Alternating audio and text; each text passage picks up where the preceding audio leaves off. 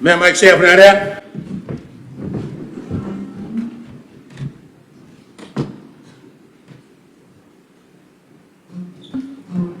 Marumula palihoik. Kat kita kamata kita tu iki.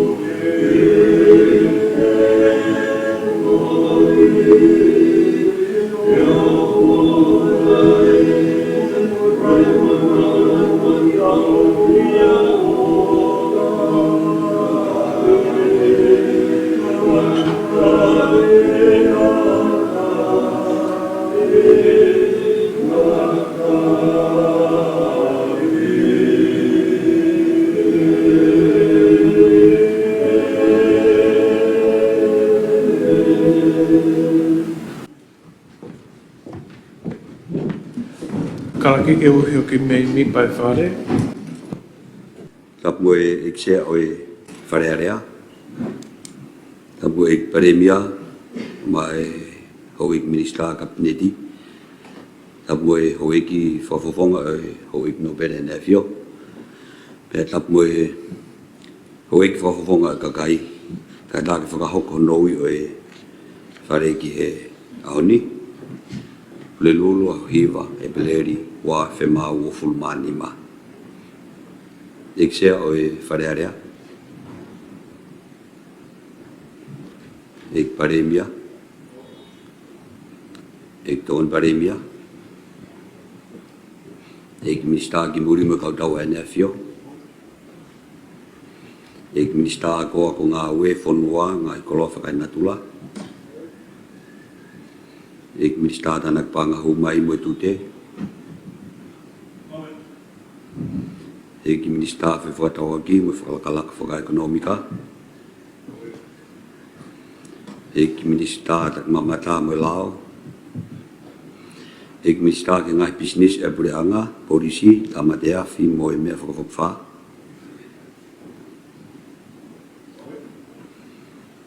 Ik minister mo ui. Ik minister mo ue me toko ni mo e wātātā. Ik minister ki ngai whalat whanua.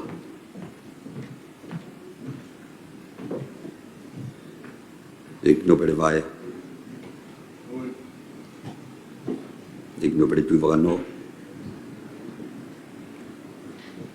Ik no bere whohe. Ik no bere tui awhitu.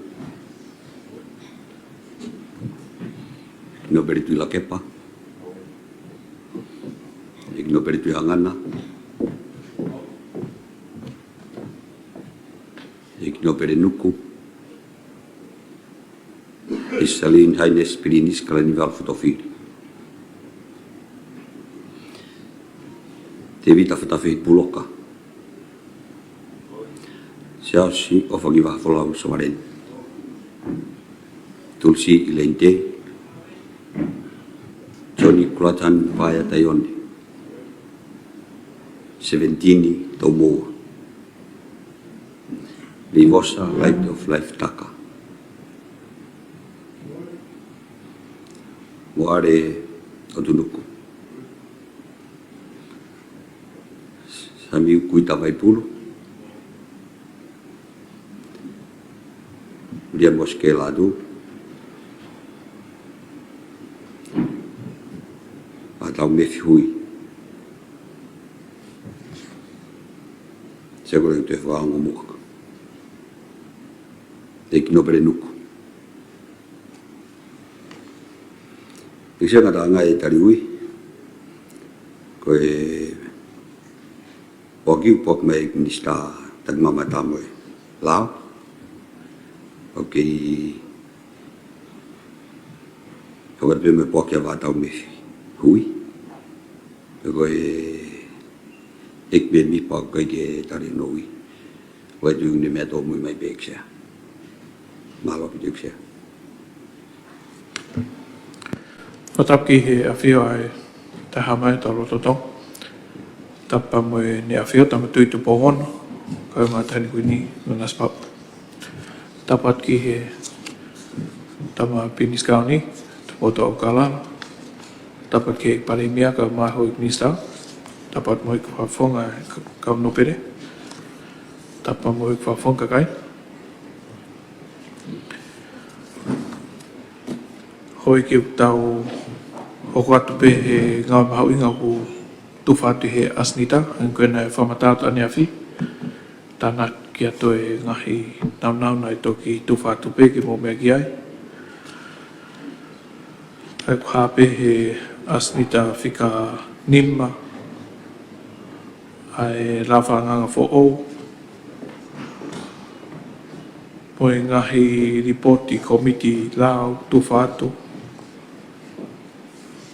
pe fo ke tohi me mista lao e ne matunga ki he hoko atu i ngai ngau e ki he ulau ko ia. Pa moe la whanganga whika aki pa moe ngahi liliu ki kunistu tone moe whiriwhare rea ku ko tonga te pire whare ki mō meke. Pe fo ke ripoti a he whare rea me tonga tapiwa wafi wa wha. Pau ne whaosi asnita ki mō patau hoko atu ki toi ngai ngāwe. Ai au ku kamata he āhi whawharea rea i e komi kakato. Ka nge koe au ku hahe tau toi tutuni hoeki. Tutuni te au taha hiwa. Whi mau ke tau uruak ngāwe ki he ngahi tohi whikāku moe mamau e tohi tutuni. Moe ngahi totone wharea rea. Ai ukhātu he pampongini he asnita whika whāpointa, moe whāpoinua. Koe whika uruaki wawhi wa nima lau ngai o Honorable Paula Pimen Piukala ko hi koe Monuka. Ai kopu whitnoa taha si ai konistu tone. Ka moe whikaua ua whiwa nima lau ngai o e tahata tau pe koe uhi koe Monuka e kopu whitnoa taha ti ai konistu tone.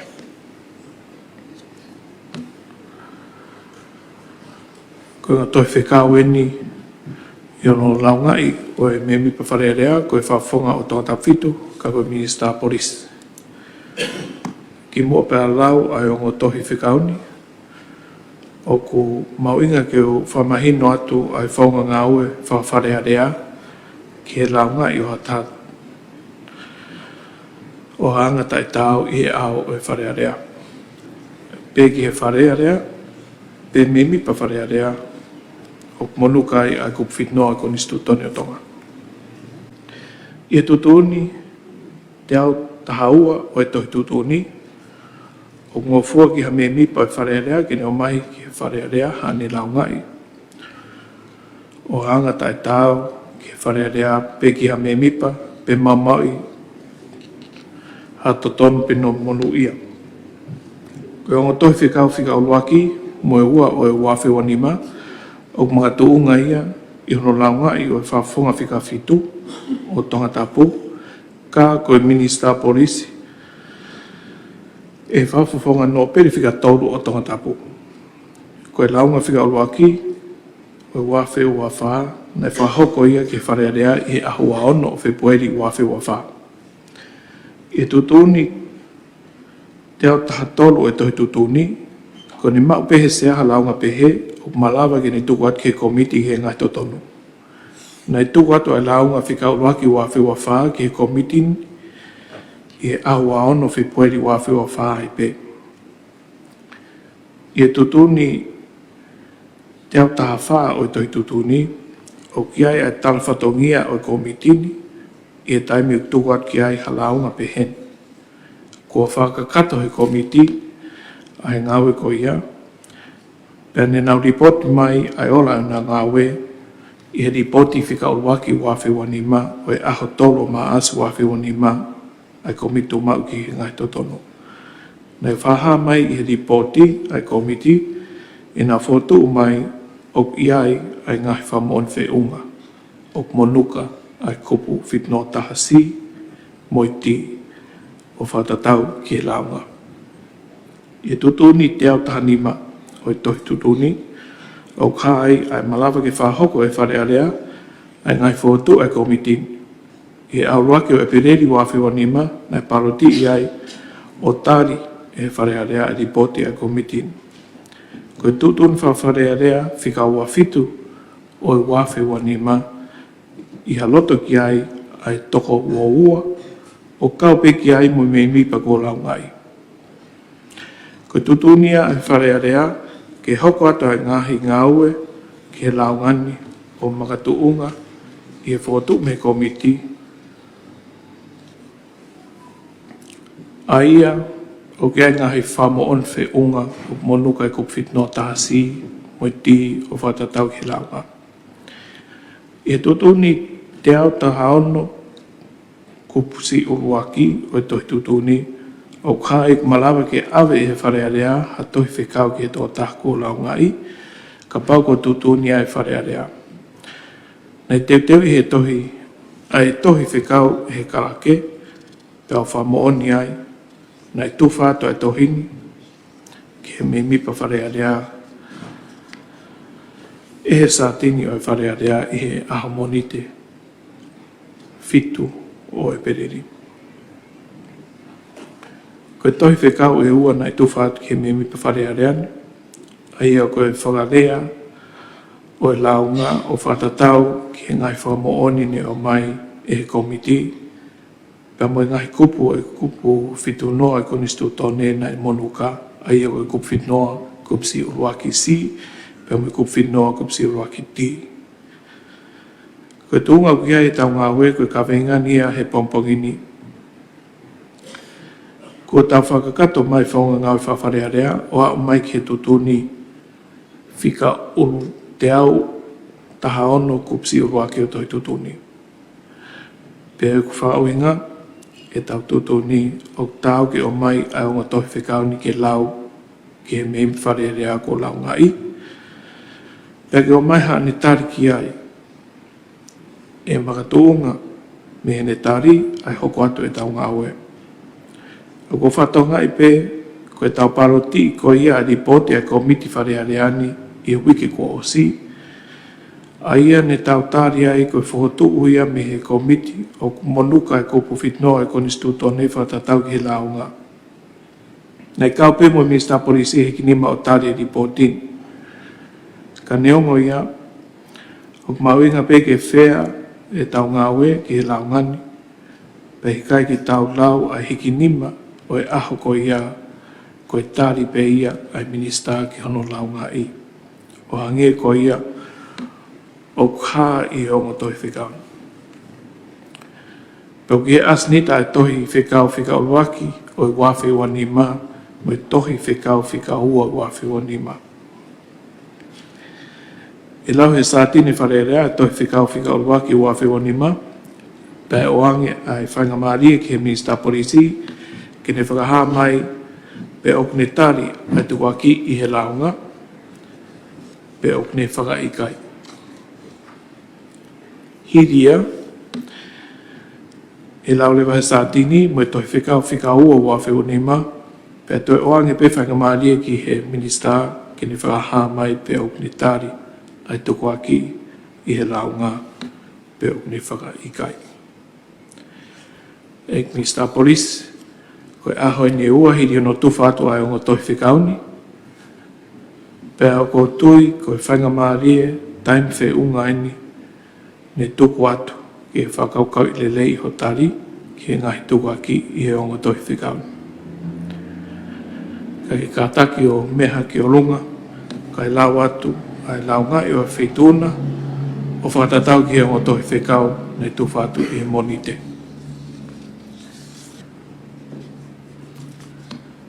Sardin.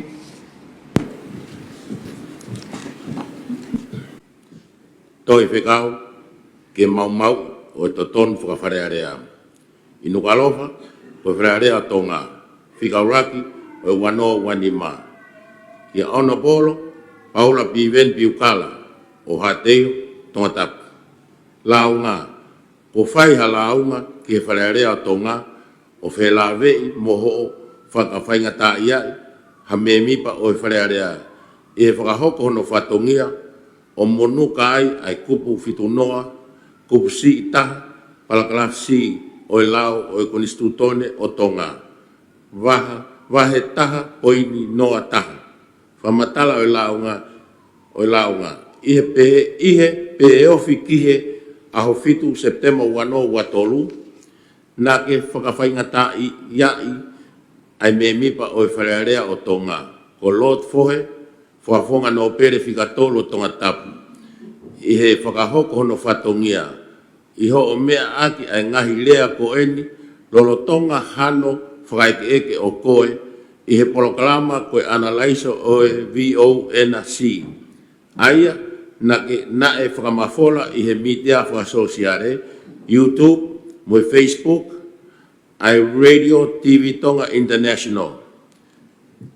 Pea tu umai ai fu kau no pere ko eni, pea kou loto ke o atu ho nau hingoa. Ke mata a he hala fononga e fonuani. Tui a fitu, vaea, tui la kepa, pea mofohe. O nau talatau ki he ene afio. Ene hiki nima ke tuku hifo ai pare mia, he ene mahinoi o puhouhau a ene afio.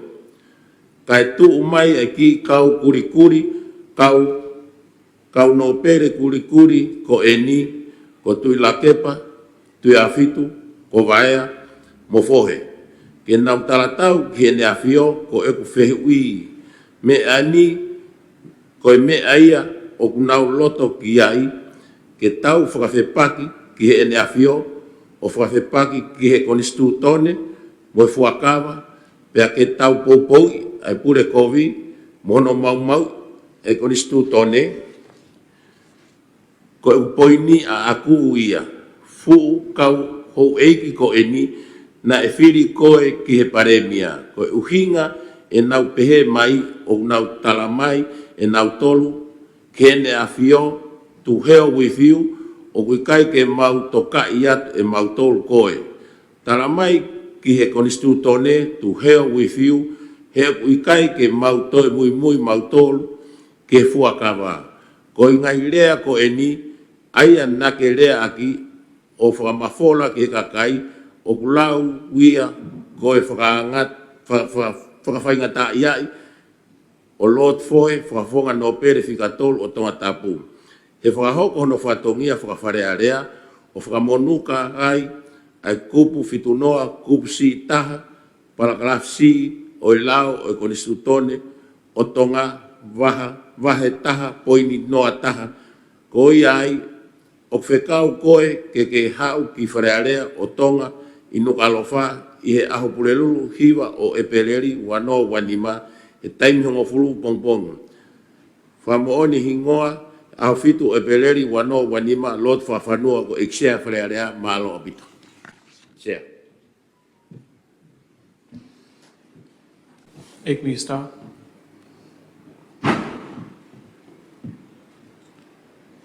Ko nga ko e sia ko ai ke wate ku e ku kiri pe ko Koia. okay. O tal ton hui ata sia. Kana ga yo amana ki au me ko ni eto ha. He ko isiu preprengesen pana kurea ki pe a ko ya. Ko pelu at. Ko i ko mga fa ke he. Ka ko o vare hono to o mai he pombo ilise. Ka ko tal ton hui ata ka pau ko ya. Ta alo hop. O iki o kai tari me sta launga. O ku ne whakai kai a e launga i he ongo tohi whekau. Ine pehe te o korat ke hoko atu tau ngā we, ai aku o mai he tutuni whika te au tahau no kupsi ua o atu piki he tutuni te au taha whalu. Ko tau hoko atu ki he no whamau i he wharearea pe koe hearing a he launga. E whakakato, whamatala ka kato mai ai ngahi launga mo ngahi whamo o niki ai. Pe ataki, e ataki he minister ke ne o mai hane whawhonga o lao, pe tene whi whawhonga i pe eia a ia. Pe mo o mai mo hane ngahi whamo oni, ni whi mau ke tohoni ki he ne whaika i launga. Te tole rewa e ka wenga koe ni, ki tō hoko atu e ngā aue ki whare e whata hoko. Te kore ki he satini ki lau mai ai tohi whekau hono ua.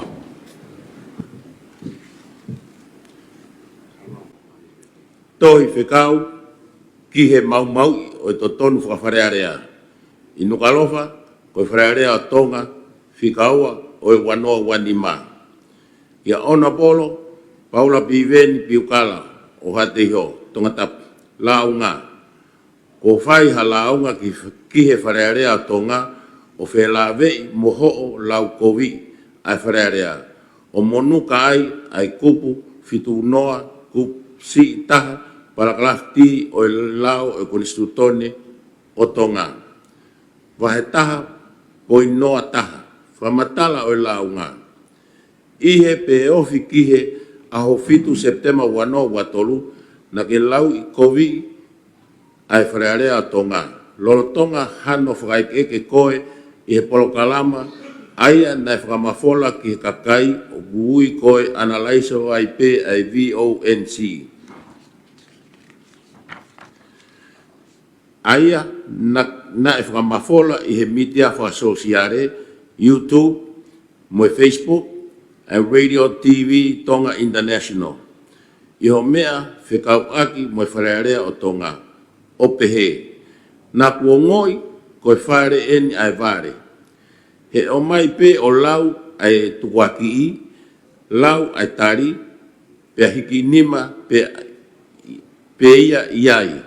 I kaito iai ha ability ke tālangai ke mahino o kutaki ake ai māma. Nā kua ngoi koe wharearea ai vare. And I have no hesitation, hono puaki ai whoirea koia tatau ai pe ia.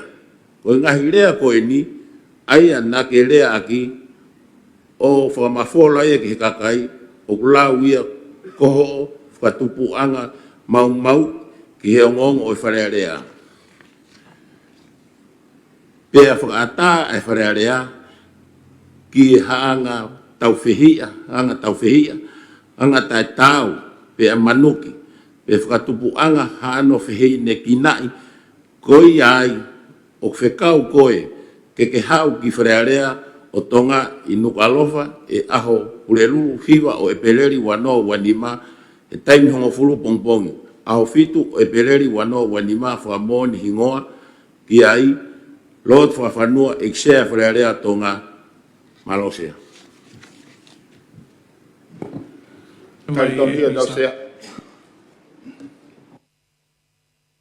E mistana ki onga mai ho mea. Karitonu hia tau. Angepe koe tari e mistana ki he raki tohi whekau. Oku ikaki ne tari ai launga. Ai o tatau pepa mo e tari koe ni ki he uruaki launga, o ku whaikai i launga koe ni i ongo tohi whekau. Ai a koe hoko atu tau ngā weho e ki whatatau i ke tutuni te au taha no kup siwa, o a peke kup te au taha walu. E hoko atu hono whamau ai e wharearea ai launga, pe whamatala ka kato mai ai ngahi launga mo ngai whamoni ki ai. Peko ata pe ke whaituna e nista ke o mai hau whawhonga lao ka paute ke whie mau. pea moa kau whamoon, pe ko ngai whamooni ke tokoni ki hono whai kiki ai launga. Te toloi mo launga koe ni, ke toko atu ngawe whare i whatahoko. Maro eki ko ni lawa e tau asnita whika wha, ta hoka lewa ke whika nima tau asnita. Lawa ke ki whaha. No pere papa? Tap koe whitona sea, maro e lau maari e rei e pongpongen, tap ke Tampinis Krauni. Ke tokon pare mia mo e te pire kabineti. Kapa tala whatapu ki e hau eiti ho pare. Uk whehu teak sea rotonga e tūdoni whai ke mutu a pohan. Ko mea ko hoha ki ai. Kui ho whare ai tūtūni e pongpongini. Tau tari tonu hia, ai 8 minister. Uk whehu i. Uk aha ue sia i ki hona whatongia e kabineti. Rotonga ki tain whakalongolongo koe ni. Ai whai e hono te o hono whamāua. E ne tari tonu hia. Marose. Koe tarika i kai, o te ke hiriwhaki ha tautea piko ha ngai mga tūnga ki wesia e ngā we. Koe me ki tau tok whakai, hiri hono whamau i he whare e whatahoko o hange koe nei nau whamatarat ki a ki mua. Ek minister?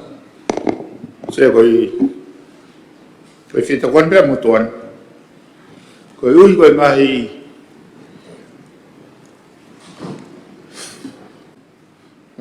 tau ataina e ui he lau koe constitutional protections ai totonu. O hanga e kuptahani maa o mai ka koe ke lawe i pesea ko ngake whaingofuwa e o mō ngā ue. Ai gai ke mahu inga ke whakamau i hata o i gai whiriwhiri manako. E oa e bias pe unfair. O kou whatokangat koe kuhinga koe te tau whakahoko, pe teke whakahoko, ai whatongia koe ni he wharei. Ka koe ui koe elemenit koe ni seau, na i mai whamau anga, e ngai hopo ki mo, ai mahu inga, koe rules and procedure e wharei, ke whakatau olunga whakatatau ke ngai protection soko mai, e he konisu tone. Wai peo ke he efficiency ke whatoanga, e toi hoko pe kau launga koe kau whamau. Alo tia.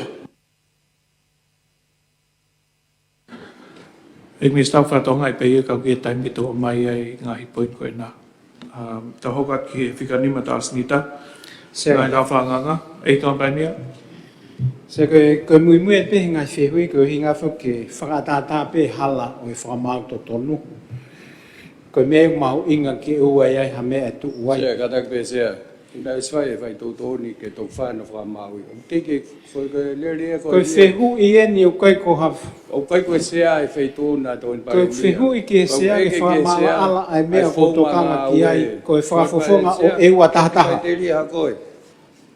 Tau tap tolu ko whatonga i pe meo ki tōan ki ai. E tōn painia perpere ngesi mea koe ki mea mai ki ai. O mai whehu i pe te utari pe kai. Koe whehu i sea ke mui e pe whehu kon o whakahoko. Ke tau ataina ai whakamau to tonu pe ko hamea in to tonu ke ave i ha mau mawhai me tua. Me he whale alea. Ompat min pe ko to e kopuangi. E tōn painia ko tuina o swamara ala tu pe mga tuunga mea koe ni. Whatatau ki he kupu fitu noa o e tau konistu tone. O ata ki o maha launga. Koe launga na o swahoko. Pe whatatau ki he tau tutu ni.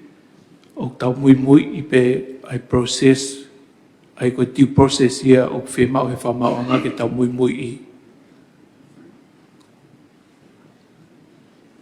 Malo se. E tok monuka pe e tau lao, ai e koe kunistu tone mo toi tutu ni, o ka pau te tau, i kai te tau mui, o whatatau ki he process koe ko whahoko e au ni.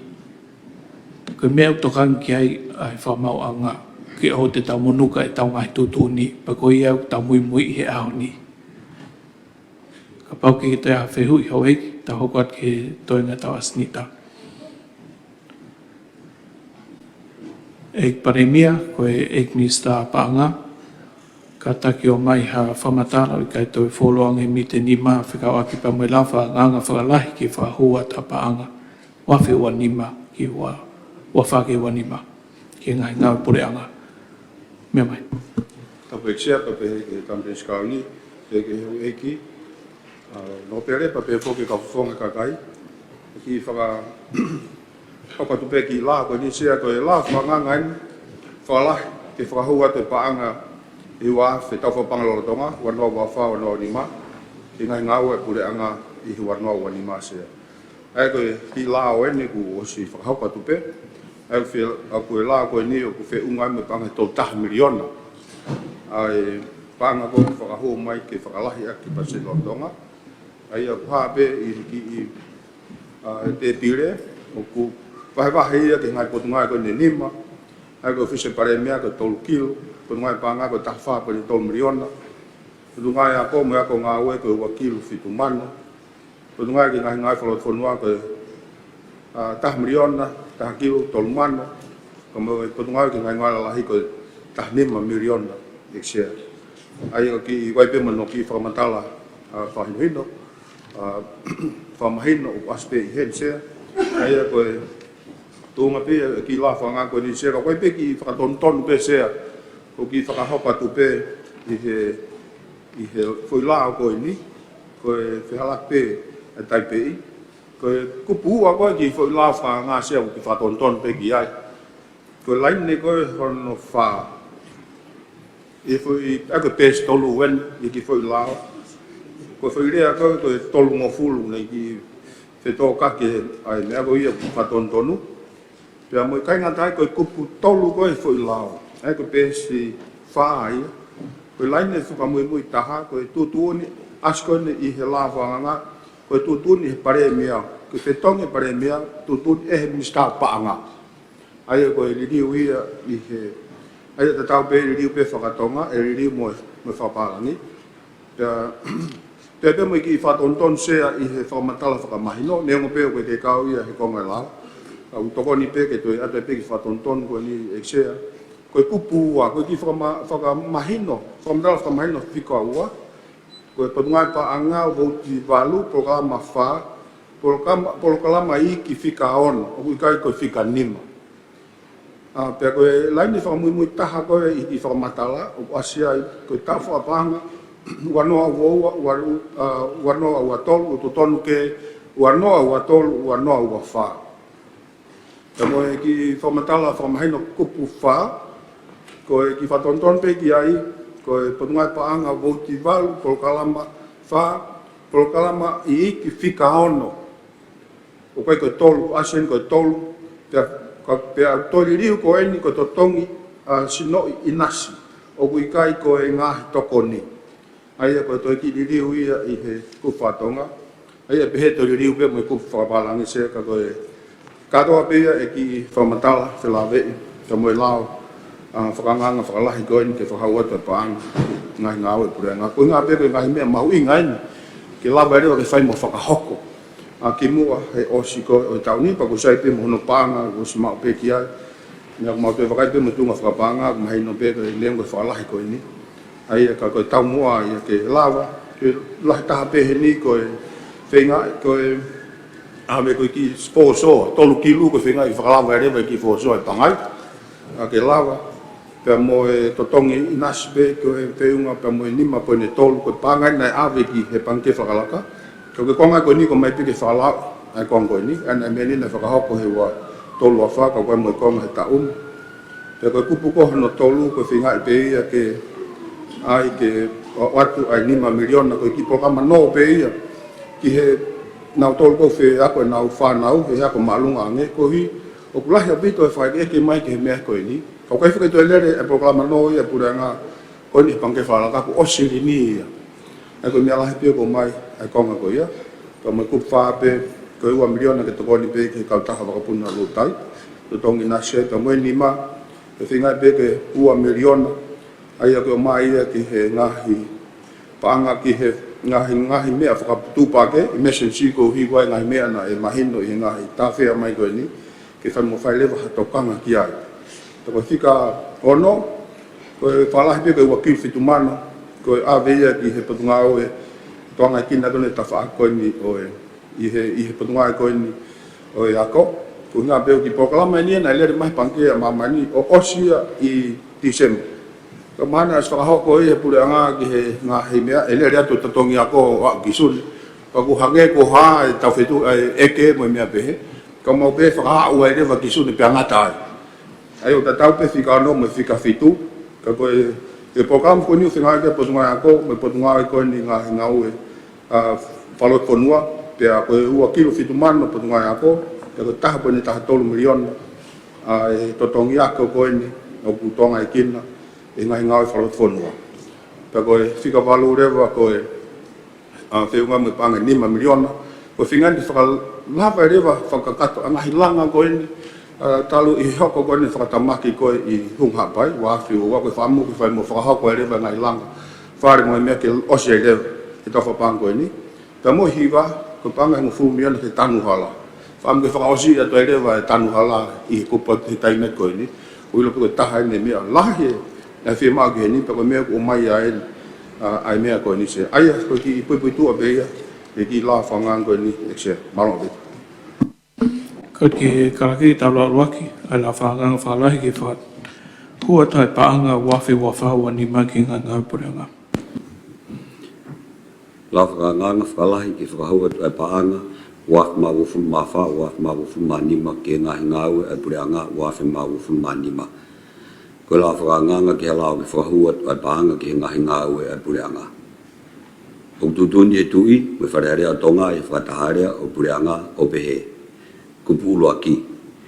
Eu ia laoni ko la whakanganga whakalahi ki whakahua ai paanga wak ma wufun ma wha, wak ma wufun ma nima ke ngahi ngāue ai pureanga, wafi ma wufun ma nima.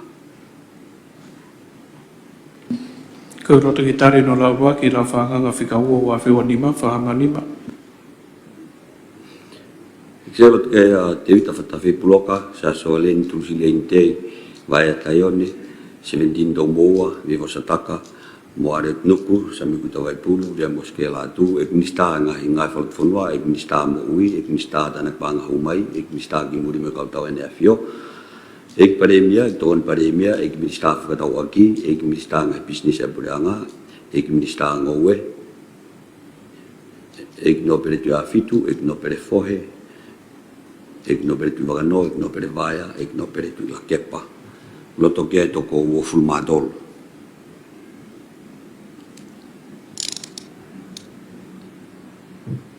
Ko ki kai roto ki tari no la waki la whanganga, whahamanima. Wika whakahala. Sia, kala me mongo ki whilawe i mega uhina te kosina no whatontonu mai e ingi stapanga, o koe ngai whatontonu i loto he la koe ni. Peti tau tari pe ia, pato ki awa ki whatontonu, a ngai whatontonu koe nera ni mea mai aki. I he lao. Nani os mea mai aki pene nain pa os kama tau palot koe ni. Koe ngai whatontonu ni, whatontonu e pureanga i no whahu mai kakato e nau lao, ki wa whatontonu nei tari e wharini i hatau whi mea aki. Koe ai sea, ka koe uhinga koe ni koe, tokanga koe ki ai sea, e koe si mea mai pe, koe ngahi whika, koe ngahi whatontonu o ku i he lao koe ni. Ka koe uhinga koe, koe koe ki ai, pe te tau tari, au tika ki whae whatontonu koe ni, koe pe mai loa begi whamalala mai tōnga koe lao koe ni. Nei whatontonu he pureanga e nau lau whanganga ki mua pe whahu mai ki tau lau uruaki. Ai ene peheu ki koha whatontonu ia e he whareni, ne ki whawhi mea aki ia i he whareni ki tau whatontonu e lau pe tau hiki ni mai. Koe E sea, whatontonu e pureanga ki mua pe nau whahu mai lau ki he wharearea. koe uhinga pēr mo tōne e sea koe uhinga te koe seni hano whahoko mai, e ngahi whika, pa mo ngahi taimi i he lao koe ni, me he ek ministapanga, o koe ngahi mea ke whatontonu. Ka koe uhinga e koe ku whahoa antu, pa pau tari pēr whare, pau sai pēr sea. Moni pe mea e no pere o ka pau ko whatontonu e komiti kakato, pe wa whatontonu i he wharearea, lolotonga hono lau, ki os hono lau ua ki pe lau ua.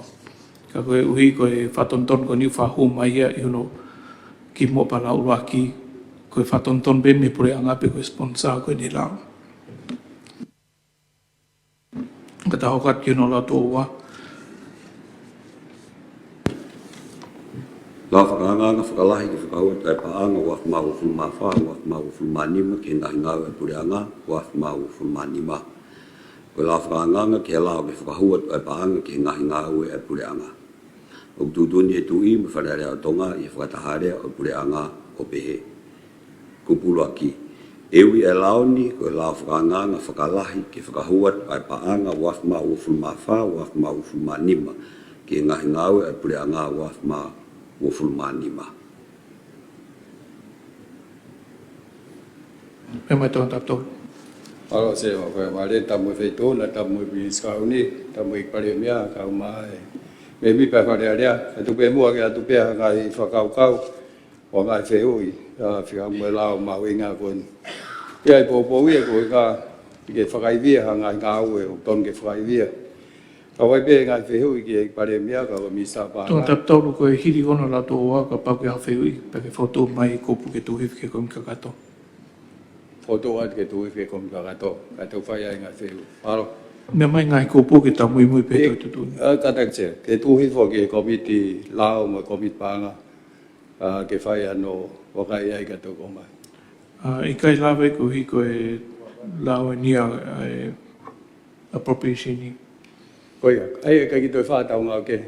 Ka re ko o sia. Koia. Fa ta tau ke tau tu. ange pe ko ha la fa ve ai ko foto mai pe ke kom ka to ngai ko pu ke to ange ai Me he ula ki pe ki o fu.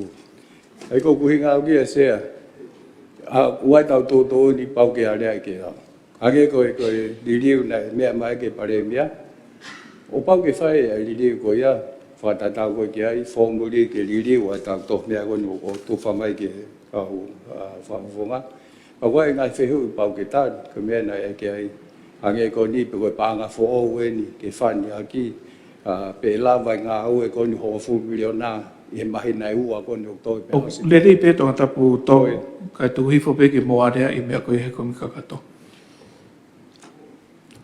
ya po ke foto a to ta to kata pe to ta to ko ui na ke rak foto mai tu hi ke komiti pa nga ko me ko fi ma ki paroti ka pa ko komi ka to e a ri foto mai ti ki pe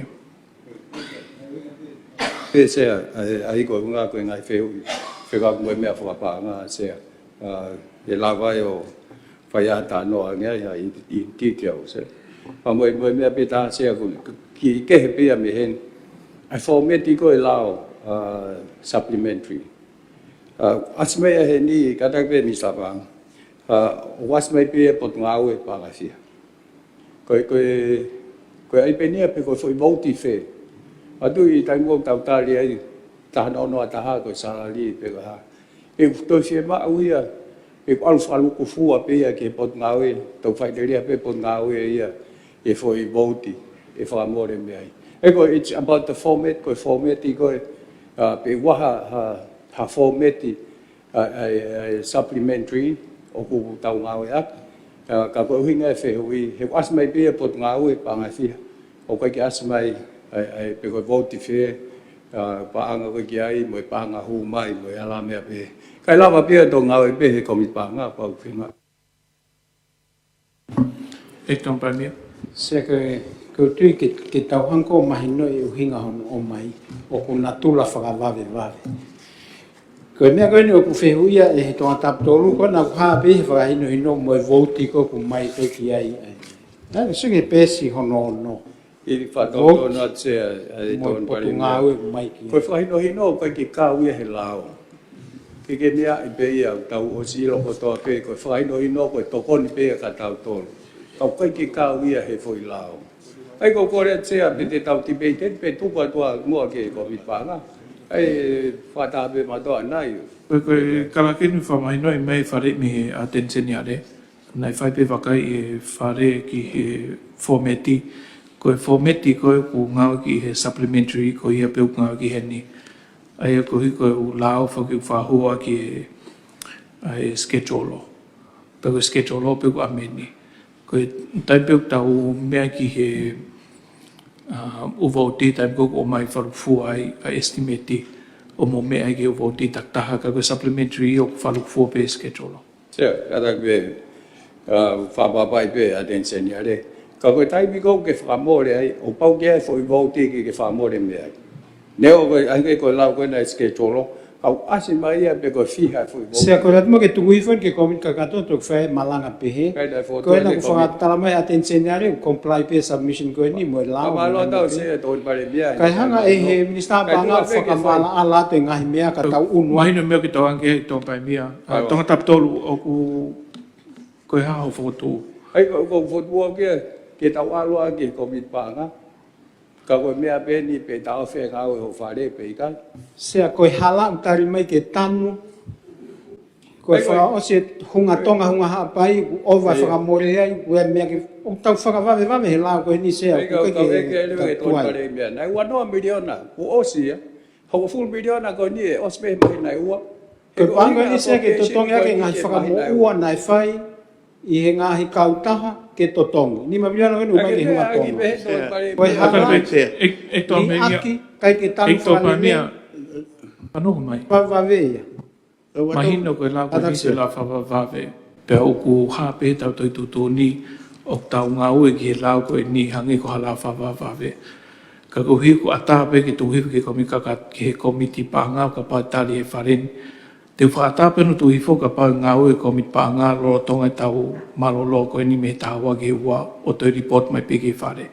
Ko fa nga ma ki la ke fa i ki ange ai wakai ko mi panga muna fa hoka na fatongia o ka pau e mea roto ke whare te tā paroti pe tu hiu ke ko mi panga pe kai o pai kai e awelewa ke komiti kakato. Kore ke karaki ke tā paroti fotu ne a popo ke fotu tonga tolu. Ko e roto ke tu hiu ke ko mi panga pe ko tutun ke whafo ki mai na ripoti he wā pe he ahoni. Whahama ho loto ke hiki ake nima.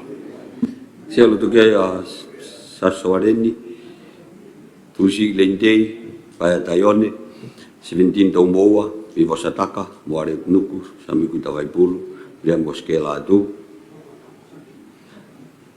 Igno pere Nuku, igno pere Te Afitu, Isalin Haines Plinis Kalanival Fotofiri, igno pere Fohe, igno pere Tivagano, igno pere Vaia, igno pere Tula Kepa, Te Vita Hatafei Puloka. O bloto keto ko uful mahana. Tahun.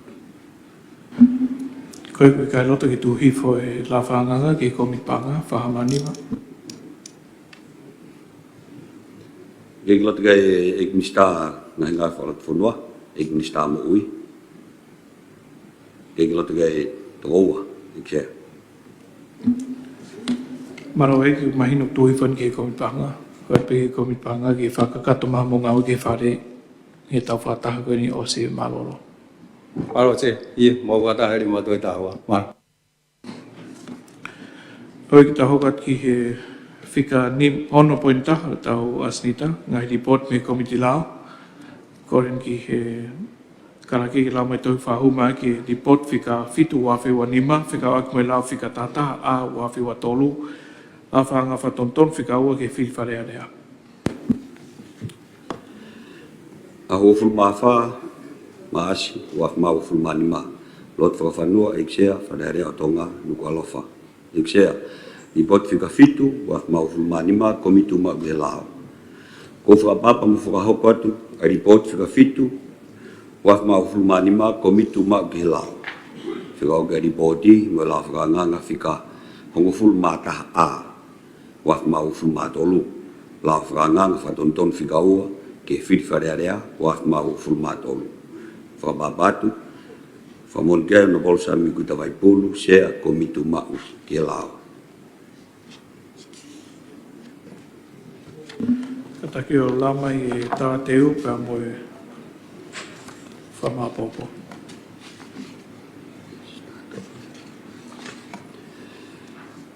tala teu ye pestolu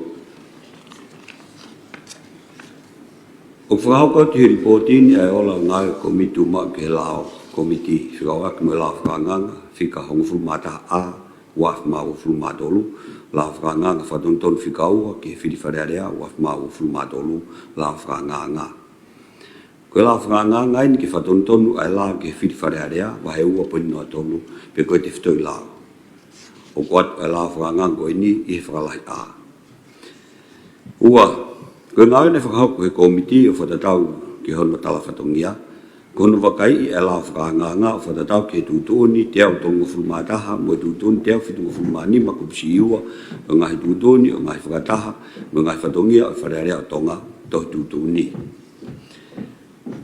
taha fraloma tutun te au tongo fulmataha ke sivi e tau mu la franga nga pam fo ma po nga fotu ka kai fonwa ke la franga nga loma wa tutun te au fitu fulmani ma ko siua konga a ke mo ko nga hila franga nga frahu ki komiti tu ma ke lao ko pa ki komiti ke ni fatongia aki hono wakai pe ok fepak e la franga nga mo ko ni stu toni pe ko to e lao lo tonga pe nga to tonu wakai pe ko mo tau nga hirea nga ak e la franga nga mo fo nga fa la nga mahini wakai nga hala fakakala ma mo spela wakai pe tatau area fakatonga mo fakapitania wakai pe tatau a fotu tu mo fotu nga la franga nga mo tunga anga mahini o fa lao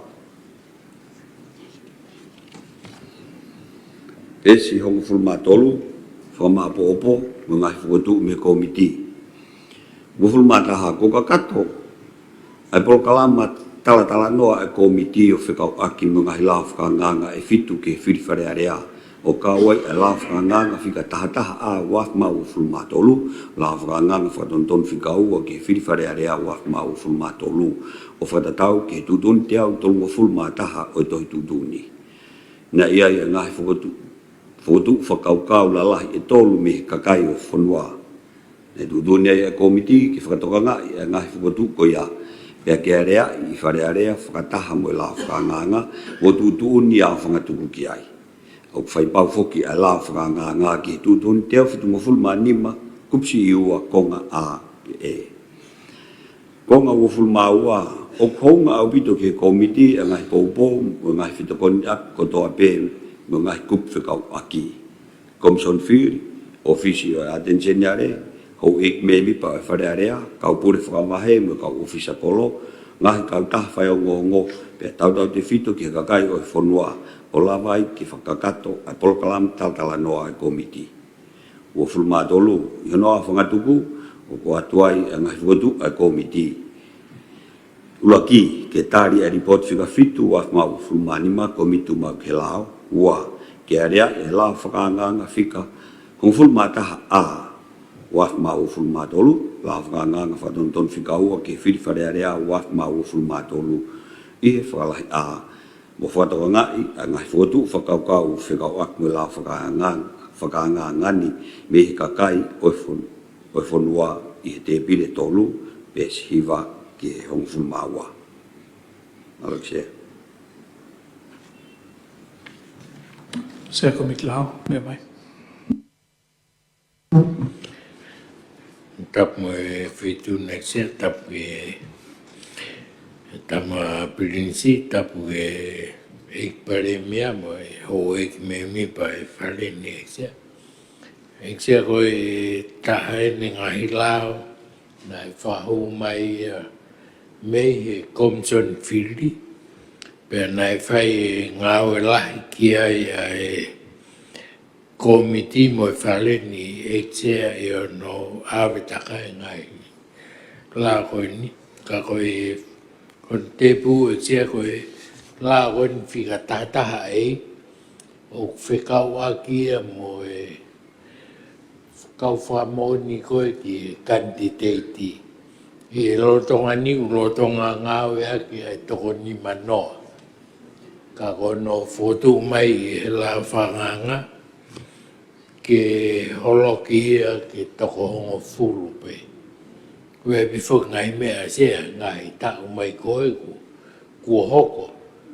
O lawa toko ni manoa ka taimi ui e whiri ia ku toko no pe whiri ia. I he toko taha koe e kaukani te teiti ka ku fotu atu e sea. lao ko ni ngalo. Hoi ki koe ripoti koe di o hama mi e COVID lao, fika 1.1, 1.2, 1.2, 1.5, 1.5 o kia i nau matunga nau tau i asinita koe 1.1. Tohi koe me e mista lao. Ko hiu ki whemau ke tau whaitutun ki heni, ko hiu ki kakato ai ngāwe. O whatatau ki tohi ko ku amana ke lao. Te koe pe tau whatonga e report koe ni, ko hiu koe mahu inga mo e taimi ko more. I ono ngāwe i mai lao koe ni me komiti lao. Te tau ngāwe pe ki he u report koe ni, i ono lao ko hi ke fotu mai ke whanen. Pai mātunga lewa tau hoko atu he tohi ko ku amana ke o mai me komiti me ek mista lao. Noi te tau hoko atu no lao e toenga u report me komiti lao. Hini tau malolo. Mo mea ki tau malolo. Oi ke hokat peno lau u report me komiti lao. Karake ke lau mai report ki fika balu wafe wani ba. A hoful ma wha ma asi, wak ma hoful ma nima, lot whawhanua, eksea, whanerea tonga, nuka lofa. Eksea, report whakavalu, wak ma hoful ma nima, komitu ma ke lau.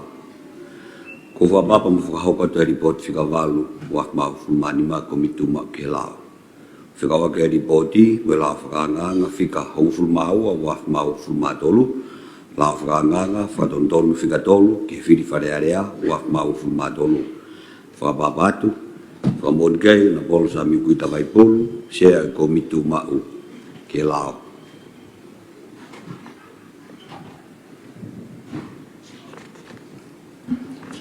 Tara te upe mo e whamapopo kata. Tala teu i pes tolu. Loa ki o whahoka tu hiri pōtini ai ola ngāwe komitu ma ke lau, komiti. Whikawaki, me la whakanganga whika hongofulu maua o wak mau fulu matolu. La whakanganga whatontonu whika tolu ke whiri wharearea wak mau fulu matolu. La whakanganga. Koe la whakanganga ini ke whatontonu e lao ke whiri wharearea wahe ua poini noa tolu. E koe te whitoi lao. O kuatu e la whakanganga ko ini i he whakalahi a. Ua, koe ngai ne whakahauko he komiti whatatau ki hanoa tala whatongia. Kono wakai e la whakanganga o whatatau ki tutuni teo tungu fulmataha mo tutuni teo fitungu fulmanima kupsi iua o ngahi tutuni o ngahi whakataha ai wharearea o tonga toh tutuni. Loki loma, tutuni teo tungu fulmataha ke sivi e taumua o la whakanganga pia mo whakamapo opo e ngahi whotu e kakai e whonua ki la whakanganga. Loma ua, tutun teo fitungu fulmanima kupsi iua ko ngā a ki e. Ko ngā hila whakanganga ku whakahu ki komitu ma ki lao, ko pau ki komiti ki ni whatongia aki. Hono whakai i pe uwhepaki e lao, whakanganga mo e konistutone, pe ko hato e lao lolotonga pe hangahi totonu. Wakai i pe okuhoa mo tau a ngahi rea au ngā aki he lao whakanganga mo e whonga whaulao anga maheni. Wakai e ngahi hala whakakalama mo e sipela, wakai be utatau ai whakatonga mo whakapitania, wakai be utatau ai whotutu mo whotunga ai la whakanganga, mo tuunga ngā maheni mo whaulao.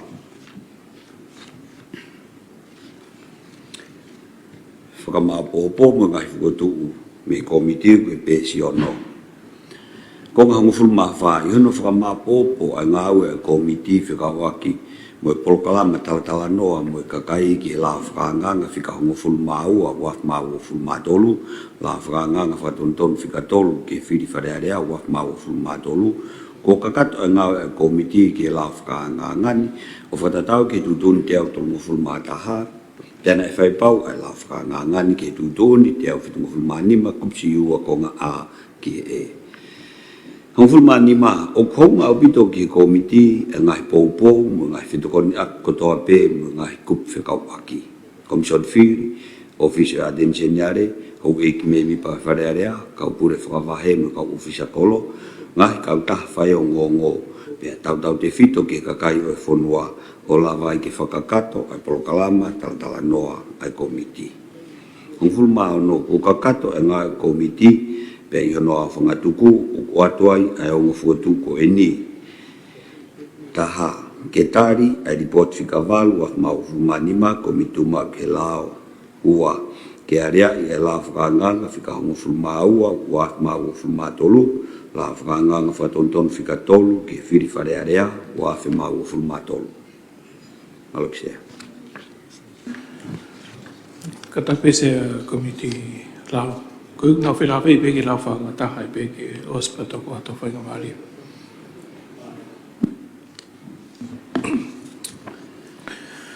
Report whikahiwa wa whiwanima. Me Aho komito fuma makela. fama asi wa mau fuma ni ma lot ka fanua exea farerea o tongan ko alofa exea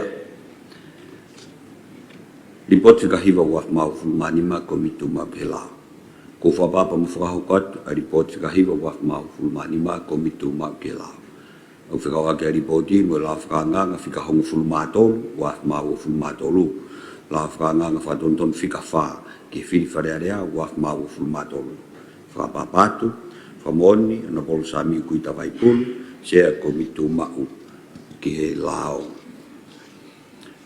Pestolu talateu, whakapatu ripoti ne aula ngā komitu mau ki he lao. Pui tua kata, pui tua. Me he konga tolu. Pui tua.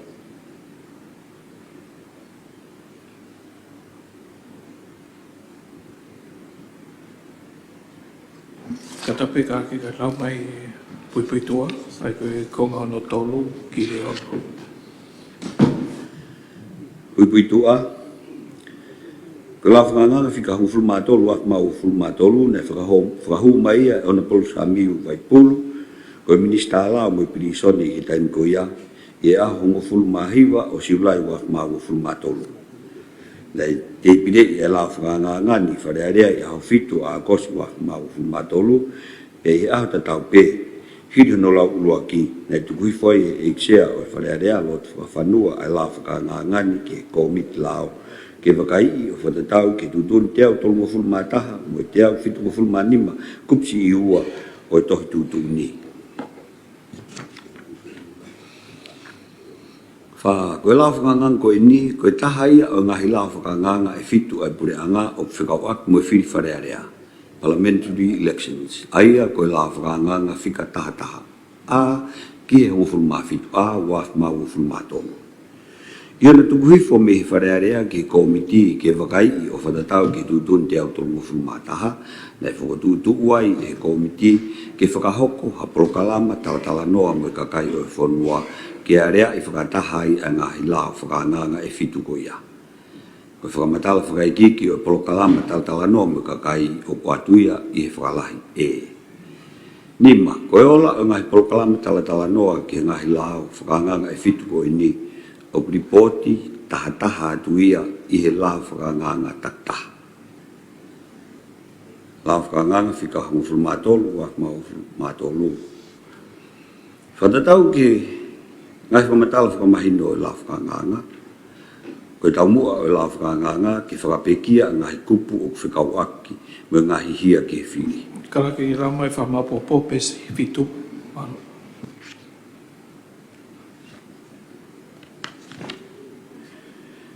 Whakamapopo me ngahi whakatu me komiti. Ko kakato ngau e komiti ki he la whakanganga whika hongofuru matolu wa mau hongofuru matolu, la whakanganga whatonton whikawha ki whiri wharearea wa mau hongofuru matolu, o whatatau ki tutun teo tolu hongofuru mataha, ai o mikai ki toi whakahu mai ha ngahi whakatu whakaukau ki ai, ka koe ngahi pou whakalukfua pe ki ai.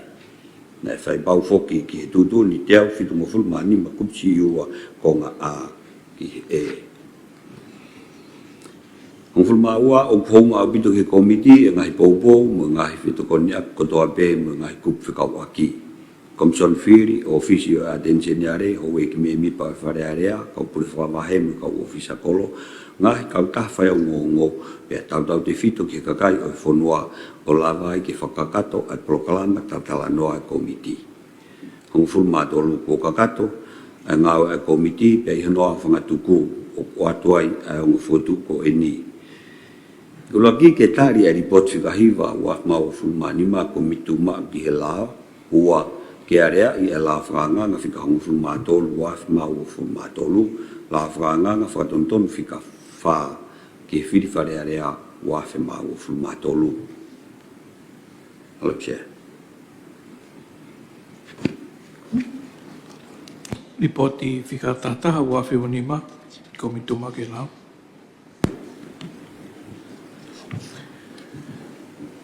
Ke lao mai report fika tataha.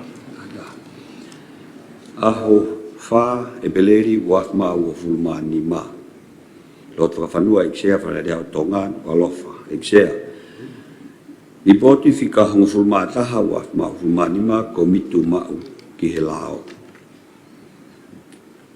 ko fa papa mo fa hau ka report fika hong fulma taha waf ma fulma ni ma komituma ki lao fika wa ka reporti mo la fa nga fika hong fulma ni ma a waf ma fulma tolu la frangana ki nga hia fili fare area wa fe ma wo fulma tolu fa papatu fa mon ana vol sa mi kuita vai pulu se komitu ma ki lao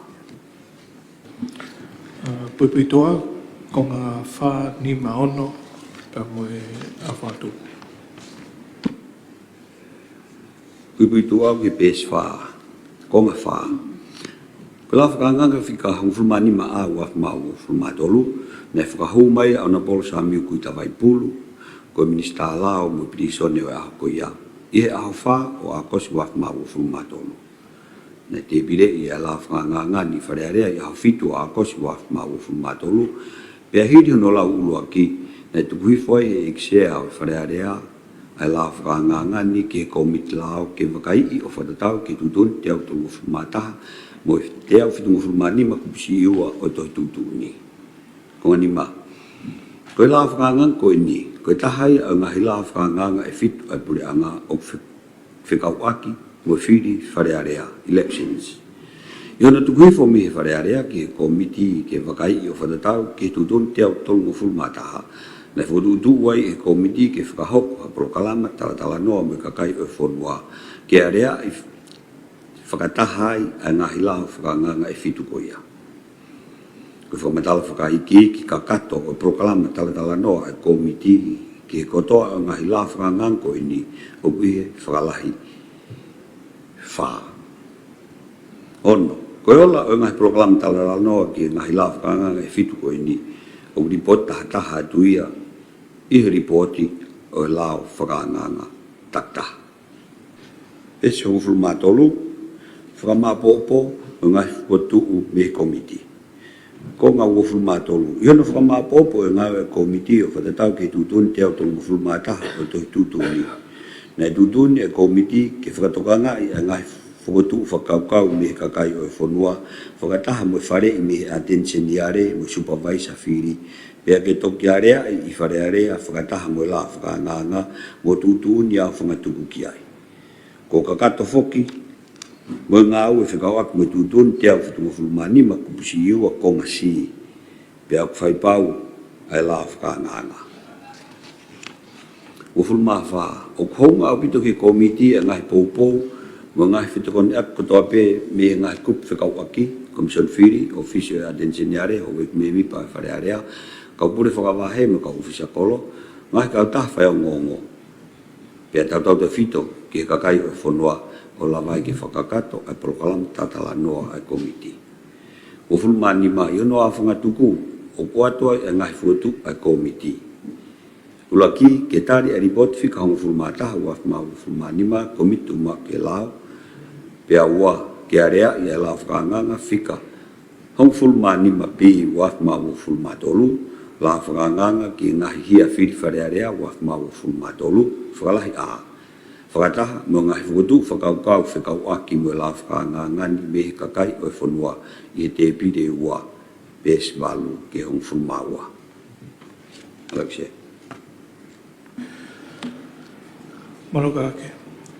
Hoi mo whatangai koe ripoti whika whitu, walu, hiva, hongo fulu, o tata me komito mage lao whelawe ia pa moe ngahi lau whanganga e pure angana e whahu mai o ngā ue komito lau ki ai ai au ku iai ne kaunga moe lau whanganga e whitu o o rotonga i he asnita.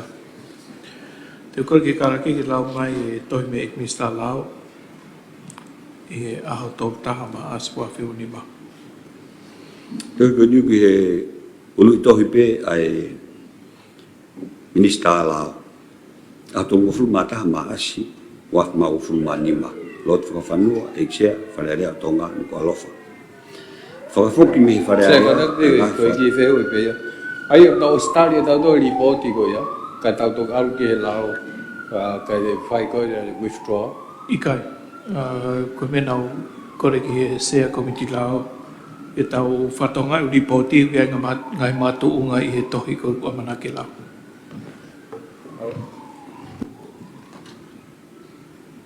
Hokat kala ke no lau me tohi. Whakafoki mi wharearea ngai whatontonu ki he lao whiri pia mo ngai whatontonu whikawaki. O ko whakapapa mo whakahokot ki he wheitu na ai tūtu uni ko whakahoko e pureanga.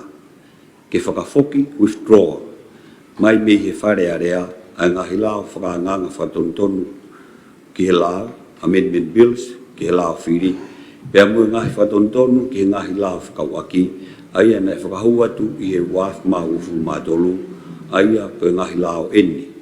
Taha whakaloma, lao whika hongu mataha a waf ma ufu matolu, lao whakanganga whatontonu whika ua ki whiri wharearea waf ma ufu matolu.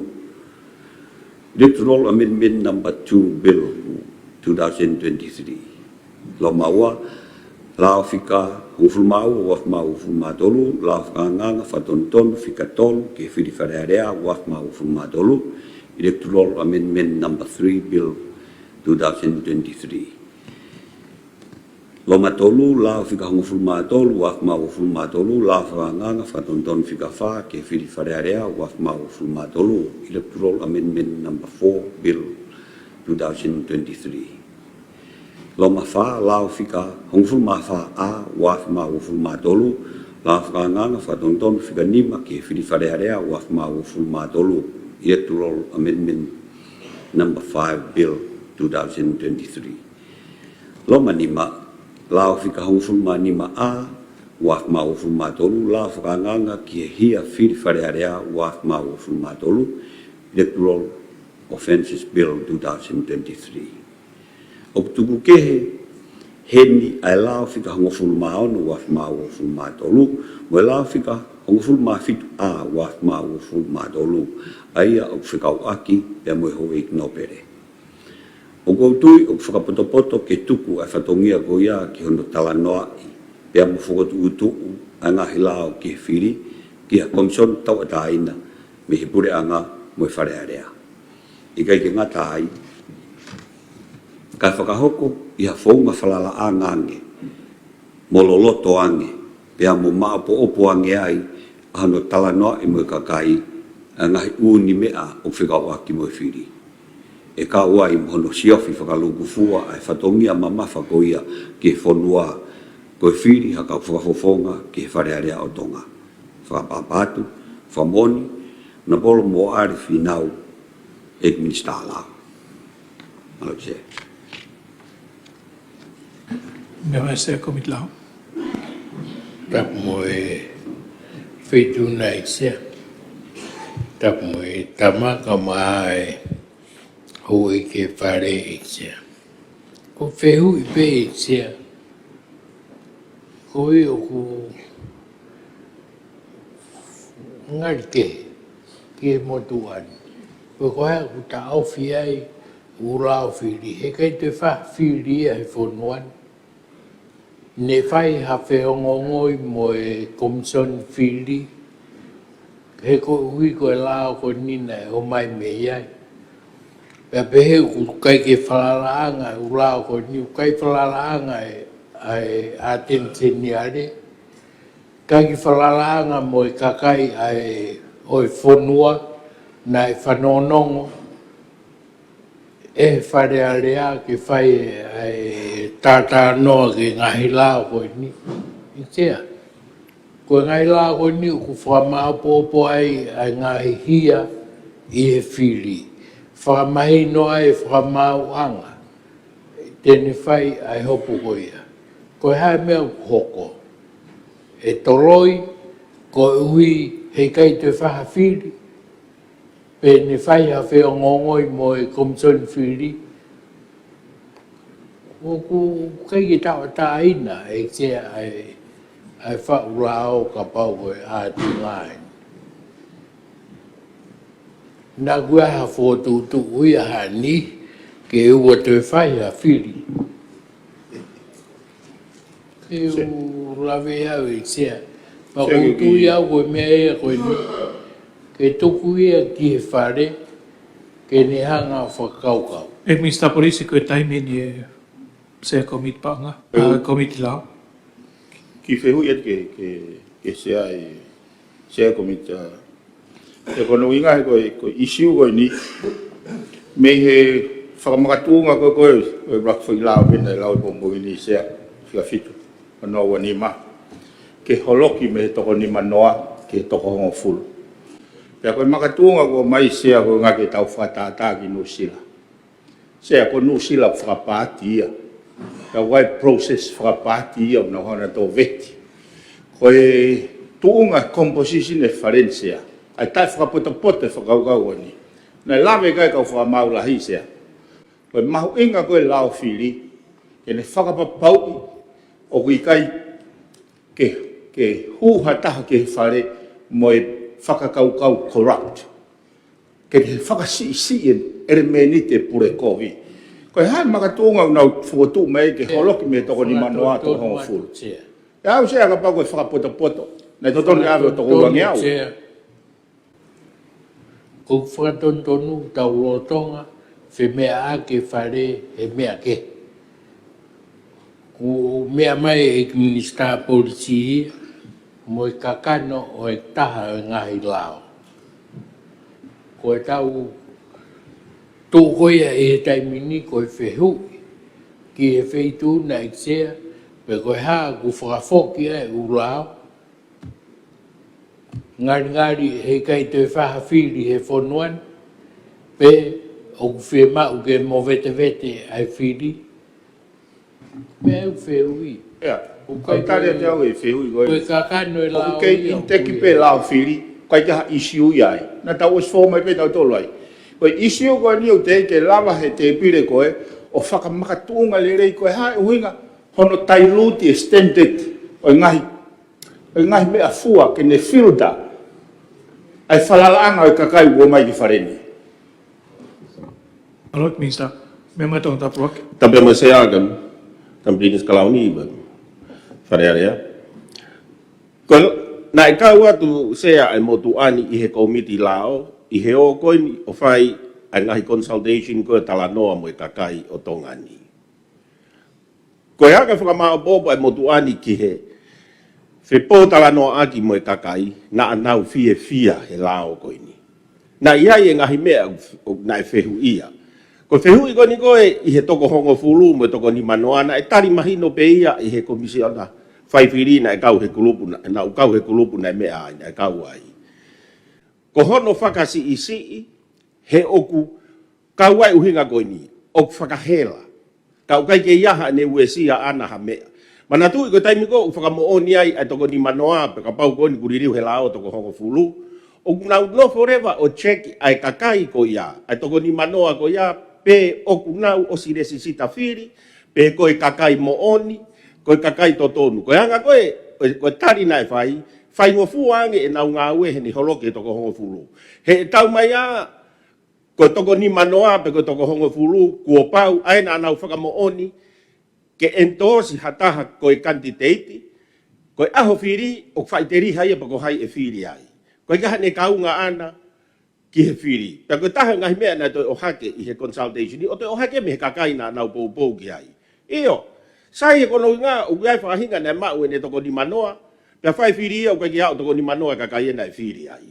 Koe ngahi mea e na omi me he kakai e ni ihi i he consultation na e whai. Kana o si ai pe tāria ai komisiona, fai whiri ke ngahi whehu i pehe, pe a uat peki hono whakaiki iki. Kāna e seai whakamore, pe a whai e whatongia oi komiti lao, ai nai taki ai, nai se ai e tokon paremia, mo ngahi wholau, mo i tala noa le rei mo i kakai e whonua. Pea o kou kau au sea no fehu ia pako ha uhinga u whakafoki ai lao koe ni. Maro. Ko ia sea. Ko e whakarea, ko inga u whakahela na ungawe. Ka koe fehu i, ko ha intention na ai ai. Ke hoko ko ha filter o e te tuunga whalalaanga ke te hau ke whare. Os rea ki he kau whakamaula hei, ko maka tuunga, pe ko mahu inga mea ko lao whiri, ke ne hanga o sivi i e kakai o mai, ke amanaki ke nau pure i tu hau e whanua. Toko mai e tūtō ne whamaulahi ko e. Ka koe wai tau ua lahi ki ai koe honga furu. Ke ewa hoko e tōni manua ka peria ia ki he whiri hata. Ka asbea he ripoti. Ka koe anga koe ke tōtou kouti e whamaulahi. Raki o mai e tūtō ni ko ia ka ke tō kouti. Ka oe te ke tamai koe koe tūtō ne ne whamaulahi. Pe te mau ilo whewhe ko mōni pe ko holoi. Sea.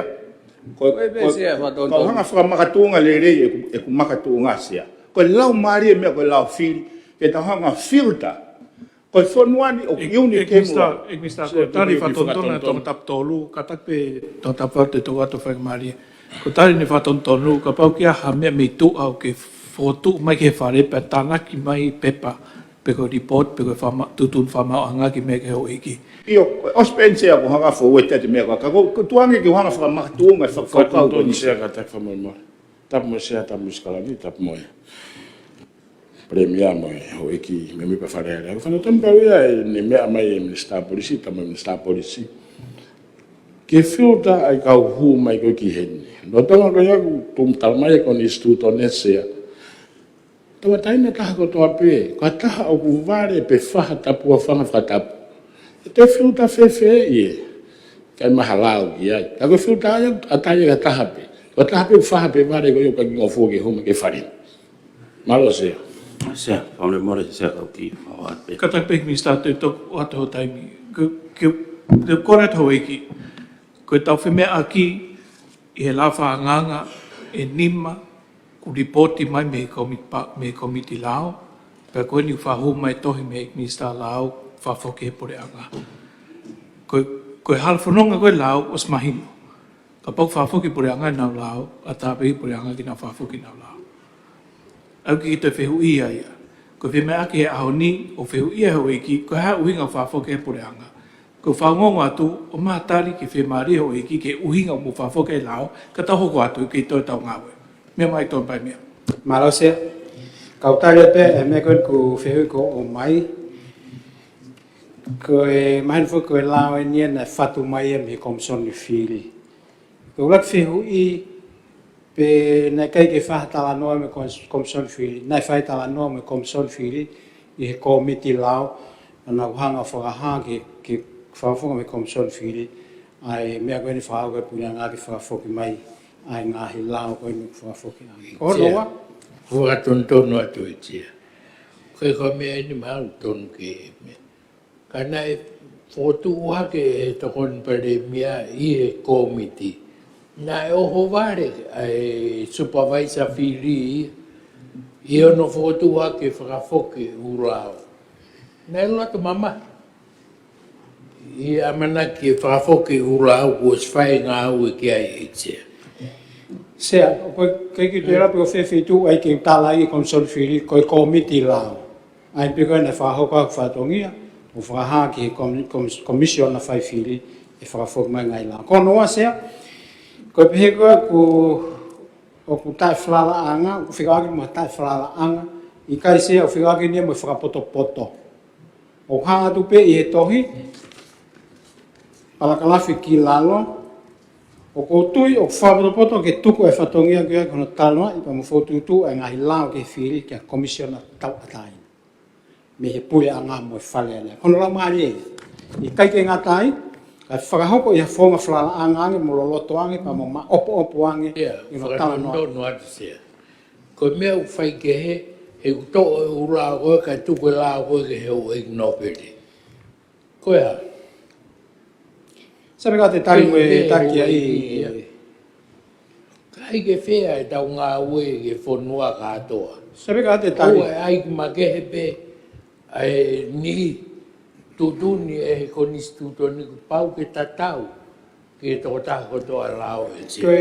Koe mea ngani whika kau no pere, nai os whai whetu tak mai aku na os loto lelei na tō ke mea.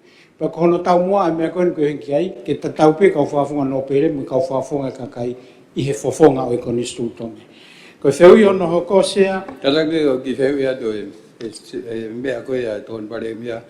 Ai o pau loto ke ho e kia pasai pe. Whewhere o pau loto ke kakai e kona nai fuo whai ai tā no mu kakai pe una loto ke ai whatatau ke ripoti kona o ke mea ke ton pare mea kakana ke sea fo ke komiti lao e tan koe. E koe ke mau inga ai loto e kakai. Tu ke tare ke osi ho mo. Ia. Ko tau paru pare man ko tike ki osi atu e ku tari o ku motu ki olua mu mea ki olunga. Dai ki ke wheu I hoko he whaha o e tari mo osi. Ke whai mo Tu wheu ki whamatanga ke osi whatomea. Tak pe ton pai nia ke tana ki atu whehui me ka whafonga pa ki toktari mai.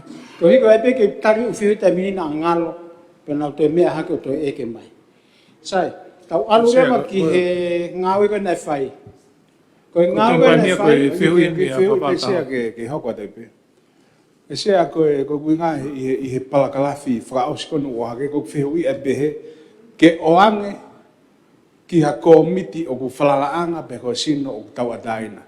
Sea koe prosesi whaulao me funga whaulao tau whare tau lere mai aki.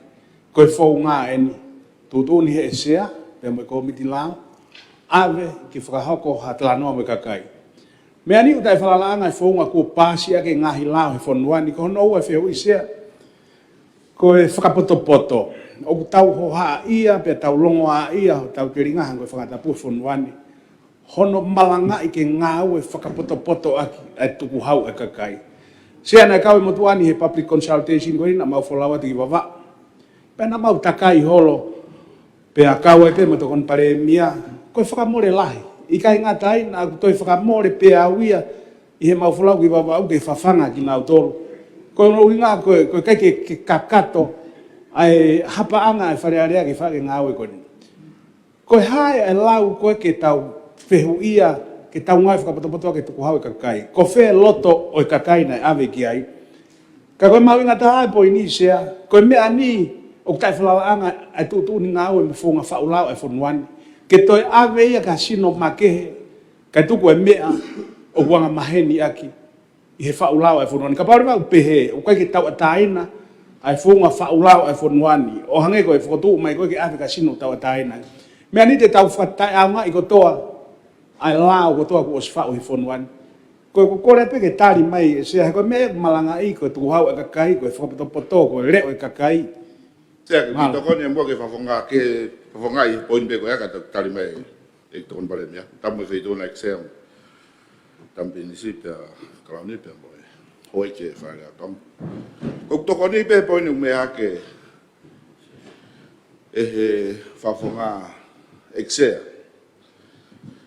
Ke mahino, ke mea I he whaareni.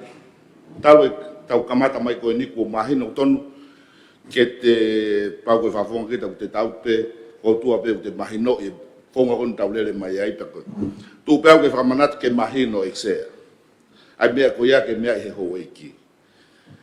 Ka ia I hangahi mea, pe koe lao, pe koe ha, na whakahoko e pureanga ko osi, pe koe, ainu koe, hangahi lao, pe koe ha, ainu whahu mai koe ni, tau me tau kauna mai mea. O kutai whakapoto-poto I. Koe pureanga pe koe ni, o tukuanga, whakapoto-poto ngai mea ke nau tok whahu mai. Aia koe whakafoki ia ke nau toi whakai, ke whakapoto-poto, kai toki o mai. Ko talo tau kamata mai pe. Mea ko toa pena fai hanga I pureanga ki mua pe koe pureanga koe na toko osi. E whakafoki e nau tolo. E koe ngahe tai whakapoto-poto I. Ai ke mahino I. Malose ka u hoka te notario e ngai whihui. Nei whihui ki he pehe ku ngari kehe. O kai ke ngari kehe na tau si ope o whai public consultation ki he ngahi wahenga. Ko mea ni nai hau sea me he kakai. Nai mawaiwan hato he ngai mea sea. I he hongo fulu me toko ni manoa koe ke whakamoni I he e te pepa.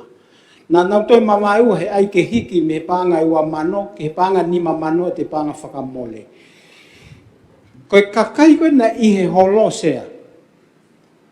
I he wahenga koe na tūtūn koe pia tanga ki here tio ke nau mai ke whai hatalanoa ke he maui koe ni. O ku kai ke ni hanga ia o mai koe whakafofonga I whakalele ia o e wahenga koe ia. E he toko hongo fulu koe na I he holo sea. Don what? Ko u whakataha ko nina o si whanongonongo he reti o mo media.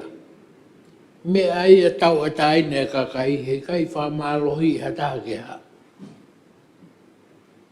Tau a taina kakai pe iai pe kai. Ka koe nihi koe na iai. Na nau whai ke whanongonongo na o si whakahoko sia. Maro. Sia koe uhinga ia o e whakalea koe ke whakahoko i hawhaunga whalala angange mololoto anges. Sea ka kui whehu i mua ki he whawhonga. E koe na e sea ko miti lao. Pea na mau whanau whakataha holo i he consultation. Koe ni.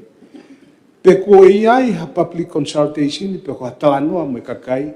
O kune ilo ki ai i tongani pe ko maamani ku kakato katoa ki ai. Ai kakai o e whanua o talang ki ai e whakataha ko ni. Koe ai na ha mea pehe. Ko historia o mea koe public consultation o hange koe mea na mea ki ai ai whawhonga o wawau taha nima. Ko ki nāu tolu pe o kui ai, ko ia e whai aki, ai whakataha ko ia. Pea koe taha, te hui e taha. Pe te nau lama o kaurenti mai ka pau te nau uki ha whakataha. Ke whai ake whonga whalalaanga ko ni koe une whehu ia. E kakato nai ki ai, ai kakai unau whakaamu ki ai. He te nau toi whoki mai sea he mea tatau koe toi whakamore tatau pe ia. Ke tuku hau ai whonua mo kakai, ai au ku mei turi o ke ringa hen koe whakatapu. Hono tau malanga i hene tuku hau. Ai kakai malo se. Se kau whamalo pigene ina ni whawhanga mautoi mau koe ki wawau. Kai whu koe hinga ia te whanongo e au hene poini. Sea koe mea kono o whai ke e talanoa o ku kai ke taha mate pe whaunga o whai ake consultation ni. O ku pau ke whai ake loloto ange. O koe ngai whong ke o ngai ke ngai komsoni una whai ngā koe i mui. Whakataonga e koe tutun ngā ue ai whare. Mo e whongo nei ngā ue ak i o taimi na ki se ai. Koe whakataonga i ai aon. Ai o kai ke whawhanga matoi wawau mo te whehu i pehi.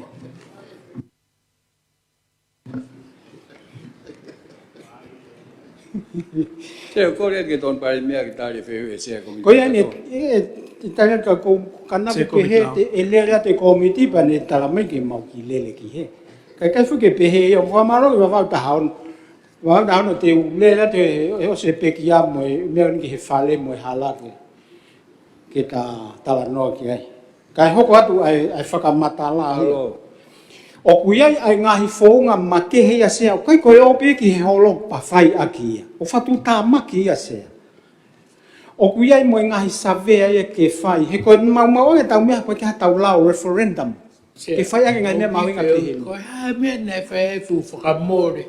Ai whonua ke whai e wholau. Wawa u pāpai. O whai ngā ue koe nei tutune ngā ue. Ku whakataonga ia e ahon. Tea, ko whatoton pā wa tānima. O whakamore koe na ma ono visitia ona. Sea. Ka ma mo toenga vete. Ka mahino e kau wholau. E whawhonga whitu. Ke tuku mau taimi me whakahela. Tau whai mea kōku aonga. Maro sea. I tō paimia, koe toinga mini te ua pe tolu koku toe ki mopa tau, tōloi ki he ua. O tua te ki o mai ngā hitari koe ai pureanga ki hu isi upo hake ka whawhonga. Sea koe, ai koe whounga koe ke whai aki sea koe mea ia ko maho inga. Koe whakamore ia koe mea whikaua, koe tau oatu koe o ilo ha mea o ku kai koe ke koe mea ia ke tau whowai, pa tau ki whoki mai o whakaukau tu oa pe koe mea. O mauinga pito ke e trese mea koe nia komson tau taina. Mama he pureanga mea, mama he mwhawhalea lea. Kai whai ke loloto ange e talanoa. Koe paupare ma tau whonuani, u kai ke aha ngahi lao ke ne whakahoka ke ngahi mea koe ni. O staimi ke hatau lao ke he referendum. Koe ngahi mea mahu inga e ke o atu ia ke he kakaiwha luku fua aki i he whonga pau. Koe tau atu koe ki he ngahi holo o ku tautu mai ai piai ai toko hongo fulu. Te ke whehu i ka te koe pe whalala anga e pi. I whatotona pe mua ke mea mo ki whare i nong pe. E sea, ka utoko mo furu pe toko nima ka uo mai, ko mo mahu inga e koho mo. O tolu ke hangi kone ko me mo foto mai a honi. Ke foto ha ko son ta atai na sia. Ko fale no fa we la pa fa ka mo ki ai e ka kai e fonua. Ko mo me a ko to mai ko na na fili mo to ngai va henga. Pa ko ngala hi ho mo me a ko fa ho ko fa funga ngai ka kai ko mo ngai feitu. Pa ko ka mau de loto ke te kum ha kom son ta atai na. E sia. E a whamore pāanga ki ai, ke te kume komisione ta ataina, ke nau whai e whatongia o e whare, o tau heni ke whare whaurao e. Pa ko tui ko tau heni, ko tau whakakatau pe tatore ngai whatongia ke whakawhie maari, ka o skakatau pe lao ia koe ngoe ke whai aki, ai ngā ue sea. Hango ni ko tau tuku ke consultation ni pe ko ngā ue aki mo kakai whonua, ke whai he kau whawhunga me he whare ni. Alo se. Ko ni udah foto mai ya, dia komisione tau ataina. Emau me se komisione tau ataina, e fili he fare ni begoe. Ko feo be ki hanga ko foto. Pa mo la mo ngau e nga tutu ni ko ngā ke fare sia, ko du ko skaka to be ya. Pa ngapa ko ki fala la ka fo nga ka te ki na tol, ka kwa u ha to ni ma pa mai no lewa. O mama tai mo mo me ko wa do fai. Malo se. Kau taga e fehu. Tai si mo ke o sia ka to ko kwa tuia. Go me ko o ha ko ki ai he go si ka to pe nga me nga we. E no pere whamapopo mai ho ngai wheu i. Ko winga e ka to e sia ko te foto mai kon ke fili ha komisioni tau ataina me pole anga me fare area. Ko fili ko ya e anga fefe. E foto ko ni sia. Malo se. Sia, kapau E tō pania te tō ato minite nima ke whamapopo mai utari. Sia, ko whaleni o koha no whatongia ke kumi ki he lelei o maalunga nge mo hatonu ange. Kapau koe mea e mau e lelei o maalunga nge ke ha Komson Field, pa koe whaungai e te tau whai aki.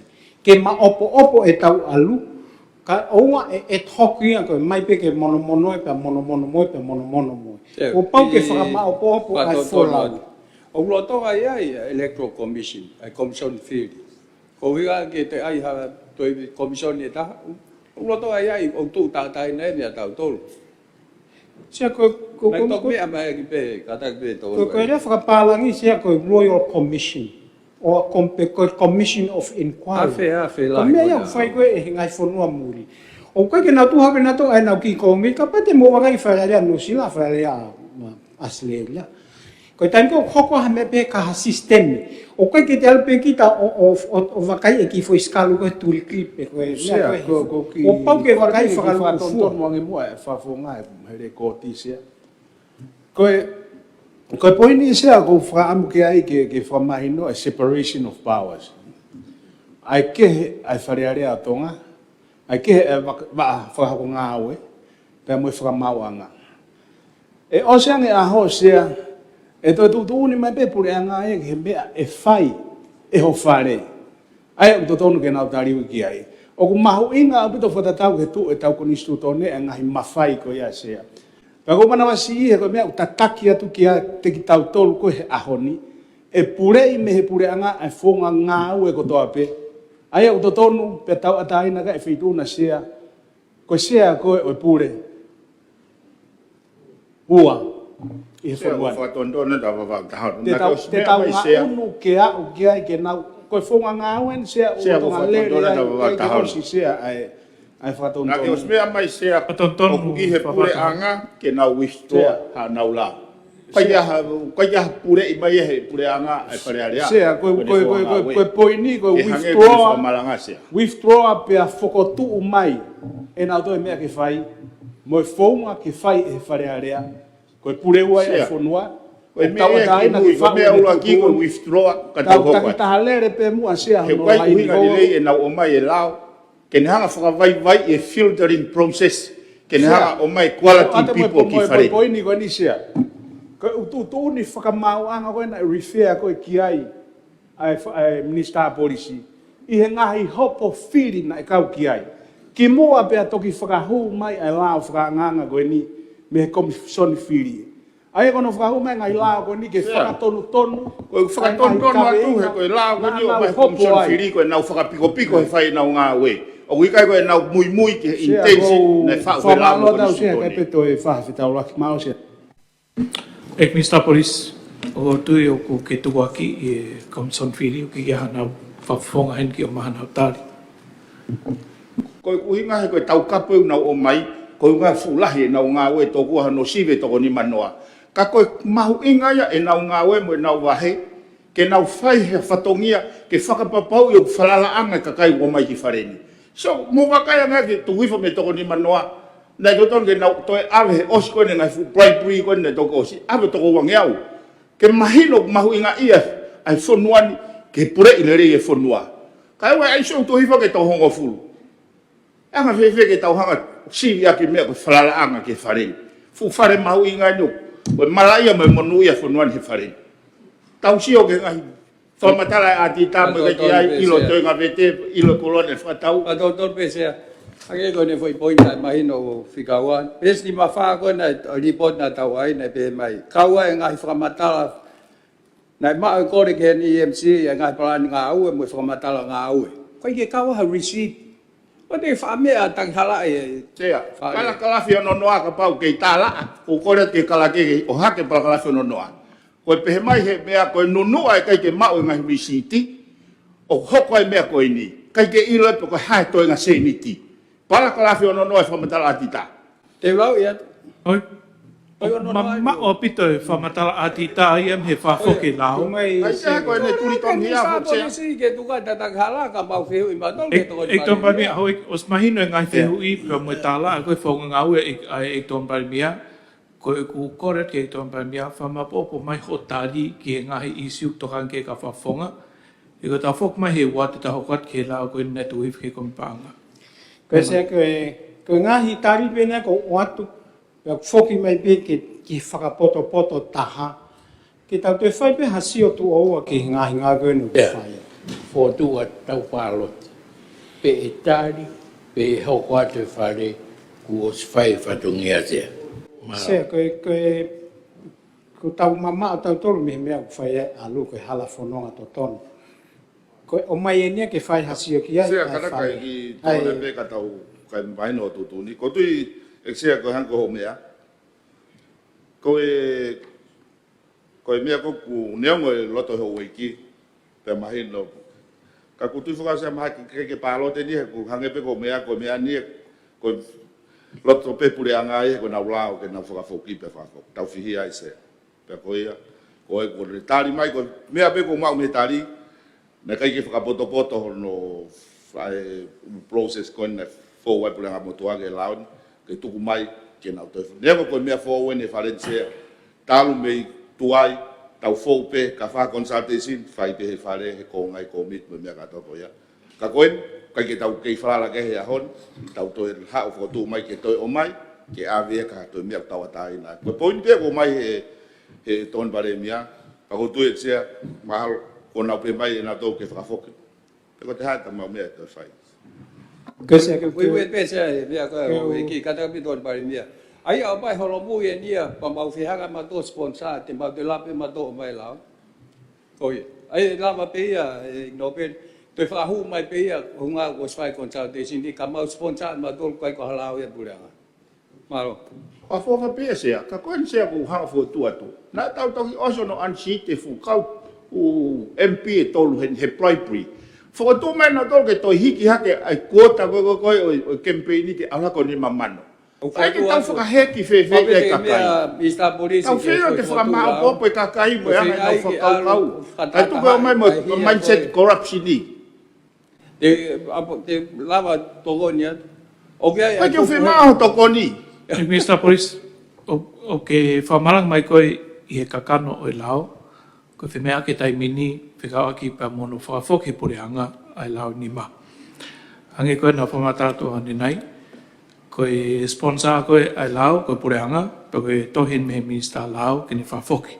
Nā tuku whainga maarie, ke whamana ala mai pureanga, uhinga nā whakawhoki nā u lao, uki katoe mea ki tau paroti haweiki, koe mawhai pure ki he lao, koe sponsor na ne whahu mai, pange koe whamana ala toi tonga tap tolu, o ka pau mo te fi fa hu mai lao fa hu mai ko lao tau ta ko fa ngai te tau ngai aki ka ko ni tu ko tai mini fa fo ke lao fo ke pure anga in pe ko tanga ta snita ke tau kwat ki ai I he wa ko fa fo ki mai la fa anga ko ni pure anga ke supplementary budget I ria wa kai he committee pa anga Tia kadak pe me ko tokon be ko me ko na me kai wa tani ma ko la wa la ke kam no pele ele pe e ai pe o ke kau I hona fa fo ki hoko atu pe ia I he tanga ta snita okay fit 1.5 mo 1.4 ne ki ai ko e lao hono ono mo fitu ia o lao e fitu ko na o mai ko ni ma peni fa foki to e ua tau hokat ki ai ka tolo e whare ki he waho eki mo mea ke oi ko tu ko e komiti pahanga ki whahoka na whataha min te tolo e whare mi ta nima Marmura mare hoiki. E tolo mai whare ko hina ki whakataha e komiti panga. Whatatau ki he tutuna e tuku I fo me whare ke nau tō ke nau whakai. Ai la whanganga nai la uraki ane hu. Ko ngā maunga ko ni te kolpe ki e sea komiti panga ke report mai tūnga ki ai nau sivsivi I la ko ni. Ora se tamo fe dona tamo tampe ni skara ni ma o ik me mi pa fale. Na e fa ga to e fa to ina mai ki ko mi pa ga fa ki fata. Pa si o ke ga I me la la. Ka ko pa kai be se pe la na to tu fa mai ki ripoti e tau ki break ki ko he tolu ta to ko mai ke pe ke nga ke me e ho ki e fa mata la ko mau kana e la vai pe ki fata ha ale nai ko ko le be na ke to ka fa mari ka usi tari e na o print by to fa da formatar alo se Ta le be ai ku mai no rebo ke to lo pe asnita ko ia ta hoka ke leva ke fika 1.5 Whingau kin pa moe lau whika tau no a wa whiwa tolu ko lau whanga whatonton whika urua ke koni sutani o tonga. La mai tohi me komiti lau. Aho wha e beleri wanoa wanima. Lot whawhanua eksea, wharearea tonga, ngwarofa. Eksea, I bot whika hongful maua, waf mau ful manima, komitu mau ke lau. Ko whapapa mo whakahokot a ripoti whika hongful maua, waf mau ful manima, komitu mau ke lau. O whikawa ke ripoti mo lau whakanganga, whika hongful maono, waf mau ful matolu, lau whakanganga whatontonu, whika uluaki ki konstitutoni o tonga wa whema o fulmatolu. Whapapatu, whamonia, Honorable Sami Kuita Vaipulu, sea o komitu mau ke lao. Karaki ke lau mai e puipui toa, ko ngā whā ni maono, ka moe whamapopo, ko ngā tāwal, hitahiwa, mo wano. Puipui tua ke pes wha, ko ngā wha. Ko la whakanganga whika hongful maono wa mau fulmatolu, ne whakahou mai a Honorable Sami Kuita Vaipulu, ko Minister Lao mo pirisone o e aho ko ia. E aho hongful manima o Novema wa mau fulmatolu. Na te pire I la whakanganga ni wharearea I aho hongful mau o Februari wa mau fulmafa. Na tu hui fuai e iksea o e wharearea, ai la whakanganga ni ki he komiti lao ke wakai o whatatau ki tutuni, te au tungu fulma taha, mo te au fitungu fulma nima kupsi iua, o tohi tutu ni ma. Koe la whakangang koe ni, koe taha ia o ngahi la whakangang e fitu a pure anga, o whikau aki, mo whiri wharearea, parliamentary elections. Aia koe la whakangang whika, hongo fulma taha a, ki he hongo fulma fitu a, o i wafe, mau o fulma tolu. Ia na tuku hifo me he wharearea ki he komiti ke wakai o whatatau ke he tūtuni te au tolungo fulmataha. Na whakatutuai he komiti ke whakahoko, hapolo kalama, talatala noa mo e kakai o i whanua ke area I whakatahai e ngahi lao whakanganga e fitu ko ia. Ko e whakamatala whakai ki o i polo kalama talatala noa mo e kakai o kuatuia I he whakalahi ha. Ono. Koe ola, o ngai proklama tautala noa, ki ngai la whakanganga e fitu koe ni. O ripoti taha atu ia, i la whakanganga takitaha. Whakama apopo, o ngai whotu me komiti, pesi, hongo fulmataha. Ko ngā taha walu. Ko kakato a proklama talatala noa e komiti o whikawaki mo ngahi la whakanganga e fitu ki whiri wharearea, o ka wai e la whakanganga whika hongo fulmaono a waf mahu fulmatonu. La whakanganga whatuntonu whika uruaki ki konistutoni o tonga waf mahu fulmatonu, o whakatatau ki tutuni te au tolungo fulmataha o e tohi tutuni.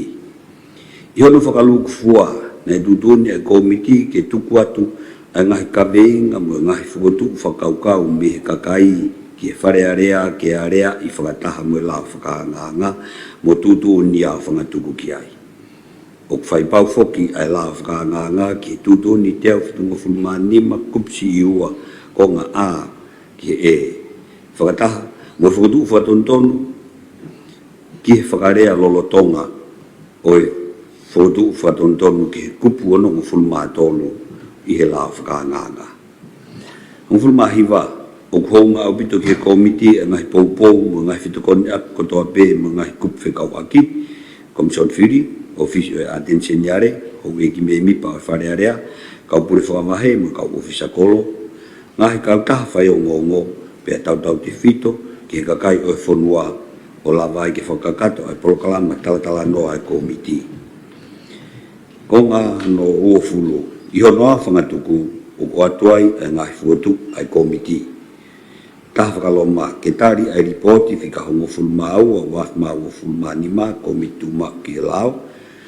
Pea koe ua whakaloma ke area i la whakanganga whika hongo fulmau no a waf mau o fulmatolu, la whakanganga whakatontonu whika luaki ki he konistutone o tonga waf mau o fulmatolu, i he whakalahi a whakataha mo ngai whakotu whakaukau whikawaki mo la whakangangani me he kakai o e whonua i he te pire wa pēsi ono ki he hongfulu.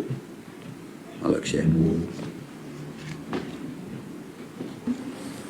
Members Committee Lao.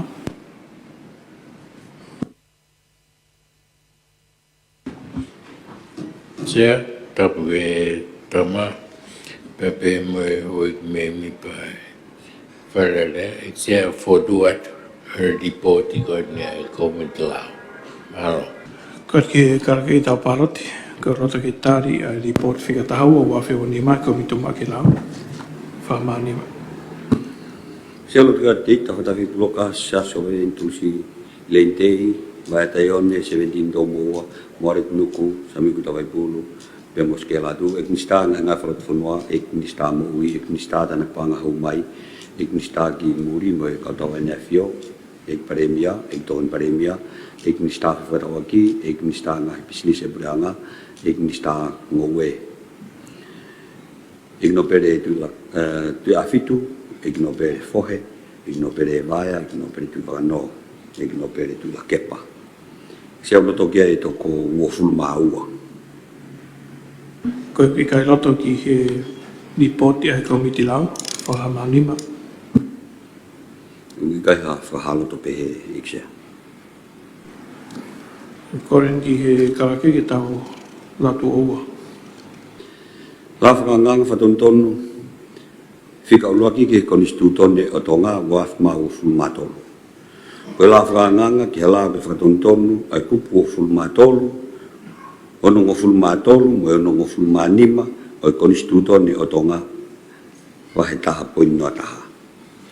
O tutuni e tui me wharearea o tonga i whakataha area o pureanga o pehe.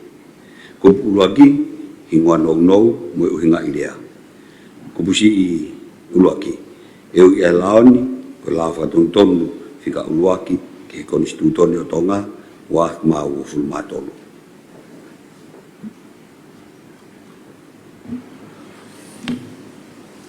Ko roto ki tari no latu oua la whatonton whika ura ki konistutone o tonga. Whamanima. Se ulo tuka tita whatawhi puloka, sa sovaleni, pai taione, tusi lentei, 17 tomoa, moare nuku, Sami ku tawai pulu dia moske la tu ek minista ngai falot fonua ek minista mo ui ek minista tanak panga humai ek minista kimuri mo ka tawai nefio ek paremia ek tokon paremia ek minista fa tawagi minista ngai bisnis e preanga ek minista ngowe ek no pere nuku ek no pere tu afitu ek no pere fohe ek no pere tu vakano ek no pere vaya ek no pere tu la kepa lo toko to agia e hoi koini ko toko wo ful matolo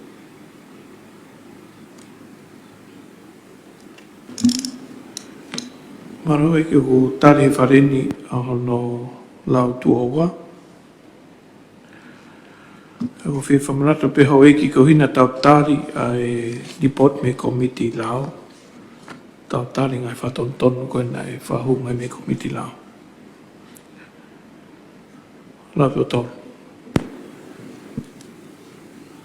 Lau whanganga whatontonu, whikataha ki e konistutone o tonga wa ma wo ful matolo. Ko lau whanganga ki e lau ki whatontonu e kupu o ful matolo, ono ngo ful matolo, mo ono ngo ful manima o e konistutone o tonga wa he taha poin doa taha. O kututuni e tui me whareare o tonga i whakataharea o pureanga o pehe.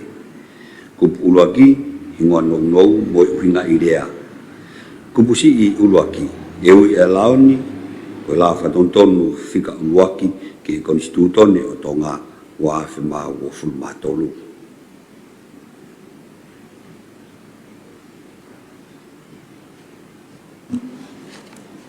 Koe peke se komiti lau ke whamara ala mai ngā hini riu koe nei whotu mai he komiti lau. Ke whai tutun ke whare.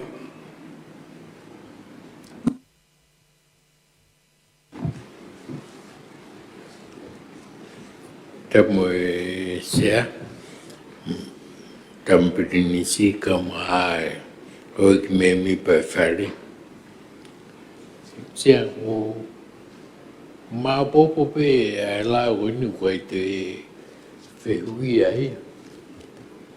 Ka kono te whito e la koe ni e sea ke tatau pe ai kau whafonga e kakai.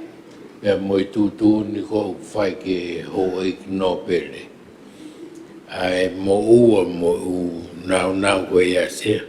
Koe ngai no whakatondon mo e taimi ke i tongani ai ki e whiri whare area sea. Mo whotu ati. Tape me whituna tape me. Me mai no pere whawam. Ke te au ko whakafoki ai ulao koe ki mua, whika waki ma komson whiri. Pena pai whihui e whituna, nei kauai mea hau e ki no pere i he komiti whiri. Koe ni pahoko mai e konga ia koe ni, ai lao koe ni potu koe ni konistutone koe ni, kuhu mai e tau te ai, tau te keke tari anuarea, ai uhinga o fo i lao whakafoki, kai tuku te keke area ai konga ko kia hau e ki. Ko mana wasi sea e u mea koe ni ko presidenten e a uai ke kupu ono fitu e konistutone, kia mea whikau aki mo e tui, mo e whare aro, anuarea he whare. Hotu ese? Sia. Yuki lot peke yuki whamara tokoni e. O kui kai ke o mai a pito halai nei a koe pehe koe. Ui koe no pere, ui koe kakai e. Kai koe ia pito ia sea. Sea koe lau maari e, ai popo ia e motuani ki he lau e ni. O hange pe koe whamalanga ne nai e mahu inga, ai tau lau ke tokoni ki he composition e wharen. Koe ui koe mahu inga sea ke kei maintain e ai unicameral system. Koe ui ke tau ngāwe ia ke ngāwe o mahu inga e lau e ni.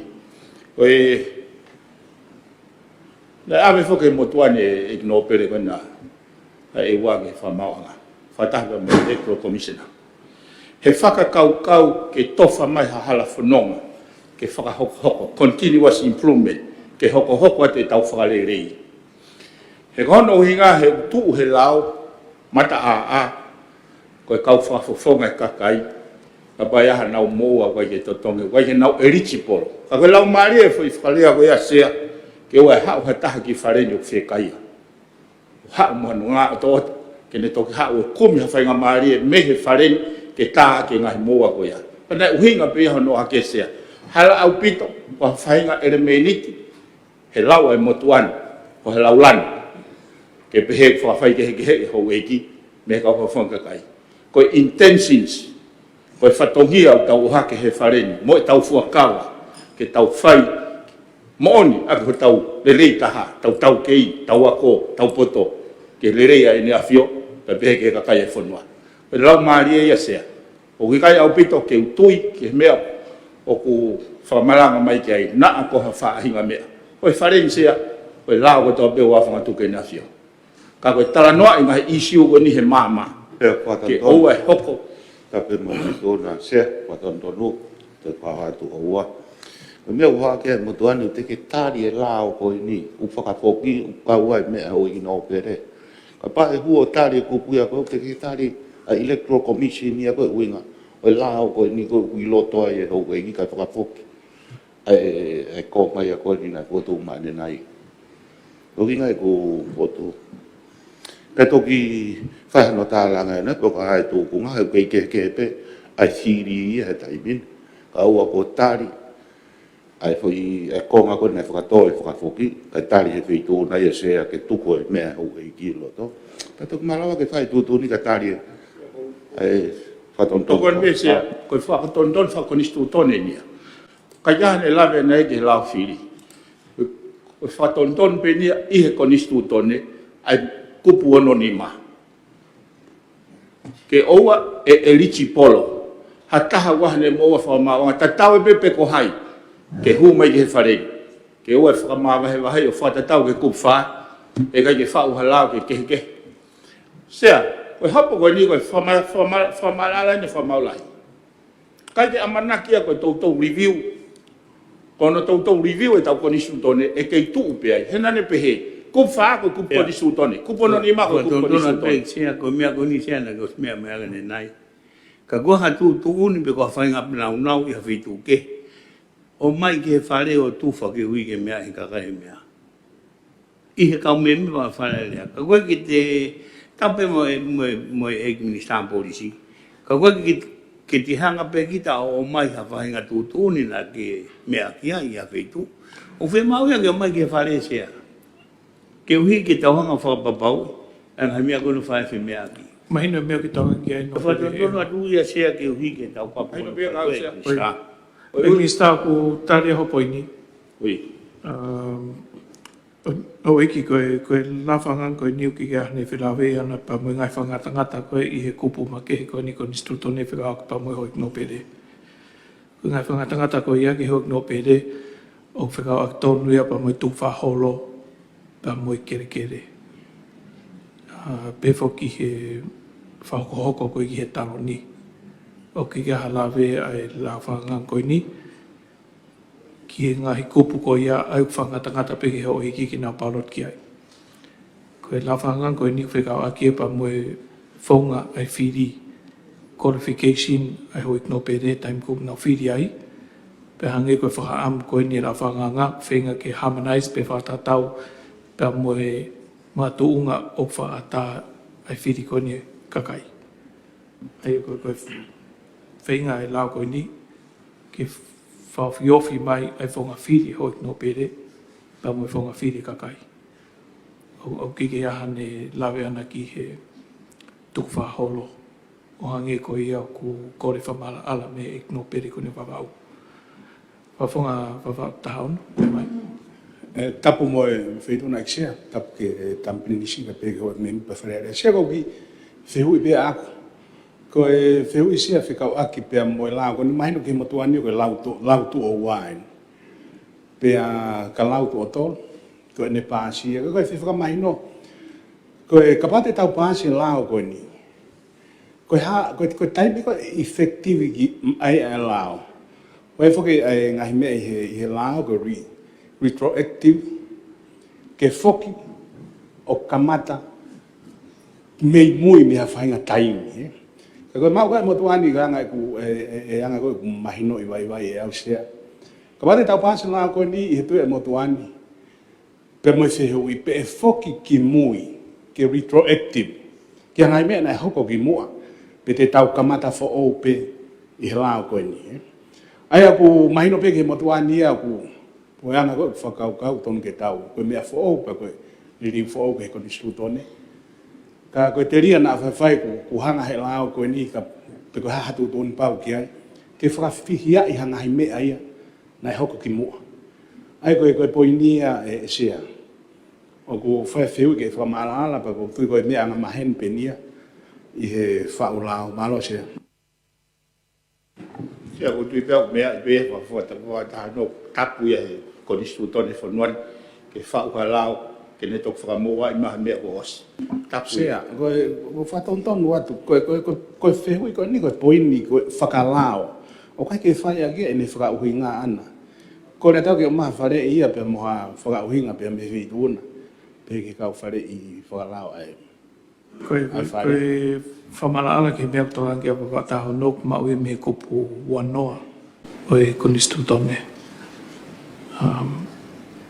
Kalake. Kupu wanoa ngai lao koe uhi ko ha mea kua whai pe koe Retrospective Act law. E tapa pito ke whotua ngai lao koe uhi ko ha mea kua whai retrospective laws i he mea a ia e whasisi pe to'o me iai pe liriu ai ngahi ngofua a ia o roto ngau aki i he taimi a ia e whakahoko ai halau. E kono whakatonga ia hoi ki maru pe maino ngofua ange ni whapalangi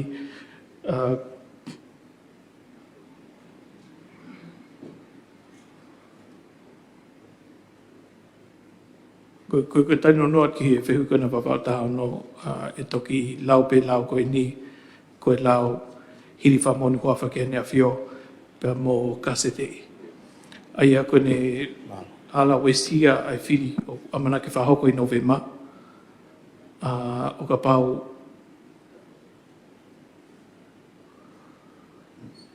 e kai whakakato ai ngau ko ia ki mua he mahina tolu pe whahoko i whiri. E ko hinga o whahu mai tai mini, ko hiki mau ke whakakato e liriu koe ke konisto tone whakao pa mui whiri hoi no pere ki mua he tau pepe ki akos. E ko he kapase whareni he mahinan, ko e pereni en o ngari whainga maari e pe ke whahu o whakalao ki mua he taimi whiri, e ko mahina tō ki mua he whiri novema. Pe lau pe ia, i he whiri ko hoko mai ki ke toi lau ia ke whiri koe ni ko o se wafi wataha. Koe, malo sea, koe poini pe ia, ke oe toa to tonu e tau. Ngai maha gonu whamatanga ke la masi. Sea, i whawatu. Me mai no pere tong tapu. Whawatu e sea kono i ngā. Koe taimo fua i koe lao. O hange koe ni whai whemea aki koe ki ai. I he tuha mo tāo ane awhi. Pa monu whai mai whatongi a koe ni. E fua ki tōunga koe ni whai whakaukau ki ai. Me he wanoa. Ke wanoa. E hongo furu ke wanoa. Wanima. E he whiri koe ni o kumaka tōunga ai lao koe ni. I he taupireu koe ni. Pea wiai e tokanga lahi ki ai kono i ngā. He whai e fua koe mo liriu koe ni i he tunga whakapaanga. I he tunga whaikanomika. Pea e whai ke e tokanga kono i ngā koe tau e whaa. I tau e whaa ko tua pe whai e whiri. Pea i he maa tunga koe ia e sea. O ku i kai mai ha whainga maari e ke hoe ki. Ke ne la wea i ki he ne tokanga ke whonua. Pea ne tunga whaikanomika. Me ne tunga whakapaanga. O whai e whiri mo tokanga, kono i ngā koe ni inasi. Whe a hono inasi mo hono ka hau. Kua tunga whai ka nomi ka i hau. A honi ku fua ia, i he tounga koe ni, koe te whiri ki tau whaa. I sea, ko ngalahe whanua nai whaki. Nai whaki he ofa. Whaki he tui. Ngoi amanaki, a honi, ko o mai e whakakaukau who o koe ni. Mo tokanga ke paanga, he koe tau whaapi te ke iai. Pea ke whiri a pare emia mua pure a fōu, pea whiri. O ku iai e wheituku hou ke hatau waka. Koe matangi une tala mai o ku ikai sai. Te tau kehe mea ni. He kono uhinga hai uno whamuri, mo nau tokanga mai ke hona uno whanga. Whiri ke he ahone. Whiri he tau mua. Whiri he tau no fō. Mo oa nofu to tongi ho mo mai ki apini. Sea. Se ke ki O tokanga tuai, ke toku ho mo ore hano we i. Se ke ki fa Tokanga i ke o mai ai ngai whakaukau lo loto ane. Mo tau tau api. O ko fa tontonu. Whatontono e kno pere me mai E koe ko no pere ko ni na i he kabineti na nau fotu mai lao ko ni. Pa ku hinga le lei pe ke matuan sea. Ko ne whakamalanga o hangeia ko mautolu na mau fatu e mea ko ni. Ko na i kabineti pe na nau fatu mai mea ko ni. Ko ka i volo ia i sea. Ke whakatatau ke hange ko ni whakamalanga. O ko re tau sea he ko ngana u kawa he tui ke whakalirei whaka institution ai te ipire ko na hueki. Na purea peo he whareni he wheitu ko tope. Koe uhi koe lau maari e kone foi kupono ni ma. Ke tau malu e institution ko ya, ke whakahoko le rei hona u whatongia. O ange koe tau whakaka o whai whare. Kai kaha malo a sea, kai kaha lau maari e na e o mai ake lau koe ni. He koe lau pene na e o mai he ne kabineti. Malo sea. Sea, e hoko atu. O ku veteki, e tau no fohe mea koe ni.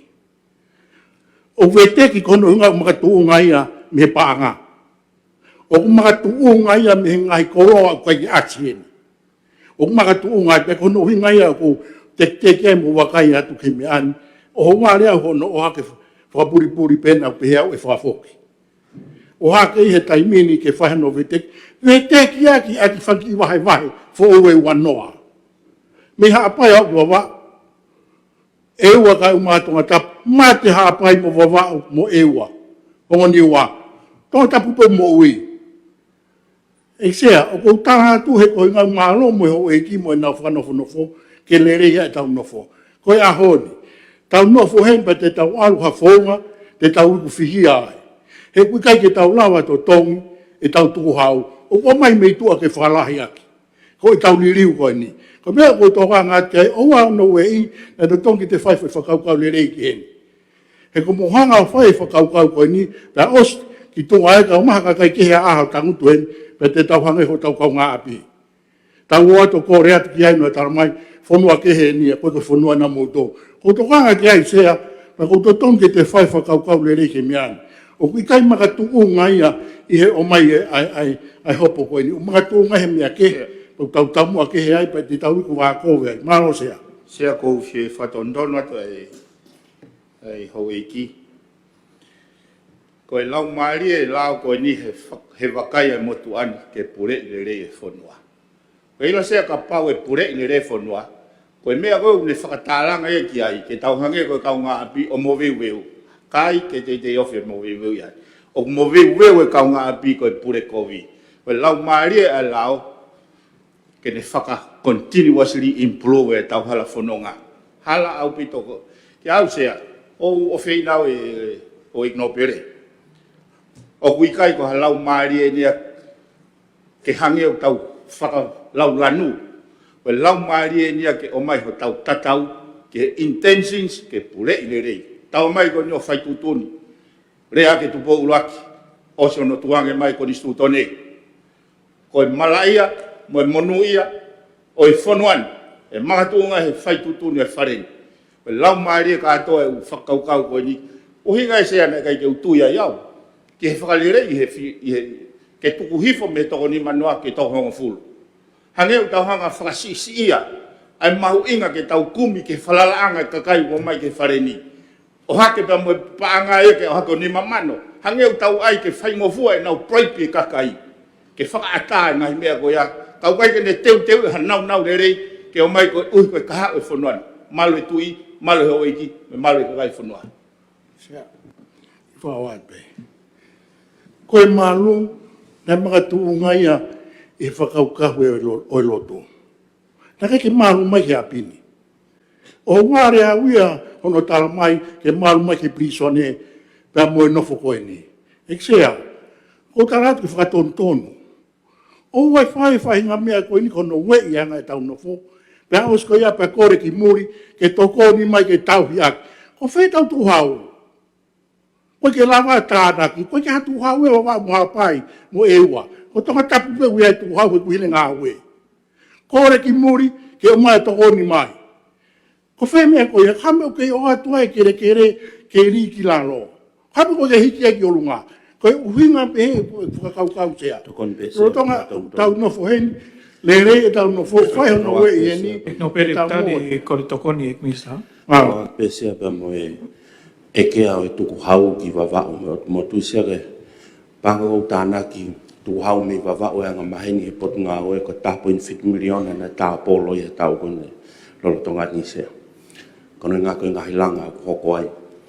E tū ngā e tāna tuku hau koe whanuani o tāna ki koe wangi au hiwa miliona. Toi peo no 3 miliona ai sea.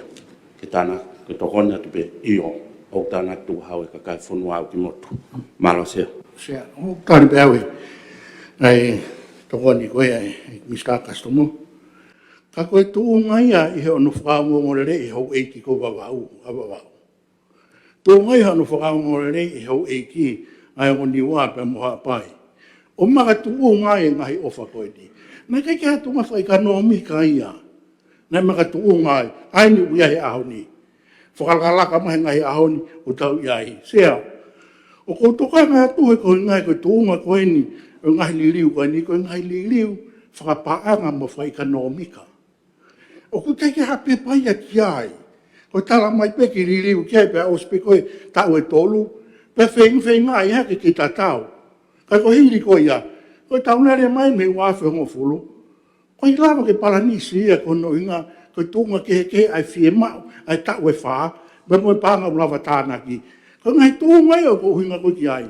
Pea lahi ono o hake, angai ka whemia aki koe ni koe, i hono whalerei e tuku hau, me whalerei hono tānaki.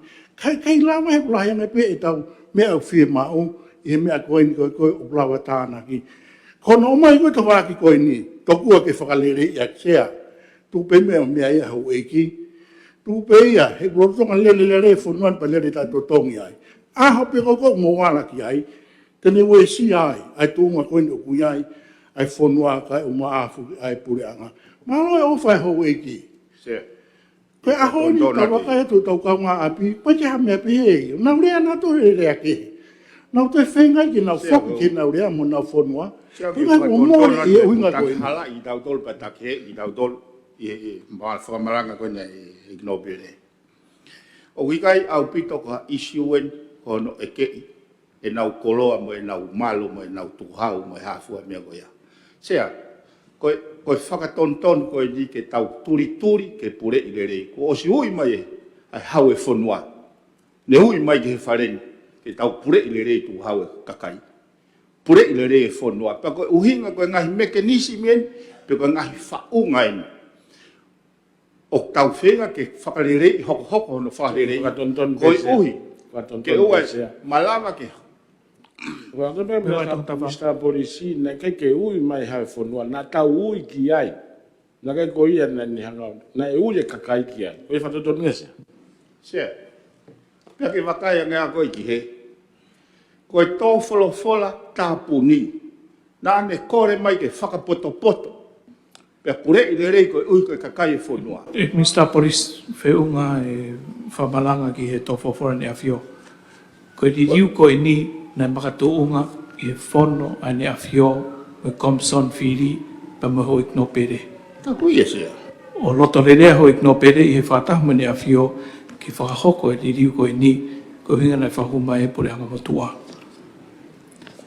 Ko e olaini ai whenga e pore hanga ke whakahama nais ke tatau ai makatuunga whiri ai kakai maho i knopere. Ka pati mo mehiwa ki he kupu ono tolu ai whatontonu kupsi i ua. O tāna ki ai ngahi mo ua ko he whamau anga. Aia ko ngahi mea ko ia o neanga whaatungia ai whiri kakai. O whahu mai ke tatau pe ai mga tunga ki ono whiri a hoi knopere.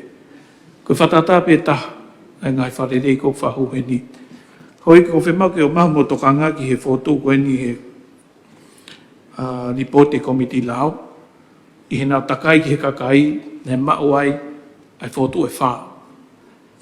Na tautari komiti lao, ripoti komiti lao, pena whotu mai ripoti ko komiti lao, ke tālanga he whare, ai ngai whotu e whā ko ia, pe mō loto ke whakakau i he la whanga ko ni pikai.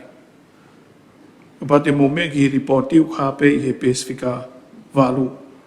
Te pire ua, ai whotu uluaki, ai a koe whotu koe nea mai me kakai, ke whakaukau, he komiti lao, ai ko tūhifo mai ke wharearea ki mō whakaukau. Ano ririu e whakarea koe, o tatau e pe ko hano o pere, pe koe whai ririu na whotu mai, ke whetongi ai whakarea pe mea whare, aki ai whakarea fo o koe moi kakai. Koe haho mō loto. Mō tālanga mai he whotu o mai me kakai na tāna ki he komiti lao, e kone ospe e tau paloti hono tolu, kone pāsi e lao. Tau whātu i whotu o mai me kakai na tāna ki he komiti lao. Koe haho mō loto, te mōtari whotu koe ni, pekai, ka tau paloti. Tea ko poutu ke upopo at ke whotu koe na. Koe uhi koe mahu inga e tau hoko whakalirei e tau hala whanonga. Tau whakalirei. Whakalirei he whakapotopoto ange he kuonga lotu mo kuonga mama ya ko ke toko ai fui hono pirito ai kakai ake fui rea koe ya. O kakai au tu iau uhinga kovi sea. Ka koe angai ai hiki eike kakai a huena nau taripe. Ka tau unu, manawa i nau tolu ke nau ongo i nau. Nau mau peho nau tikniti pa nau ngawe e whonuani. Ke lere e tu i ho eiki mo kakai. E angai whakau sea. Popo wat ke fotu. Sea, ki e whahoat pe whakau mo ia. Mea mai no pe tau. Ko mea pung na uhinga ai ko ane nai ki whai tokanga ki ai. Nei tonu e ai mea na ke mea mai whakau ko hono lifo pa pālangi. Ko ne tu koe a te pire koe ni uha e tapu ki hata. O tatau ai pe ko hano pere, pea, tāmate i refo i rea koe mea ware, ka whetongi aki, pea moe kakai. Sea, fōwhai whakaukau. Koe whakaukau whako e ni wān whakatahaya mo liriu koe ia koe anga koe tau whakaukau. Ani afu, na whakawhihawa nā ke mea ware e ia ki he otua. Tainu tau tala noa ai ke toka te ride, pea moe lotu, pea poto otua ka tau ware tau tōru. Nai uhinga pe he. Ka kuha ufu he taimini ia, ko tatau pe a tō taha ko tō aia, pafuria taimini. Tau tatau pe. Koe ki toi kehe o tua ia. Koe toi kehe pe mea whonua o uhinga pe he ma fui wharea koe ni. Nai kai uhinga i kukovi. Ke pe he mai koe mea ware, koe uhinga he koe nai whau. He o tua ki tau tōru. Pe tau mau no koe ni. Nai uhinga pe. Koe te sea ki whao sea rewa. Te mea mai E mista ko whatonton pe ko tokon ki e no pere. Ko whatonton se ka ko whapapa pe tuake mea ka. Ki no he te no whange fuki e le. Ki whamatarau he ko tō au ki se tō tai pa ki lahi wha ahi ki aisea. Koe uhinga pe he, koe tu uma uia. Ai mea ware mo kakai mo no pere. Au pe taimi uririu. E ahu te tau kore, ke ai a fuki rea koe Democratic elected. Ha tau whiri. Whare rea ke kauhaki. O koe tu uma uia. Pe uhinga pe he urea a koe. Ngari kovi hono ai mai koe to kua ware. Kana uhinga ia he taimi a liliu ai ai tohi tapu pe mo otua. O uhinga pe he ai tuwhi hanga ngai. E poto mau pe otua i tangata. Nai uhinga pe he maro sea. Sea. Tapu me whetuna sea. Peke pare mea. Tak pe, mista, ko whamarau ki he no pere ki mopa ke o kuatu. Ai o ke popopi ki he whotu nea mai me kakai pe kai.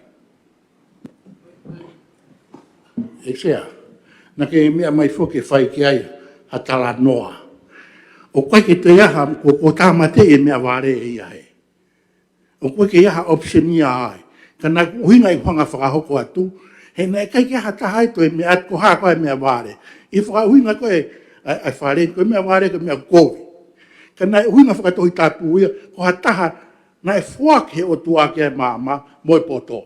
Ko no uhinga ia mea ware e, kau ku koe whuke te au sia ki ai e tau ngahi rea, o ai peia o kakai o no pe pe mo kakai maro sia Me Mike Minister tanak panga Atap me fitu na se ka pe ke pandemia fratapat ke tam plenis klauni ka mai ho ik me mi pa fare ek se o fa ilo ik minister polisi ko ta no ngai fra ilo ko ne ui fare ko ni ko fare vare fa fratapo ko ne hu ko foi rea ko ia o ne tala mahino mai ta ta o foi rea ko po wai se e anga fe ki tau pe ta uia ka tau ui pe ka kai ko me avare ko hinga po se ko tau alma mama lot moya ko po ke ngau e komiti fa malo at ko kau to ape e ko nga kau to me kau lot mon te na lava tari ke tau nga unua me ko nga ko ke ko nga ka kai se ngata pe ko ka kai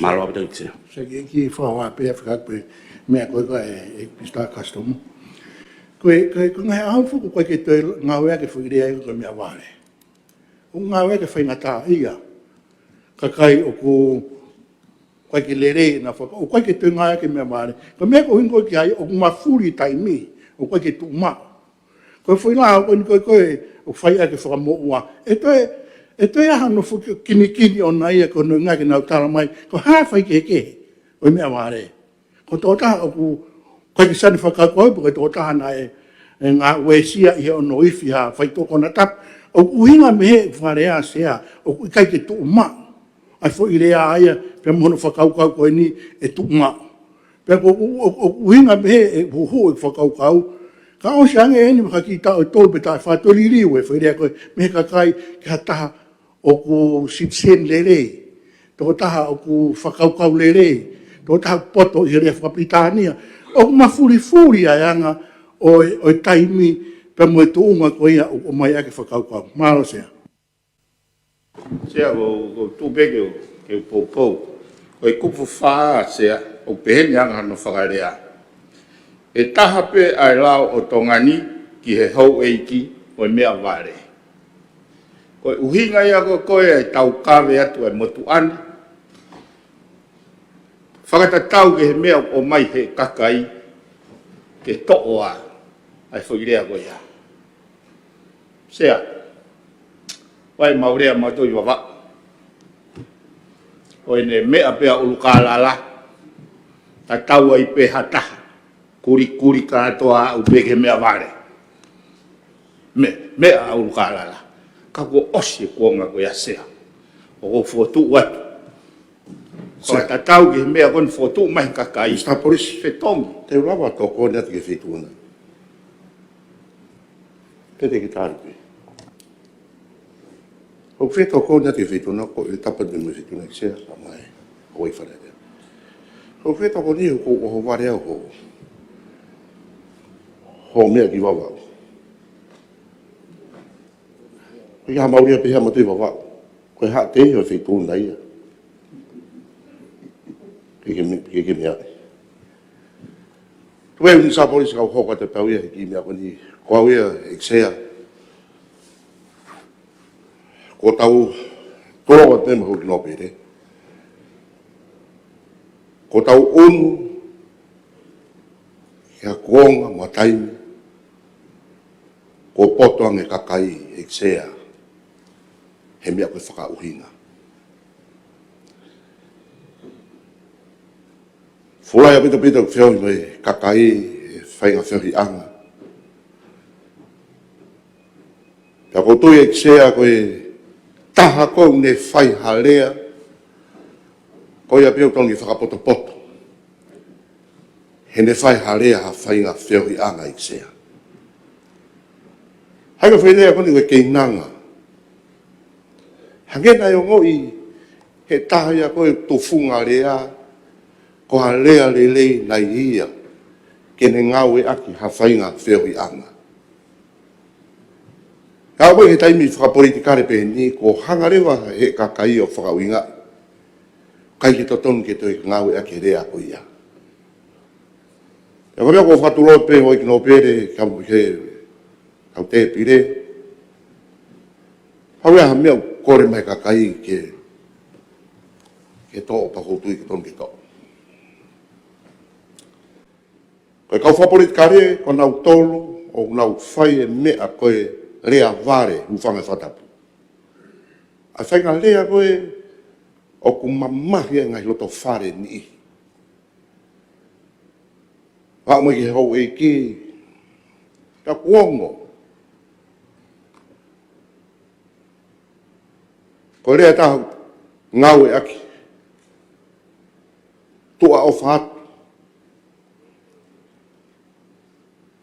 Ko tau tolu pe ko nau tolu o nau whatu e rea ko ia, o totong ke tau whaka ehi au pito mia. Ia ki whai rea tahu ko uhiki. Hakarewa ka whapolitikare o whaka uhinga. Ai rea ko ia ko uhinga ia e ksea ufanga whakatapu. Ki e mon manu ufanga whakatapu. Kau kai ke tuku ia, ke kau tufunga rea ke whai pe, a no whato i rea, ake rea ko e mnau pe, ko e anga whakatō ki lalo ia. Kai are wa wheitō to tonu, ke whakawhakao whatamu i kakai. Ia te au pe ksea ko tui, o to tonu ke mui he wheitō ko ia. Koe maunofo i motu he taimi ko he, tau e mau ke hiki. Nei kai ngo fua ke mau lea he hala pule anga. Pe te mau kai tu, pe i fitu. Pe koe ha bea whainga bea e ho ata. Ko ha mea ia e ue si ai e anga nofo e ria mo nau tau i hau eiki. Na mau whai ko tohi mea koe ia. Nofo au he api ke. Mea hau eiki ia no api. Ka koe kui ia. Kana mau whai e whanki mea, ko toki no whatonga i ksea, tā koe kono whaka ulunganga ia mau tolu, he aho e na whi, ke mau wanga whakapapa. Hopo hake mo tuani he whatongia ko ia ko whenga, hafonga, ke te lahi tahange, ai ofe hou iki ke kakai e whonua. Tako tala noa ia i e wheitu whahanga he Minister Polisia tuku aki ko ke whaikawa. E ksea. Sea o whatondona te no pere. Koe isiu tau tā noa ai koe whakatu o mai ke ririu e whoirea koe mea vare. O koe ko hano, koe mea kau whalanga i ai mama o ia pa koe tohi tūtū ni sea koe whakatontonu ai mama o ai tipeiti me isiu tau tā noa ai. Koe tala noa i ksea i he mea o whelave i pia mo e kakai e whonua. Ek no pere kutari whatotone ki Minister Polisi, kata ki o whawhiof ma whamalanga ki he... Se hapau te ki whatonga i malanga ko tala noa ke ngahi mea ku mamahi i ai ai lau maari e kakai e whonua. I he mea koe kui koe rea vare u whangai whakatapu. Ki whai rea lere i penia. Ka pau ku whakauhinga he taimini, koutu e tsea ke ririu. Me mai e no pere ku ove tau taimi. O ke pōpō ki he whōtua ka kai ki tau mai au. O kai mi kau au ia. Pe mai pe fituna mita. Kore atueni he taimini, ki he mea mai ho poini, he ku no e tau taimi. Sea. O ke pōpō ki he mea ware peikai. E sea. Ka ku kore mai ka kai ki tō, pa ku kore ki fituna ki tō. Ko ia, whiunga. Oi ki te okora ki tau paro te whōtu koe ni. Bese ko whaagi... Kia. Tokoni. Tu mai mo ki whainga maari ke mau ki hawa. He talangu ni ko mea mahui ngai ni. Sea ko tapu me whetuna, tapu mo e. Tapu si mo e. Hoi ke whare. Ko isiu ia kone se ke herea. Kaka tau whemea whōnia ko hake e whitu. E Minister Polisi tapu mo e. Talu e kui muri mono tala noa i e nia, i e kulupu patoa, hangi hafu mea kovi, ai mea vare. Ki whakaanga, ki alupe taimi pai alupe. Kata taki wharea koe ni, ia tahine o rua hake whakawhatapu, talavo. Ko aia ke whailore. Aia na ko aprisi teni eni ke tauwara, ko historia e tu koe. O historia no whatongani mo ni mea na no whatongani taimi koe. Ai mea vare. O kai ke onga awia o itai na tupaka historia neu na kai ke iai. Ka ko uhinga ko te ala pe ke to wharea koe. Ko hinga mea mai no pere me he. No pere ko to pe. Ha hunga me no pere ko he. Ko historia ai. Uia no hinga no me ai. Te tau foki ke historia. Te kala ke tau tu pe ta minister. O fatondona te tau foki he. Foki mai ni tau noa ki e wai ke ilonga i historia. O ta whalu ko e whatonton me misa polisi. Foki mai e tipeiti ke isiu o tau talanoa ai. O tau tohi tu ni. Talanoa ki ai. O isiu e tau lere ai. O ta noa historia, wai ke ilonga e historia. Foki mai ko e talanoa ki he. Tau sea ko hinga mau e whareni. Ik mista polisi ki ke tali whatontonu pe o whatokanga atu o whai ai ho e kmi. Tangata walu, ko taimko ko lea pe e mewki lalo. Hoiki, ko whatongia ke tāna ki mo ngai whakaukau. Mātou ngā ho mo ngai pui tua kon mo mai pe ko historia pe ko lau manat meria ki taim nei tupua ke ai o e ako naki he whamin o e hafua. Hoiki, ko whehui o whaingo fua. O mautari whautu o mai me kai pe kai. O ka pau ke tari, whamalanga mai uhinga o ke tari ai. O ka pau ke loto ki ai, whamalanga mai uhinga o ke loto ki ai. Ko hiki e mātunga le tau paroti. O ka pau ke whie whamalanga o smahino peho whiri, tau paroti te taho atu. Toi whautu e tolu. Pau toi lao e taho lotonga ripoti mai me he komiti paanga. Pau kembo e lao e ua ku amanake tau hoko atu ki ai. Koe tau tai maroron tau hoko atu ki he tai mini. Kau lahi tau ngā ue. Koe lao e tolu koe ni o pau ke pase ahon. I kai ke tuko e whare he ahoni, kai toloi, tai lawa ngā koe ni. Kokora tu. Tau ai no ki ka tai mini ke mo whamalanga whanā whala mai whamatala mai lau historia mai hafua. Seki whawa pe. Mo mea mai he foto no pe ko foto ra ki pe o mo tali me la vale pe mo filma ke diriu ke kakai che kada ke ko via pe ke mai no ang ai ko la ko na ta o si la o ta tolia o ko ke ase ga foto ya fa ta ta ko ke pe pa mau atu ne ai pe me e na tali he ko mit la o mai kana kau e kau pe foto fa kau ai ga foto ko ya ako me ko na tau palo te se ai ko me ko ni ku asku pula tu ko nga pe ke bahino he ikai io e foto o fikau a ko ni a fa ma popo ni pote komiti lao ko nga hi foto e fa ko ni oktubu mai ke fare ke fai tutun ke fare se ko yu palo fikau na italia ye ko ia ai te tau to foco palo ti ua ikai Ika, ko diri ko ki lao malape fa ho hiri hono palo to wa mono palo to tolu. A kata kimua i hono palo to wa mono palo to tolu. Te ki ta palo ti to tolu ke fa mahino ai ngai diri ko foto mai pe kai ko hinga tau talanga ia heni. Ne ki hata ni ne foto ki tu hifan ki kom kakato. Ai kimua pa palo ti to tolu ko fima ke fa mahino. Ai foto ne tari he komiti lao ke o mai ke mo whapapau i hen.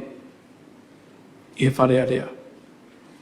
O ka pana e whotu hata ke tuhif ke kom kakato, pe miente mo area ke kom kakato. Kana tau pasta tolu, o lau tō tolu, pe ki moan pa lau tō tolu, o ko whahu mai whotu me kakai ke tau tālanga i heni whare area ki mua pa tau paroti no lau tō tolu. Ka pau teki ke mahino te rapu to e whamalarat ka pati mo pia mai. Pehu e pehu e tuana. Ek no pere tōna tapu. Ko e tō oko te mea wāre, pe mate a bita whaire aia. Ko e tō pehe kupu koe ni he koe kupu watoru peni whatontonu. He kai ke te ngofua ke ngā hoa kono ngā o tai wheunga. O ko koe ke tāu, ke tau tue ngā, pe tā mate imi dictionary. O kā pe mea whare i he ngahi kupu kehe i he koni stutone ka ko uhi koe la whanganga koe ni o whapatonu ki he kupu watoru o ku foto e kakai ki whetongi ai pehe koe ngā whaitokanga ki he kupu koe ni. Koe ngai ko whiu e tu e sea. Koe ngā he whahoko mai ia, koe mea wāre e koe kakai. Kono whauhi ngā ia.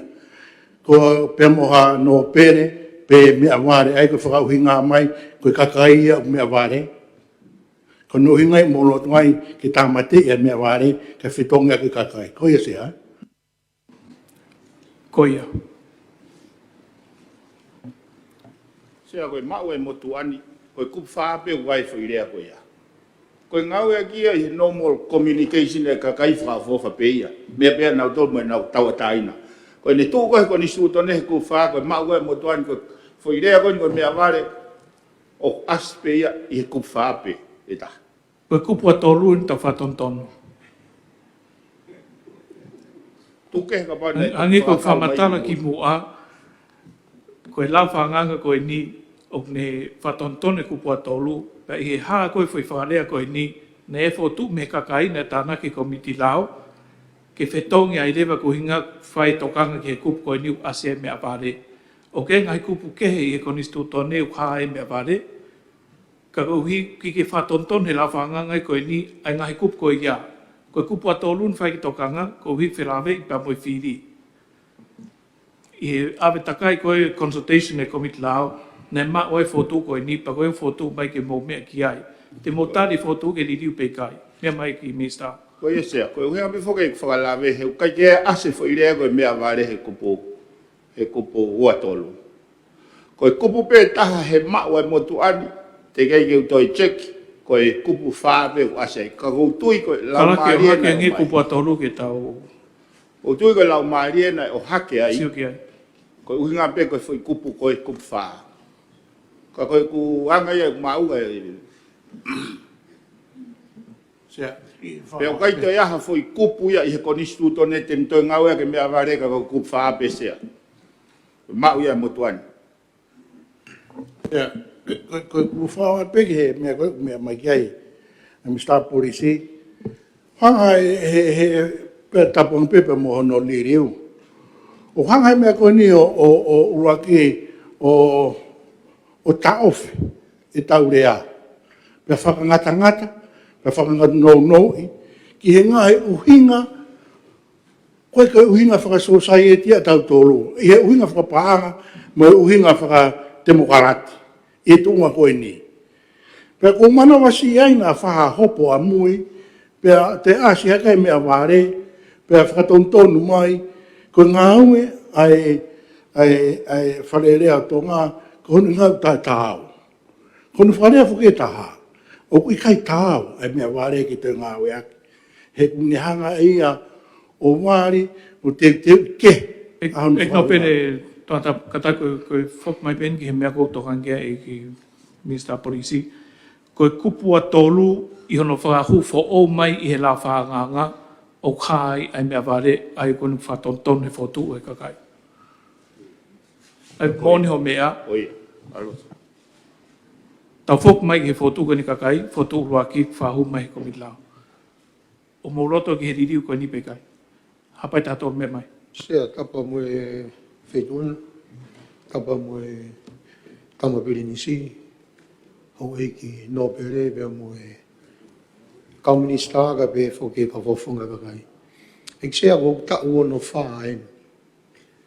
Pea talo e whakaukau pa moe ku wakiri me he taime ko ngā ue ake whuirea koe ni.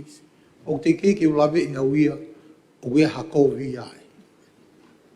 Ka koe ku whehu i, koe hā hono mau, kia ki tau tolu, ha tau wakai ki whuirea koe. Kau hini ono whāte ke uilo au koe whuirea. Ka koe ilo ke uhinga ku to'o ai, he kuanga tai tau pe anga ta whakapapa. Ka koe whotu atu sea, e whakaukau pia aku. O koe ke u hoha au, pe e ririu, pe e tuku pe ia, sea, o sai pe tu e fulia he ne tu bena koe. Ka kutui, pakapau ke kakai na nauloto ki ai, na ia hakovi, na hoko e fulia ka nau tō, o kai ke nau tāri. Ka koe tau ene utupu hake, o te ke ulawe i au, o ku kovi, ai fulia he ne tu beia ana koe. Ka koe ku poupou i a ksea, kou whotu watu. Koe ke ha whahinga whainga taa ia, te tau olo atu pa tau lawa sio ki ai, o ku hoko ha whahinga.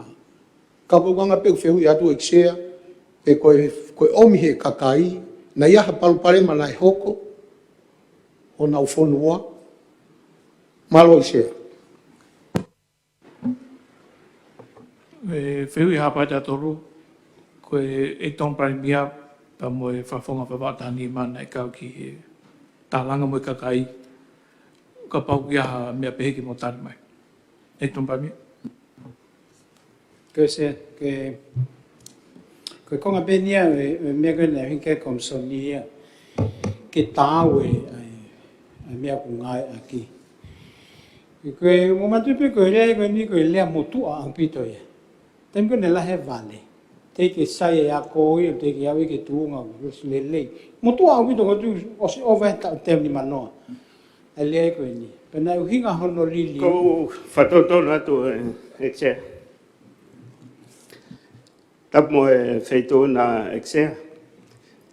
Tapu ke Pirinis Kalauni, ka ma e wharea rea tonga. Ko whatotono e ksea. Ko whoirea koe ni koe mea vale. Ko whoirea tonga ia. Pa koe nolak whamo ni pena o kuha i he konistu tone atonga. Koe ua e ksea. O ku i he silapa ia o lea whakatonga. Pena e ako i hake eni. Koe uhinga to lahi e kakai tonga. O nau mahino e whoirea koe ni. He koe lea ene whaua ke a silapa i he ngahi ia ko. Pea koe, o koe tui ko tau he lai taha, ko ngawa ke lea whapalangi. Ko tau hore te tau ke tau liliu rea, kai ke tau mui he tutuni. Kau pemai tau lea whatonga, tau ngau ake lea whatonga. He koe mea tolonga e tau rea. Pea koe taha, o koe ki utui au ia, ko tau tolu u tau liliu rea, he koe mea ne whaua ke whonua, pea koe koloa ia. Koe lea whatonga, koe koloa. O kukai ko haveve ni eksea, ke wheriliu pe e paliliu. Malo. Malo sea. Ai koe lea fugia na fatua ke konistuto ne tawal fitu nima. Koe wanua wa nima ni sea. Ko maama kakai po ko lahe a koe. E tong pari mia, koe whihui atka koe, nai mātunga he whamalanga hapai tātolu. O ne pehena i aha whainga mea nai hoko, i ha mō whakataha, ne mātunga i whotu koe ni. Koe whihui atu ko hina ke sea i he komiti la. Sea koe whakotu mai he komsoni, pakotu ke whotu lelei ki ai ha lea tāwangi. I he uhinga pe koe ko whakamatala atu. Pena e ave ai mea koe ni he kakai, pa na nau tui ki whotu koe, ke tuku ae, i he uhinga koe pe koe ko tala atu. Ko maama i kakai pe lahi e ako. Po koe ki utui to tāu e rea e koe ni ke ngā. Tapa mo e whaituna ki sea. Ko ne pehe ko motu ai la. Ai te tau toi whetongi pa mo hingoa ko to ane ki ware. Te tau toi whetongi pa mo hingoa ko ni ina kolo ko kai a ware.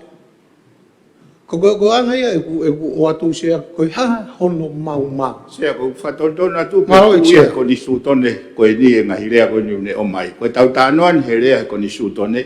Tene mold mo ako ai tau whanau mo tau hako tupu. Ke ue toi ngau e ke rea koe. Pe ku ase rea koe ne o mai i ko ni sutone. Sea ko ki tokone pe. Me mai tō pere hapai. Tamo e whetona mo e. Ka pensi ka mai hoi komi kakato. E sea ko tokone te aku e koe ngā ko whimea ki. Mahino anko e mea e whetu na ia. Mahino pe me ngai whimea ko ni ulahe ngai whakauhinga ki he ni. Na awhi o ne tauha tai blahi. Ka tau to kai koe kakano e lao ni mauinga. Pe koe ke pehe koe ke whahatokanga ke mea foto mai kakai.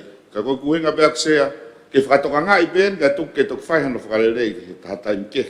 Pe a molili wai pe foilea ko toa pe tapa koe kupwha pe. A koe nisutone utai foilea koe ni pe mohalao pe koe ha o kuiai. Kai tuk tālanga i whakarelei koe ilu lahi ngai uhinga ia. Pa te tau nofo tau tolu he mea vale. Kai tuko e kakano e lao ko ni ku whemau ke whai motari, pe kai ke tari, kai hoko atu. Ko e ko ai ko fotu ka sea ke wake ngai fotu na o mai pe ko amea ke mau. Ka tau whemea mo tatou ke kakano e uhinga e lao ko ni mono tau mua. Kai tok whai e ko manatu e sea. Ko e tapu pe ko ni mahal ko e whafonga whika ulaki, malolo o tonga tapu.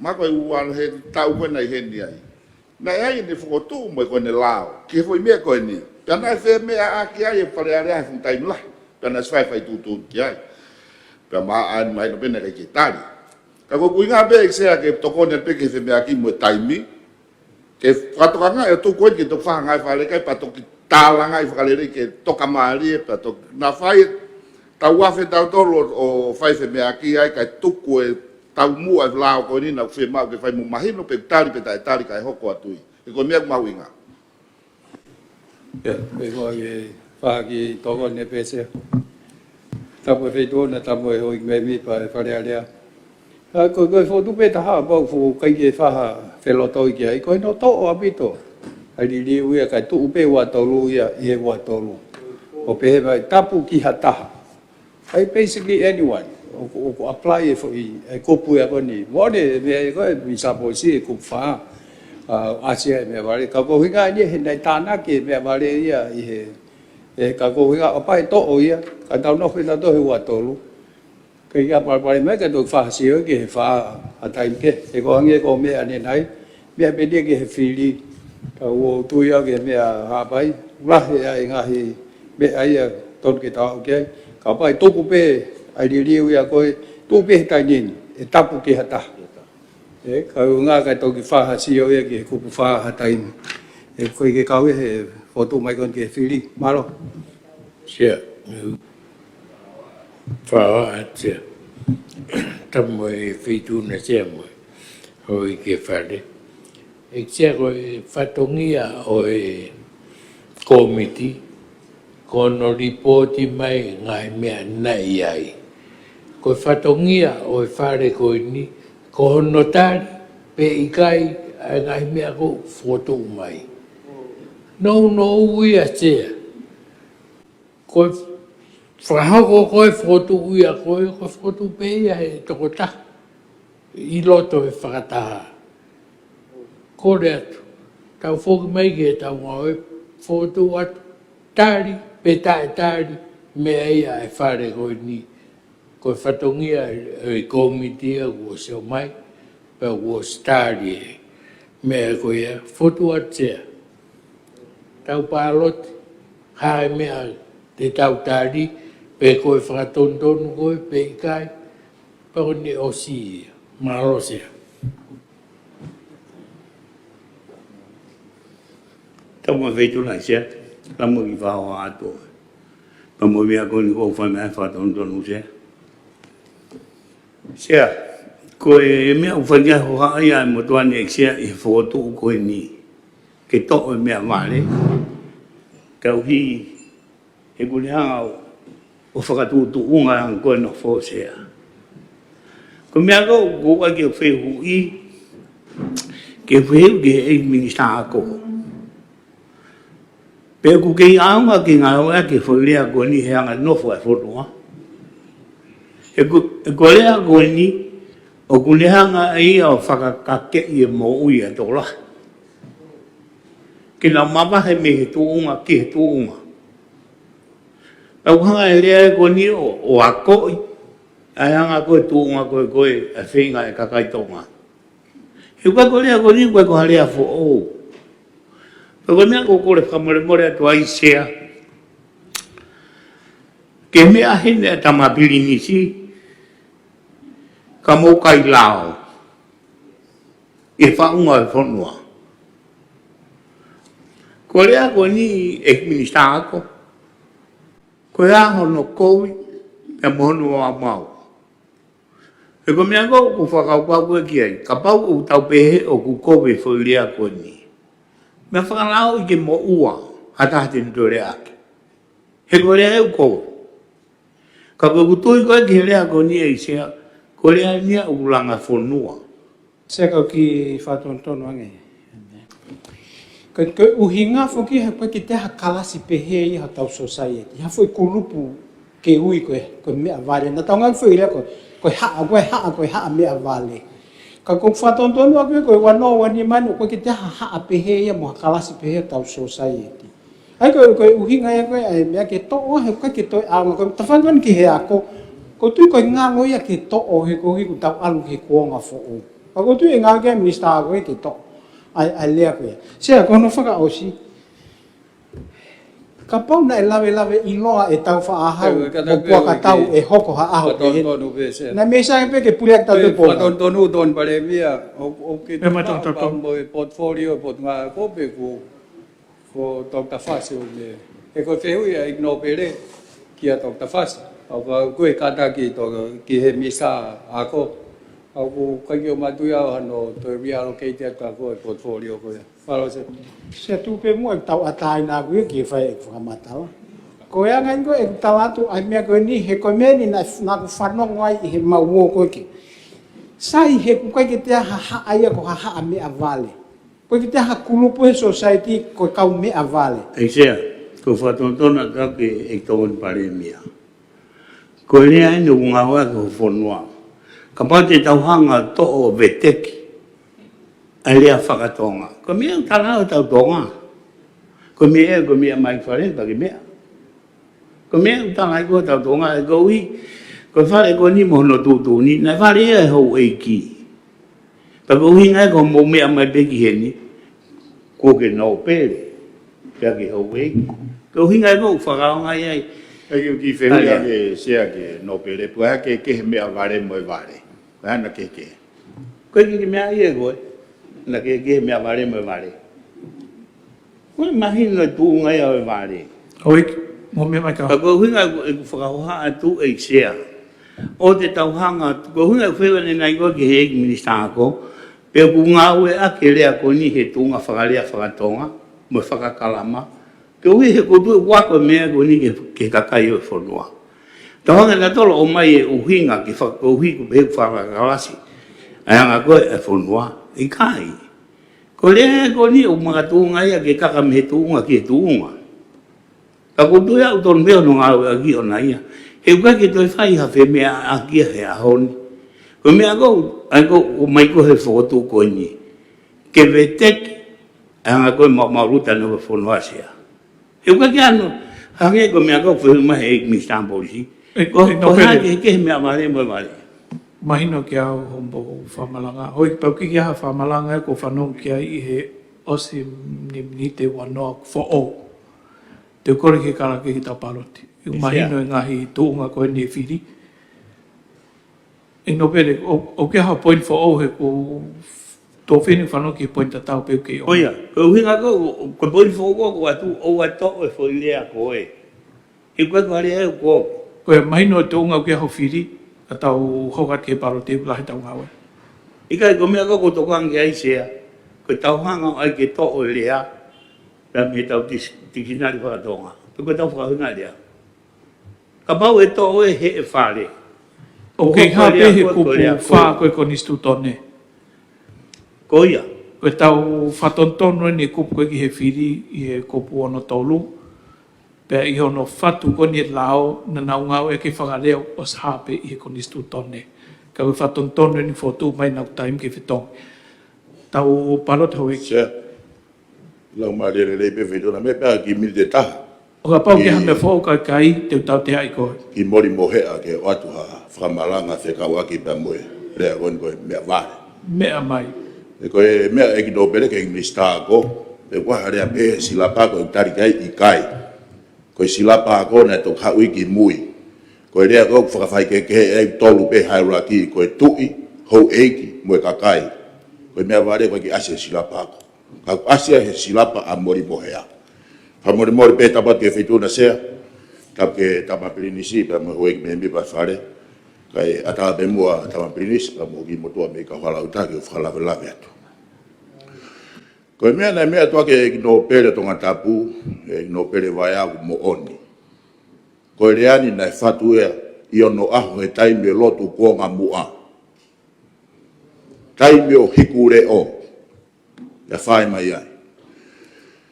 Koe taime e wholau karia, ko tui pe mu mea i he wheituna pe me mipa e whare, na ia e tau palo vea pe ka whasi e sila pe tūki manono. Ko ngahi rea ia nei whatu e ono aho. Te keike hake mai e lotu karistiane. Na koe mea koe nei mea wake hau eki no pere, ai mea ware o mo oni. He koe tui ai kakai i ono aho, O pehe tō kua koe tu I pe mo hau eiki na iai ho nau lau maari. Pena nau veke o ikai koe ngau e pōpula, ka koe nau au kau mai me ngai tu kui whanua, veke he kātoanga ina si ke ngā aue, ki he hau e whanua, pe mo hau eiki, o pehe tō kua e mawai ho nau lau maari.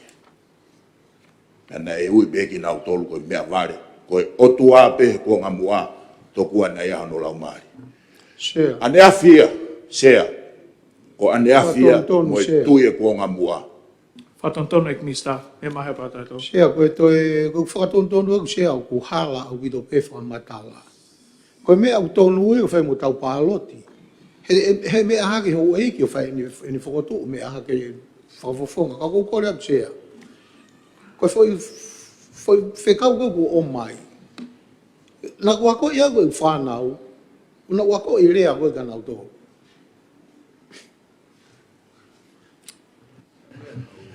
Sea ko fie whakalawe tu pehe te u. Ka koe kuhinga I sea. O kuhanga he rea koe, o mai ke ofiang e wha I kawe I koura. Ka ki tau tō. Ka koe whehu ia pe aku, koe haha mau na e omi ai e rea koe ni. E koe ai peke whakauhinga na ni hanga ririu e rea koe ni stūtō ne. Fotu atu tau palo sea.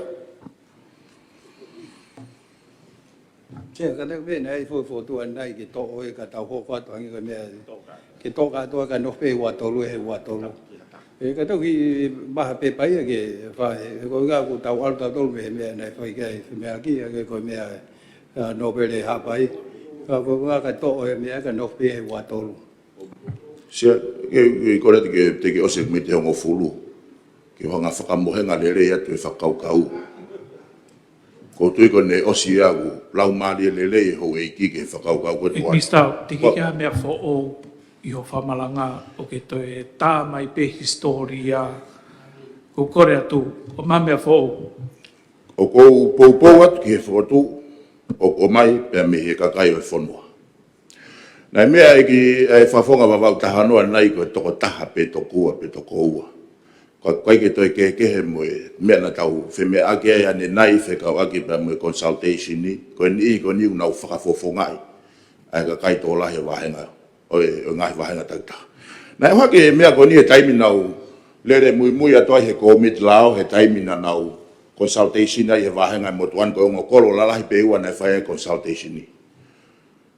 Kolo pea e ulutolu, tamo e kino pere nuku, pea mo e kolo tamo o pini skani uwaru. Nai o hake ai I siwe koe ni I e kakai whekau aki pea mo e mea koe whae wheme aki. Ka kou tui, ko mau whatongia, neongo ku tuk whalala mai ni a fio, mo whatongia koe ko minister ka kore peke whafonga minister pe le lava ke toko ni angia. Minister, tamu e whituna. O tapiwa toi pe minite ni mai, mista. Tamu e whituna sea, tamu e tamu prenisi pe mo e koe ki me mi pa whareare a tong. Sea ko ki eke pe a kuia, pe koe sampolo koe ni I hongo kolo koe ni, o whiunga ke ne hanga ririu. Tano statistika e ni, whiunga ke ne hanga ririu, ha loto o ha toko lahi o whanua sea. Malo. Me mai, mista. Mau whamalo atu ki he toko ni mahi no peka tai me ea ku, mea mai ke whafonga toa tapu hiwa. Ka kwange koe lawe koe motuani, I he whakotu koe ko mai pa me he ripoti, ka nge koe mea na mea mai ke whafonga wawau tahano, pe koe toko taha, pe koe toho ua. O mai ho nau ngahi hingoa he ni, ka kou whakapapau ia tuk ne whafofonga e ka kai toko lahi o nau whakaamu. Hange koe ngai koe ni ihi, na nau kau mai I he consultation, I he wahenga ai motuani. Kou koe ni sea, kua tau pasi mai pa me ahi kureo, pa mo ono aho, pa mo e kuonga lotu o tuamua. Tau whawheta, he tu whanua nei whai e tu pou I pouon, pa tau lawenga monua e au ke ahon. Pa kou tui, e whakamoni pe kiheni, ai eki no pere o wawau, ka koe tātai whai whikau, sia tau tai, kuonga māma ni lotu, kua tai mpe ke to'o ai rea koe. E whakamore pe, e no pere a kau loka ka pau, kai e whiunga weanga ne wakai, ka kou tui pe kua taimpe, he whukuanga koe ni hake a māma e lotu, ba mo yako ba ko foto wat ke tau tari e mea o mai mo tokanga mai ke ka kai fono malose Malo, ko kata pek minister ko firma ke famala ala e mena tokan ke atonga taptolu. Malo se ia ne fotu ke whakafoki peki he tonga ko ki ai koe ai kopua tolu lo tonga ke ngata pe i he ki hataha. Ka uhinga o ku tāna ki atuai i he la whanganga o tatau e pe ko hano pere pe ko ha mea vare pe o ka pati mo tari pe ko ha pe moi kakai. E ko uhi ko ne whakarea koe loro tonga o whelawhi pe mo whiri kakai ka koe tau mua e lao ke kau me kau no pere he kuko ia. Aia o ka pau e tari whotua tonga taptolu te tau whope tau tōria ki he tonga ki mua pa whahumai la whanganga. Ai ton pe ki tau whiri i he whehu i kau ku lo tonga whotu mai pe te mo tari ai mea vare pe koe mo e kakai. Tau whope ki whiri ko ia. Pea mai tonga taptolu. Kata peka e. O koi ua tolu o ku whatatau ki he ni. O ku refer pe ke taha pe. Anyone. O kai ke pehe ia ki he no pere po ho iki o whakarea pehe e tapu ki ha taha. A ia ko uhi ko haane mo ua ia hia pe hiri whaki tautea ke no whopula lahea ki he tau e ua. Ai o kai ke whakatangata ia ki he tau pehe ki ha category to ka mea. Ako whatatau ki koni stutone he le tuu he taini mi. Kauha ka tu whai e whemea a ki a koe ni. Ke he umea ke he koe. He pafo ke li wai mo e kupwha nge mea pai pisa polisi o pai li liu. Ka koe tuu he taini mi. E kei lava pe ai uri liu. Ko ngai a koe ki moi sea. Malo. Sea. Ka mole mo au ki whahapa sea. No pere baba. O po au ko tu fai e tanta fika tolu. Pa po pa pe ngahi ko tu kon whakatokanga mai aki e kupua tolu. Hange ko ngai ko tu kon au toi ha ka ia ha mo ua pe ga winga o i ko tu ko ni la. Tu mo ko foto at mo ke fata mo e po ngano pe ha pai ke whakatokanga i mua ai u hinga ki fo ire a ko ni o nai o hake. Hono whakahoho ata tau mai kupua tolu. Ke tatau ke te whakam poto angi no whakarea ke mama e taimi pe koe ha. Kai whakatokanga. E koe whakatokanga i pia mea ko si loto pe ia ke tok whai hanuare ai. Ko inga kono whakatokanga i koe ka toki wakai ai e kupu wha e kutoki ai e fo ilea ko ia. Mona pite mea tonga taptolu. Ka ta whakatokanga te tole kupu a tolu i ono whakatonu tonu ake ai laa koe ni kupotu mai. Ta ko poupou au ke tau ko kua te pālo tia ke lao koe ni. Ko mea pena ki whakauhi ngau ane nei, e koe lao whiri, na e whakafoki o kei tuu i loto hau e ki ai, mo e umai e koe lao koe ni.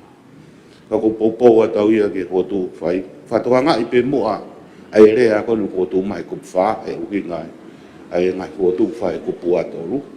Ka tau unu tau tolu ia he kaunga, e whaton tonu e lao ia koe ni ke ngai mea kehe, o e uhi ngai si hataha ke tiri. Malo se. Hoi ko whimapi ke whamatala i pui tonu whahu me la whangangoi ni. Ko huing nai whahu ai whaton tonu koe i he la whanganga ke whakakau ai ho igno pere he tu tāla ai whauhinga lau i he ahon. Peo kau kau no pere he kup koe ni. Ko huinga whahu ai koe whare i he a tenseniare ke whakakau kau no pere pau hinga ku o atai i he ni o tatau ai pepe ko hano pere. Ai ko tānaki e la whaanga ngai au ni. Ko whotu konu o mai, pau ke po ni hia motou mo popo, ke oua e whahu e whamahino ko ia ke kau e kau no pere i he kupu. Ko ne tuatai ni mi o tu pepe ua. Ko whamahino ko ni ke ha he kupu ai no pere. Mea mai papatau. Ko ki toko netu sia koe, he koe tau whaulao en. Koe taim koe e vei uai, hange ko koe whauhinga koe e whituna. E whoki mai koe ha e tau uhinga koe e whare. Pau tau tai maari he ahoni. I kai koe whauhinga, koe whahoko atu e whauhinga na o mai me a tensen iare o makatu unga e whau e lau koe ni. Koe sia, koe taim koe e pehe ai. O tau tai maari he koe kuongai ni teknolosia. Ko taim ko te tau foki ko ke whakauhinga agi nau tona nau whatu e lao. Ko whatatanga ki ai. Ko no whakahu ko me avare I koni stu toni he tawalu whitinima na ia intention na e whakotu aki. Ko tau mua le rei ke whakotu ha whanua hapureanga utau ataina. Ko taim ko ke tau kumi ki ha miniti o whatatau me whakauhinga lao. Ka pao ko latu fihi ko hae nau intention agi nau tona nau whate koni stu toni. Ko e ahoni umama te mo tau e teknolosia mau he hensat ta ko tu ko tau e ni mangea pe fia ka hoko mai o ke mau pe tau hinga ko poinia sia ko tau whakakau ko intention ai fare ke whakare ato ngata putolu o uhinga kau e no pere mo kakai ko ki toko ne pesia mal Mahino e pa tali pe ia o ka pa tali ai lao. Ko ta foto ko ni ki tu mau pe lao I hene whakarea lorotonga. Oia sea, ai ka ko whakapalagi sea, o aspe ai no person. Ai o kai ka taha pe, pa algo ke whakatonga ha taha pe. Ai o kai ke au pa ke vei ai ko kato ai a. O tonga ni o anda ai lao ko ni e apply ki ai. Ko ka pe a ke po ko whakamala ko ni no pere a pai ka wa au. Ka tau unua ke he kai whahatala ngai a, ke kup wha mo umea pe he.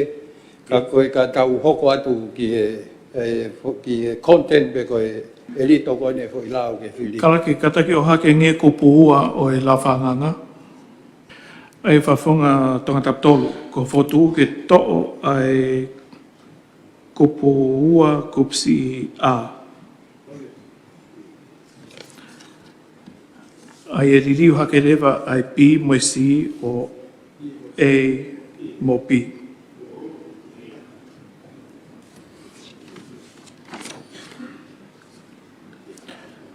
Hoi ko whatanton koe ni te tau paro tiki mo pata hokat. Ko roto ke tari whatontonu,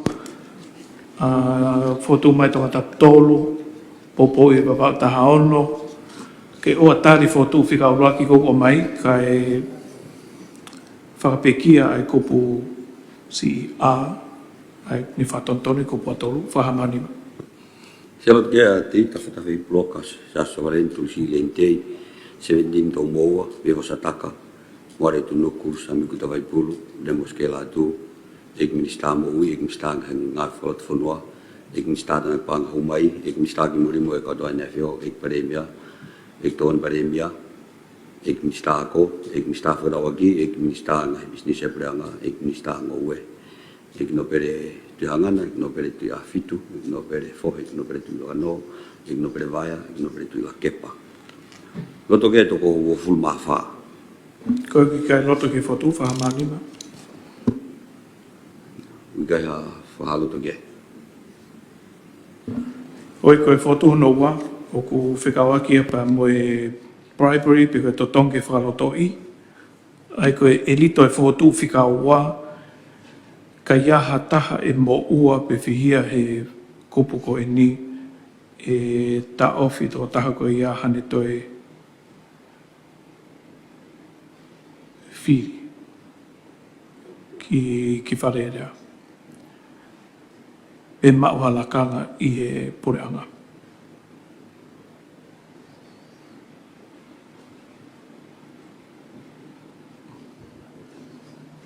Au whatatat peho eki, ka pau ke hata hene mo ua I he whiri, I he bribery, hiri ha whiri wharearea. I kai te lawe tō taha koe mo ua o ngā ue.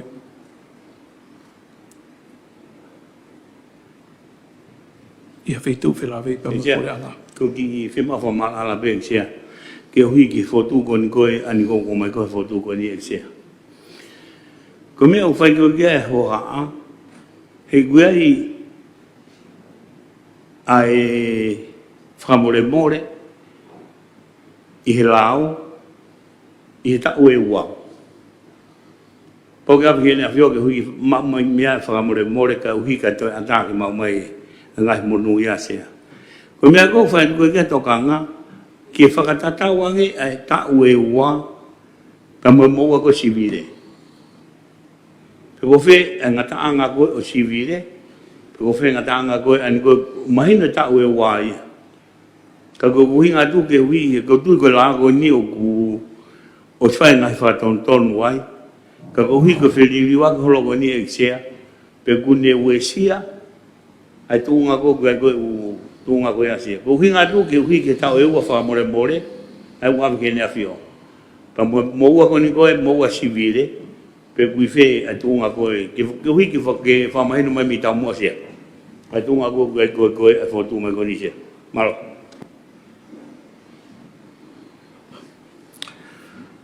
Mate mahino ngin ka pate kori ki he karake ki ni lau mai. Lau mai kupu wa tolu i ono fotu fa o mai fotu ko ni. Pes falo.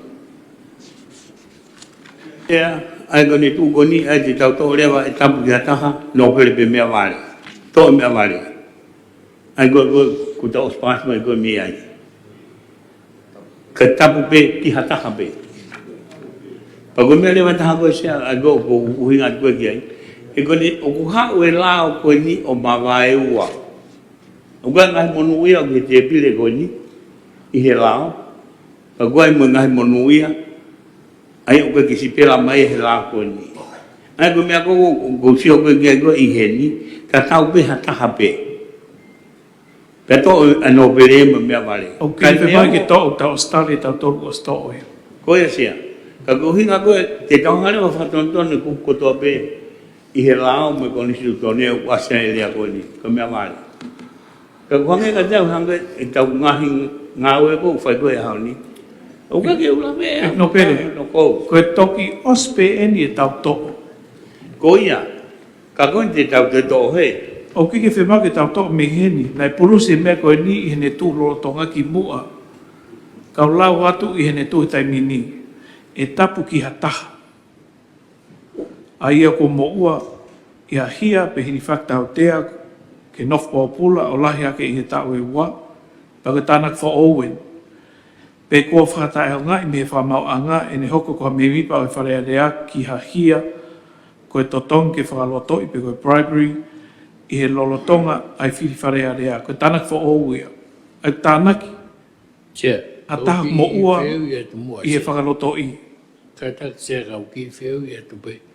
Ai koe mea koe ni aru lewa o hia. Ka tau toloi e tau toluia a ngai hia koe ki he whiri. Ka tau whatonton tau tolu ko institutone. Ka toloi ulao ia koe e makatu ngai e mea koe ni. Sia ke ki toko ne pe mea koe waha ke sia koe. Koe ngalao pe koe he taimini o tau lava pe o whakailo sivile pe whakailo hia hataha mne whai. Ois whai nui no mai pe whamau ngala. Tui whamau lahi. Koe mea koe ne whai komitia kono tānak me me ngai lao. Me ngai lao ia. Sia. Ono o mai pe o nai ki halao e taha koe mea ia koe ne whai he komiti. Koe tō whia ene mo ua i e whiri, o mo ua sivile pe. Koe mea e nei whamau pōpai i he lao koe, ke o mai e hia Pero whatontonu atu koe hopo koe nei whai o kus whatoka mai whamau lahi, tau lava pe o toi whakailohia ka nei kei ki whai e ki he keis koe na tau whōmai. O iki o kiki ha mea fo o ia heni. O mo mea mamotohi mea o slao. Ko anko tu e lau he taimini, ko ne wharea e tap ki ha taha. Ki tau tāna ki tau tolo, ta tau e pepe ko anō pepe mea whāna, e ki tari whatonton ko ia. Ai ko ne tu loro tonga, e tap ki ha taha e ia kua mo ua, ia hia, pe hri whaktau tea ki nofpo pula o lahi haki i he tau e ua. Ke ne mau hatuunga i he pore anga. Pe ko hatuunga mau totongi, hatuunga whakapa-apa, pe tap ke ne toi kau ki ha whiri, pe whiri ki ai, ko ha whawhonga i wharearea, oua ko ne mau me he tui, ha whamore pe whaha, ma mawha ko whaata me he ngahi tapu ne hiri whakia, e ngai tutu uni o kupuni, pe koe whamore mo ha whaha pe he. Koe tu e lau tai min, koe whotu koe ni ke tāna ki ai, pe ko whaitai ngai me whamau a ngā ai ne hoko ko ha me mipo e wharearea ki e hia, koe totongi ke whalotoi, bribery i he lorotonga e whiri wharearea. Aia koe whai tānak wha ohu ia. O ko siki ai pe ai whangatangata ia ki ha taha tau te ai, no whapopula, o i kai laka ki ta oe ua. Koe whotu koe ni tāna ki atu mua taha ku mo ua ko hika to tongi whakalotoi. Pea toi tāna ki atu mua tau te a ki ua whangata pe i hane mau hane tūnga he pure anga, kau tāna ki mai pe whela vei pea moe pure anga. Ko tui o kuhinga ia ki e ngahi kau taha e pure anga. E o kiko ha pure anga ia koe kau taha. Pe ko ha sino whakalao ange koe ompat me ni. Pe ko atita se niare. Koe ngahi sino whakalao ki ke kau i pure anga. Ange koe ngahi kau taha e pure anga. Ai koe tāna ki o mai e ni ke tāpun kātou matapai pure anga kau ki ai moe ngahi kupu whenawhi mo pure anga. Koe whakaukau i e kupu ni hoi ke mou mea mai pe mou tāri whotu pe kai ka tahu wat. I no pede papa. O kia te au koe maa mai mea ulahi ona tau ka vei o whare. Ki whakamaa to tonu mo mea. Whaka au po opa o pite hoi tāna ki koe. Popo watia. Oi pa moe tana ki taha, koe kupu a tolu whekau aki pe moe hia o ki ke kawa e sivile. Mea mai tonga tapu. Se katak pe, kaia koe pureanga pe moe kupu whekau ake pureanga. Kaya taha ia e kāka ia e private sector ia e sai pe. E ku taftaha mai pe nei ke pureanga moe sino whekau ake hange ko public enterprise. Ko hinga pe e ke au sea pe ku ata rewa ata haia e tawhaki business tau taha ke iai pe a bribery. Ata pe tonga taptolu, uhinga ni ki ha taha o ku fie whiri whare a rea. Oh yeah. Koi ko kia. Apa bribery outside the government or public enterprise, that's fine. Katak, apau koi whai hia ko nia tuai me pureanga. Sea, kata ke whatantona ke toi whakaunga tu pe, o kui he lao hi a pe mo mea koe ni, mea koe. Kawa ke tau whai mea koe koe bribery o whakailo ai. Kupu atolu pe nia ku fie eke peke he sea. So koe ke misi hata hai ke peke e peka o ngā whakapoianga, koe uhinga mea ni whatonton ki tau tonu. Katak pe ton pare mia. Ke tau o ke lao hi a whakailo ai.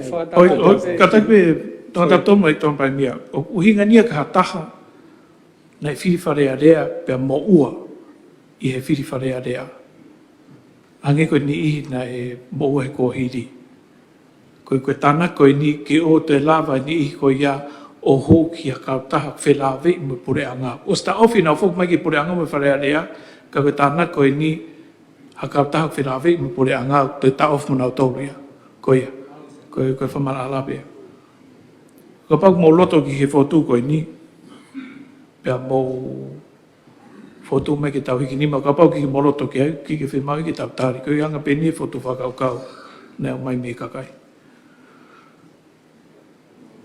Whaha moroto he whiri hoi. Seki whahoa pe sea. Ek no pere me mai. Wanga e tea koe ki kupu e koe ni unau sea.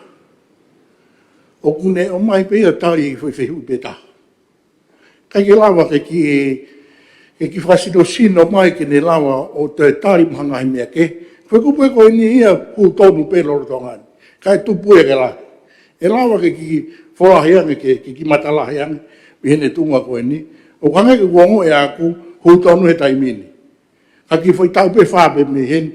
Toi huluange ai hu tai whalao ia. O te tonu ki toi whalerei. Ko kanga ke te wakai sea. Kono inga koe kaha uhu ia.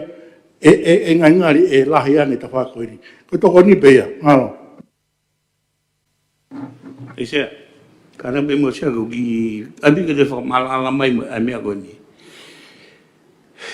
Ka ku whakatao ngā i me he whakamau a ngā. E le hoko ko a me mipa o whare a rea. Ko fwoi, ko ngai ko whai kia hoa. Ke whakatao ngā i me whakamau a ngā, ha hoko hata ko me mipa. Rao sko ia, o ku whamore ia he tui. Ka koe whakatao ngai whai mi whakamauanga, pe ko mea whakamauanga whai ko tau tea mo ua. Pe to hoko mi ai, Ano Ito pili whakatao mai. koe whamore mene a whio o tā katoa ia. Kai koia, ka koni tū ko he kono whakatae ao ngā i. Ko hae mawhai whakamao ngā ke hanga o whai tūtūni mai ke wharen ke whatao ngā ta. Ko whehu i besea. Pe ko ha mawhai whakamao ngā ke whare koni. Ko tau tope wharena ta mawhai e whamao ngā i e lau koe ni. Whehu i atu ke mawhai o whakamao ngā. Ke mea kui ko mawai mahe koe whaunga pure. Kabinet, whare area, whamao ngā. O kai tonu ke whela kā ke mawhai koe ni sea. Ka ko mea kou whaetuha no whehui, ka pau e whakatae ao ngā, i he whakamau a ngā, ha me mipa o whare area. Ko hae mawhai o whakamau a ngā, pe kone mawhai ke tautea, pe toki mo ua he lao, pe toki whai whakamone more pe me he toki. Ka ko kuhinga tu pea i hui ko li liu fo o wen. E no pere, koe mawhai ko e ulotonga i whamao ngā. O ki tau whehu i e ai mawhai ko whake ko nistutoni. Ko mea kou whaketu kia hoa e sea ko whakamau a ngā, ko ia, tene hanga whakatae o ngā, e ha me mipa whare area. Sero ki to hanga Tapu peke no pelek. Tapu se tu na example. Me mai no pere hapai. Ko kai ku mau bea ho bea mai exia ka ko ron peke no pele pe ko ta naki mai fokie. He ko tu ai ku pro tonga ia ko tau pe ua. Ai ngon ko na mo ha. Ka ko fotu mai fokana me ka kai ke to si pela tu mo hataha na fata nga i fa mau tau pe ange ko ka na tol ko na mo ua. I he pride i feeling ko na to ko si. Ke to tana ke mo na tolu ke o de na to fale ale na tolu ia pe ko ha ka to ko le ko famone more he tu i. Ka ko be fok mala la o kai ko ngai me ko ni ko tau ni ma ko pe ko tau fi. Ko ke fa mama mai be se. E ko winga pe ko to ai ko tanak me ka kai ke to si pela ia tu. Mo ki na tolu ko na an ko na to si tu me. Ai ka mo na tolu ke ata na mo ua pa fata o ngai fa mau ngai na fili. Ka ngai ko fa hinga na fata o ngai ko te ki tau fu lo me ai. Ke to si pela mo ia he kupu ke o pe de na to fare ale pe ko winga ese O na o si tu ana to he whare area.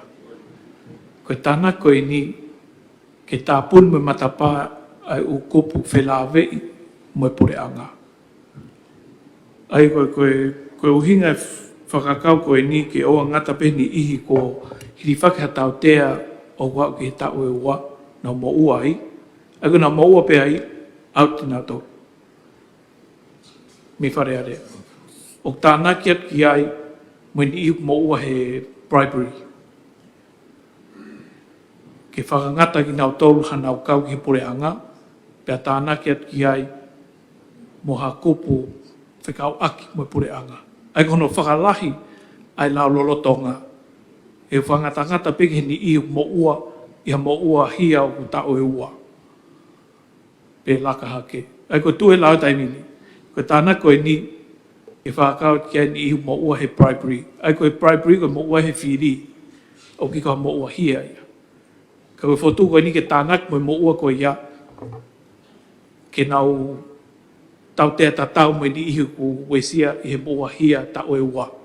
Ai o hake ni ai mo ua koe he whiri, bribery, ke levolo tatau mo ua hia tau e ua.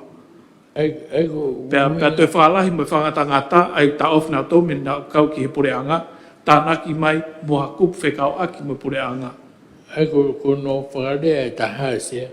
Hange pe nia ha no riu ngā wai. O i mo ua koe kua hiri whaki e whamawanga. Koia. Pea mo foi ilo koe aho eki. Ko tui mahok taim ke tau ki maroro. Oia. Oia sea, o se ai pe, nai mea ke hoi ki, o se ai pe tau te a ia, ki he tō tahu one seat. Ko hange ni a tau tui tāna ke tu, tau tō hange koe mea koe. Whatonton sea, o tatau pe mono tu mai kai hataha ko ngai pōpula tau e ua. Oia. Tau kai ki te kau e ki ngā whapure anga, tatau tof pe, kosi, ngai pōpula pe ta ofi. En te kau ke ngā whapure anga. O se ai pe mo tau te. O kai ki tāna ki lo ua ia sea. Oia, o kei ngai lau ke heo ka vai mea koe. O kai u lau ke hange koe. Alo sea. Ia tau paro te peka tau tuku katu. Sea tau mo e feituana. E hoi mi pa e whare. Sea koe konga koe ki mua e kupu ua tolu o mahino pe ngai popula ta ue ua ia ki hia. Ko mea ku whiwhirika e motuani ia ki bribery. Pea mono ai ke o tui apu tapea ke mea o hake ko hanga uri unga ua. He kono inga ko ngai hopo sivile ia. Na e tau tea ki nau tolu. Peka pau e fua tau watu. Ai tu unga hia na e whakahoko na nau mo ua. E gravity ko e mea na nau whakahoko. Ia ngai hopo e manato e motuani na e mo ua pia kono uhinga. Kono foaki si ifo panga te au. Panga ni manoa. Ko me ani te tauhanga fusi hake ia ke te tau mo hia na ngai popula tau e wa. Os mahina o pe sea ai sivile ia. O whatatai. Se kapati te whanontono rupe. O koe ke fua pehe e mea. Ho loto koe ke kākā koe mea ia. Ka ko loto pe ke kākā e mea sipe mea lahi. Ka tau pe hono whono. Koe winga ia e la. Tari e whatontono ko ni mawahe aputo ia me. Ki he mafa tuki koe o hia nai whai. I he bribery. Tau pe he. Ka pau palatu hataha pane oange ha paanga ni manoa. Ai o sea keisi ai. I he otu hopo whiri koe ni. Pea tuku ai ki tua. Koe mea ni e to ne totonu he koe whatātā ki ai. Ka pau te teke tui i ha mea rere hataha. Pea sivile i koe. Hopo sivile i pake totongi. Hono ngahi. Tau pe he paanga ni maafi hono ngahi mea rere koe. O kai morea ho totonu au. Ke kau ki ha whai ngā ki ngā whapureanga. Ke ngai mea kon tau whenga ke tau to.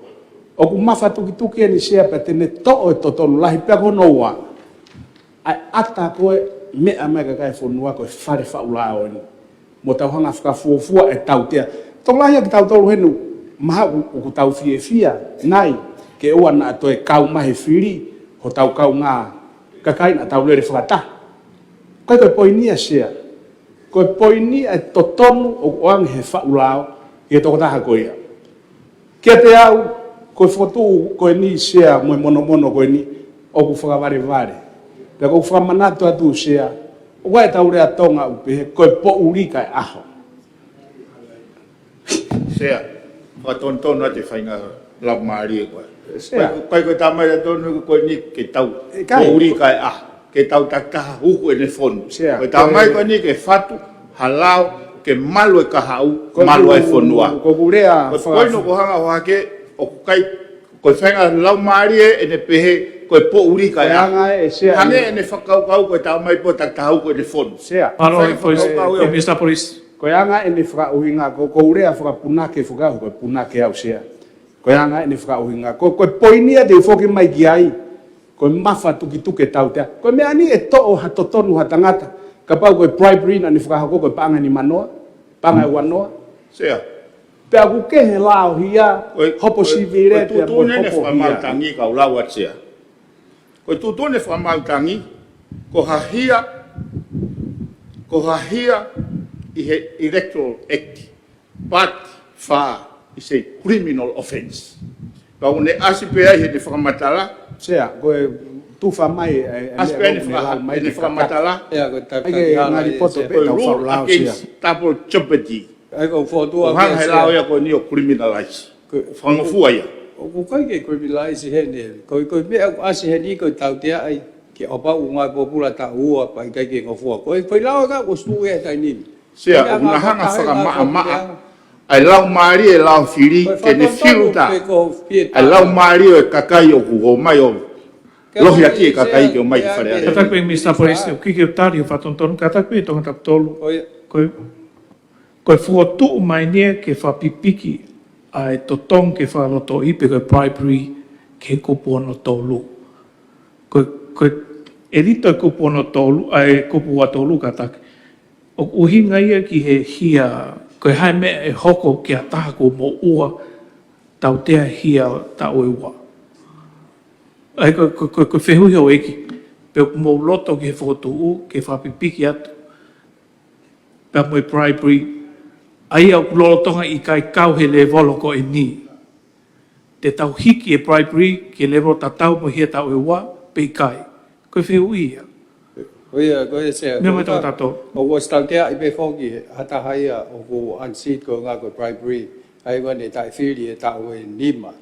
ai ko to tana ke pe mo tau te ko ni ai ko point dai raise ki mo ai ko whakau o ku tau hake ni o tau te tu o lahi a tō ta. O se mahino pe tai ni mea o tau te o ta e whiri he tau e ni ma. O se mahino pe ni a taha ngai whapureanga ka tau e ua hane ngā pōpura, ha tau te ngai pōpura, o tūria me ngā we, pe hoi kai ke toi lawa hu o ngai whapureanga. Ka mea toi ai ke toi whakaase ai a mea o se mahino. Ko anga pia ai ta noa ki he foto ko ni. Ai ko no sai pe ona sea to o he os mahino pe o os tau te lo ai tau te os mahino ta wa os mahino pe os tau te pe pe mo e primary nge ko mea. Oi ko foto ko ni ko ngau. E ko tana ko primary. Pe mo e tana ko pe felave pe mo pure anga.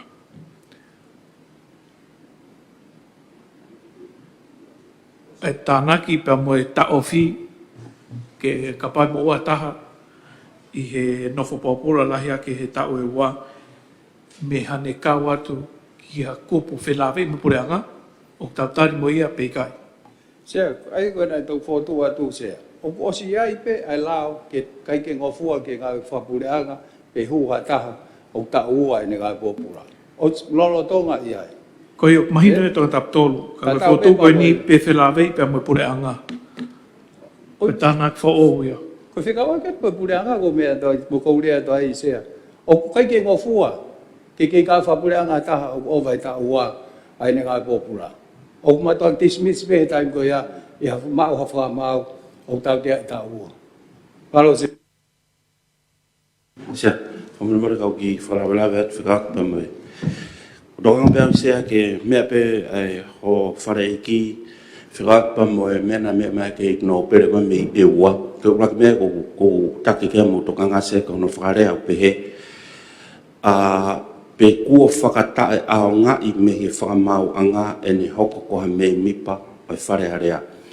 Sea ko tokanga pēr kia koe urua ki pe ku tonu e whakarea ko ia. He koe whakarea koe i he lao whiri kuptolu fitu o te krea mai pe he whakamau angaia o voiti e whiri.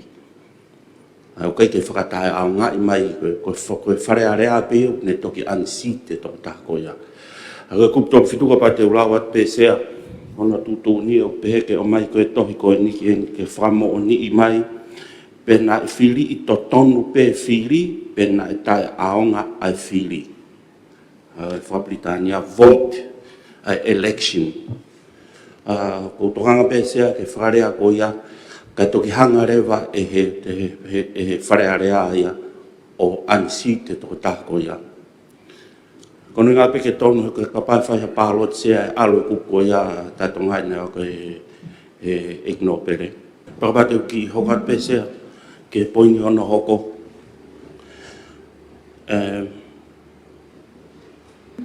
Koe whareku ko mai me he kala ke koe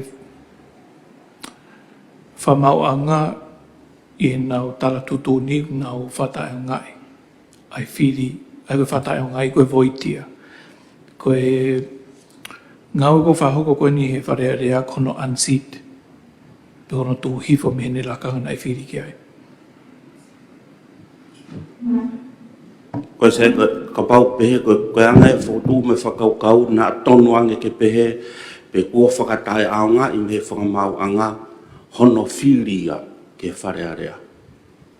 Na tonu ange a sea, koe ngā pehe koe konistu tone na o se anga hono pāsi pa whakatonu mai rewa toi ngai u lao ki a sea. Koe anga pehe whotu at se. Sea, katak koe ki lawe pe mea e ekminsta.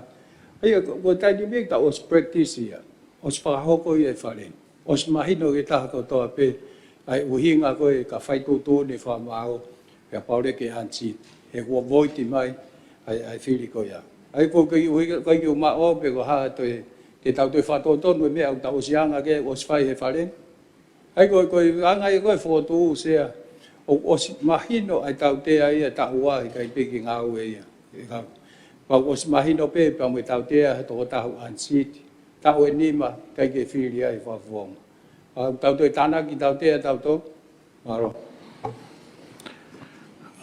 Ek mista, ai ko ho fotu uke fetongi ai whakalea ene hoko a ki hono whiri ia. Koe se. Koe ni hoko na ko me mi pako whare area pe hune to ki whai ansi. Ako no whare whakapritania se from the brego pehe, whether the election was void. Ai ko election ia whai tu uni ki ai whamauanga ko whiri. Ko koe ne me mi pai e whare area. Fefen, tawak palot pe te tautari ai whatonton ulako ia. Kata toho whatu lewa ki whatonton e whatonton. Ika ko ga pe ko ne voi pe mahino ia o kalama e whamauanga o kaike nei kaike hoko whiri ko ia. Ko ne kaike ke hoko whiri ko ka ia ke hoko ai ko me mi pai to ta ko. Ko tau tau luia ko to mui e pe tau tau ka ko swatonga e whamau ia ai whiri na e whai. O pau whatonga i whakataonga e whiri na e whai. Hake anga whewhe iaha me mi pa o wahenga ko o pau o whataonga i whiri ko ia. Ai o os mahino a mito. Ka ki whatata se. Ka tamika na e whai tu uni ai e whamauanga ke ni ihi kon tapona o tolu. Na halaia ko i bribery. Na mai tu uni na kai ke pehe o to me tiki ai pe e na o mea ki tua. Ko e whai tu uni a whamauanga ko ne tikrea me pe ko whaunga na e whiri aki na o tolu na ta whalao. Na e tari rewaia o mai ke tari rewaia ke o mai ke whare area. Ko whare area une whai ansiti o whakatatau ke konistu tone sea. Ako ai pau ke mahino sea, ai ke ko ia o ke pehe o tome. He kono foi whakarea ko o pehe ia o unihanga whakatai a ngai ene hoko ko me mipa o whare area. Ka ko mea ko tu ko he lao lolo tonga, ko tikrea whakamau a ngai o void ai election, ai whiri. Pato ki hapai le vai whare area ono whatongia. O pau nei pehe ko wahenga ko whataonga e whiri ko ia. Anga whewheha kei me mi pa tahai o pau o whataonga e whamauanga. Ko tau follow me tau tohi tiu process. Kona kei me mi pansia. Oska tu tūni ka whamauanga. Ek mista, kata tol, kata. Mo whemea ki mo he whatontonu, teke mahino pe ko tari whatontonu pe kai. Te kore ke karaki ke tau pāloti. Sea, kau ki tongana atu ke whotu atu. Ik no pere hapai. Ko e mahino be, ai mea koe pe whotu mai e minista atu hau. Pe mahino me ngai whemea aku koe ke motuan ai mea koe nai whotu mai. Mahino be lau maare ngai whotu mai koe me kakai. O mahino be pe unau koe o hake pe whoke taim wata. Ka kono wale ai koe he ni, o hake whakawakai i koe pe o sea ngai lao ngā au e pe ia. Whekak moe bright me mea pe he. Pea koe anga koe me aki papa koe whakotu e koe tau whenga koe ke tau toi whakalele i pe he whakotu koe. O kulawa pia o mahino koe ne me aki pa whakatatafe ka pau kai ke whakafu uhinga lele i ki ai. Ai ni koko swai kai me aki o sei pe ngai lao ke o ngā ue ki e whekang moe pride. Ko ia o ko whakotu a tau eksea. Ka pau koe whakotu whikau e ki he. Whakatatafe a pe whakotu koe tu umau pe he kua os o hake he kai whamalanga. O koe ngai koe pride me mea pe koe pe ngai lao ke ai. Moe ngai mea pe he. Pe hange pe koe mea kua ke. Nea ke pato koe fufo i whonga ngā au e pe ia nao mai. Mai whamau ngā whatongia whetuna ke hanga o ansi. Kua pau ke whai i. Ka ku whotua te au. Whanatafe at pe kai tu mau e tau whanonga tua. Ka tau toki wakai. E koe ngā koe ni o hake he. Pa ko tau au sia. E kua hoko i wharen. Moe ngai au sia koe ia. Tu mau pe he ka ku whotu ui. Ek mista. E tapa whetuna sea tapa me mi pa whare. O ko toka ngatu e motuan nia pa ko tui ko lau maaria ia o toka nge te pile ko ni. E whotu u whikau ako na ke mea mea aki. E whakarea ko koe whelave i moe pure anga. Tūnga i he pure anga pa pe ke fie whelave i. He koe ke lave me ke whotu me whoke tonga tap tōrua ke wipe out a pito pe he tau hangata tōro tau te atu o ua. Ka mo toka ngat ma to ke mea ko na sia mea pe na hoko. Peke mena o hinki ai ko ngaua. Ai ko fai fa mama fa fe ki ke ko ngaua ki ka ko kore tu ho ki pe ki hambo tutun ki ko ngaua. Ka pate mo mea mai ki mo ki ai ki mo pe tutun ki he foto ko ni ik no pere hapai. Ik ton pa mia. Se ki fa mama pe ko mena fe ke ta langa ko mit lau mo attention yan. Ai ko tau hoko ko fa fofonga hoko he a ho fili. Ako wana tala doe o lampa ko koe whakafofonga e ku hinga e ai e whakatao ngai leo ho hoko ko ha memi pa whalea lea o ka pau te ke whai a hia Tau pai mia, tau os whakalaka tau tolu mea koe nā. Pea moi wasea. Ko e whailea koe hia kune hanga o whakapapau i mai ko bribery i he whili wharea lea ko hia moe. Ai kona wasi mai koe whailea koe hia. Ko te whakamanato at pese? Whakamanato at pese, sea komiti, na mo withdraw ai lao koe ki ai koe hia, ai bribery koe i election.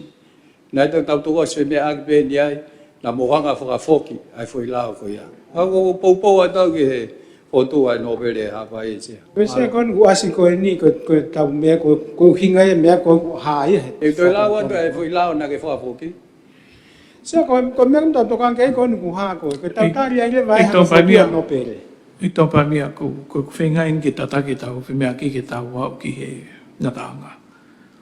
Ko lawe ai toko lahi, ki e konga uluaki ai whakotu u. Ko kore tuen peo ki aha mō whakaukau ki e konga ua o i whakotu u. O ka pau mō loto ke kau mō ia, i hono tuk whatawhaki, o hangi koe whakotu koe ni e knopere. Pea mō me mai, ko pau i kai, e parot ma kehere vaia. Ai kono tānaki pe whelawei pea mō pure anga. Sia, ki lawe ke O hinga ke he peia me toinga koe whatontonu ke mō me mai ki ai. Koe whilawe i koe pia moe pure anga e o kawe o public enterprise. Mo ngai pot ngawe koe ia. Ka koe ui se o mai e he lao o whili koe hia. Kupsi whaa koe kupu ata hase au pehe ona wharea. He kono hinga hene kei ke whaangau e kia as a course of action he uhopo. Koe uhopo ne ngau be ke whaiaki koe kohono avoiti. Ka koe whakarea ene ku whaase au peheni. Koe taha ko toa pe une whai ai to tongi ke whakalotoi. O halai ai ki he hia. Pe au mo ua ia ki ha tautea paanga o i kai toi laka hake i he ni mafe. Pe koe nof popula ki he taime o i kai toi laka hake i he tau e tolu. Koe koe ko hanga ko o hake sea. Karakme misa, koe lao whee niu. Lao, koe hinga ko atu he tau tanoa ne praipi. Koe lao ni koe electoral act. E lao whiri whare area. Au ko kai ke ai halau hamea pe he. Koe hinga ko hake he koe potential a hia koe ni koe tau. O ia ha koe lao pe he pe ko tagi halai ai pare area. Sea, o hake kalake lao whiri kupu ataha kupsi whaa. Sea koe tau mai ki he nio, tau whai, tau hobu e kāpau, tau ilo e tau lao. Koe hinga ko hake mea koe ni. Mei li bai tō naka koe fui kupu e naka. Sai beia bai hake kalake. Ko au na whai e whaka ilo e hopo koe ni o kou ilo le rei lao koe ni. O kou ilo le rei tu tūni wha mau. Nai o ake ai u tangi koe ni. Tangi ka nai hopo kato he hai koe. Mista mea mai lao koe ni ku hae screen ke mea ke hoki. Ai hopo kato he hai court, nai nau hopo kato he civil standard. Nai tu tūne wha mau tangi u kai ko ha civil standard. Koe criminal in, pana ni whaka hawhea whahinga hono o hake ai criminal standard. Kupua taha sea. Koe lao whiri. Kupsi whaa. Koe mea ena e whakotu umahe whakamau ke hoko atu kia i whakailo ai attention i arepa moe pure anga. As a course of action. Pena ni hanga clarify ai koe double jeopardy. I he uhinga o kai toi whakailo hataha hia ta tau tu oua. Talamai he whakamau anga o ku ngofua ke toi whakailo hia. Ai whahinga koe na unsiti. Ta kono whakarea ana koe hia. O kai ko sivire. Halai a ki he hia pe au mo ua. Koe whatonton at pesea. Koe whatonton peki rei koti. O ku ngofua, ono mo nia ngofua. Ka koe whiri koe ke hoko atu no whailo. O ka koe hako hapalpare ma tau tolu. Ko ke nau tolu kana nau whai whailo. Koe mea ia nau tolu ke nau pesiu pe te nau hoko atu ki ai. O kai ko hapalpare mai o tau tolu. E kutala mai pea o ku ngofua. Koe instruction yen me he whakamau anga, koe attention yare ke ne take up o i bea koe ane. Na iai moi konga he hopo, na whahoko he motu anu. Na iai forgery element, pa nai pehe he whakamau, ku satisfy ia koe ai mea pehe, ka koe whatongi ai TPP pa mo AG he taingo ia. Ka koe kuhinga pea ko hake koe sea, ke tauhanga whatonga ngai koe bribery is a criminal offense. Tako uhinga i tau ai ke tauhanga malu e pureanga, me he criminal mind. Ko whamaro Ik mista, katak pe tong taptol, ik mista ko kore atu ki he whamahino I mai ho whamaranga, ko uhi koe hane whelawe I pia moe whelawe I pa mo pureanga, e kupu koe whelawe I pa mo pureanga. Ama ki fok sea, he nai ospe bribery hanga he pureanga ko whakangawe e kau mea koe nai bribery. Ko uhinga mahu inga whelawe I. Ke oa oa e ansitia me hen, mana whakahure mai nau tolu he. O ko sia I Koe uhinga ia. O ko sia I kupu ke tau tea ia I hataha. Koe ki toi whieba oe ke tau toi repeat I pe tau tau ai. He koe hange pe koe ne tō mai, o kia I pe ngai kupu ke. Sea o tatau pe mo whahinga ko o si ngau popula tau ewa I he konga ulua ke lao koe ni. Ko o si whakahoko e nau tolu hono seve nau kia. Ka ko intention e lao koe ni ke ne malu e pule anga. Mo e nau tuku hau. Pea pou. Ke pea no pere. A tau hoko atoa koe ni ko wawe hoka nima arwen ke ono.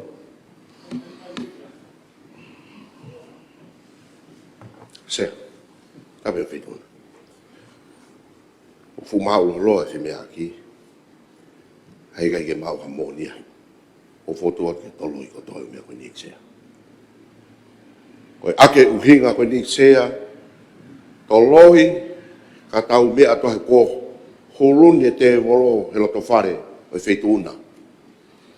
Ko hu mai e ngahi mea ke sake te whamatana la vea halau maria ta. Ka ko fotua. Au tolo I heke pe o se mea ni e fia finik sea. Ako fotu ia ki whituna sea.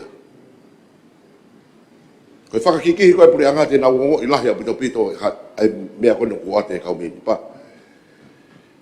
Koe mea tui kai hoi kino pene pa kou fotu a ke tolo I kotoa ki sea. Pea tau kiui mai whare ha taimi ki sea. Kai orewa ke whakamoko moko whare ki ek sea. Ik no pe, na o stutuni ane naiki ke toloi whare ka o lewa ko lava e taunga wehe ahon. Te whafoki mai fotu ke fotu e no pere hapai. Ke whatatafe ai fotu whikawa ka taho wat. Koe roto ke tari fotu e no pere whahamani. Se rot ga te tawhatawi bloka, Sasawaren Tulsi Lendei, 17 Tomoa, Leo Sataka, Ware Totunuku, Samiku Tawaipulu, Gramos Kelatu, ik no pere nuku, ik no pere tuhangana, ik no pere tuafitu, ik no pere fohe, ik no pere tuakano, ik no pere vaya, ik no pere tulakepa. O gloto kia I toko hongo fulmanima. Koe ki kai loto ki fotu e no pere hapai whahamanima. Ik laat ik minister ngai fonwa, ik minister moui, ik minister tanak panga umai, ik minister ki muri makau tau NFO, ik paremia, ik ton paremia, ik minister ko, ik minister fadawaki, ik minister ngai business e puranga, ik minister ngowe. Ik laat toko ngoful. Mana hoi kia. Toi fotu e ua, moi lau e tolu. Hoi koe loi poti ni komiti pāngana o stufat ki mo mea ki ai. Teo toloi ni whareki he nima. O mo mea ki tau keresu.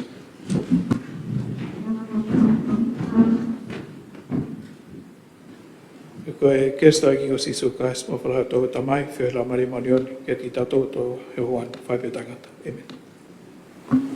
Amona mare hoi. Tapu e sea o wharearea. Tapu e ki paremia, mai o minister kabineti. Tapu e o eki whafofonga o e no pere NFO. Tapu e o eki whafofonga o e kakai. Ka tāke whakahoko. Ui o e whare eki he whiawhini. Whiawhi purelulu, hiwa e peleri waf mau fumani ma. Ek sea o e wharearea. Ik paremia. Ik tohon paremia. Ik minister ki muri mo kau tau NFO. Ik minister ko ako ngā ue whonua mga koloa whakaina tula. Ik minister tanak panga hu mai mo tute. Ik minister fi whakatau aki mo whakalak whakaekonomika. Ik minister tak mama tamu lao.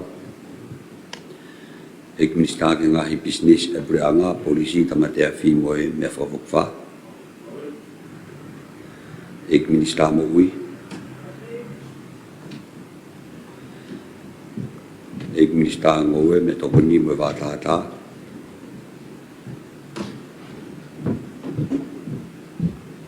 Ik minister ke ngahi ngau e fralot fonua. Ik no pere vaia. Ik no pere tuivagano. Ik no pere fohe. Ik no pere tuiafitu. Ik no pere tuilakepa. Ik no pere tuihangana. Ik no pere nuku. Isalin haines pirinis kalanival fotofiri.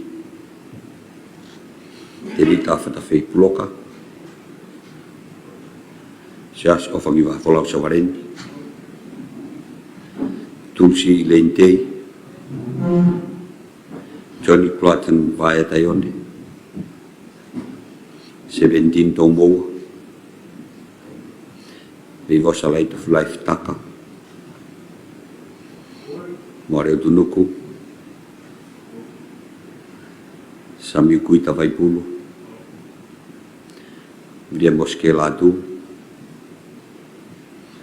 Matau mefi hui. Se korki tu whaanga mua. Ik mistat anak panga humai mo tute.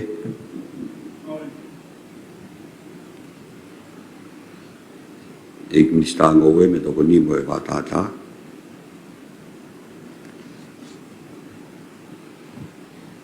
Ik no pere tuilakepa. Isalin haines pirinis kalanival fotofiri. Johnny Crotten vaya tayonde.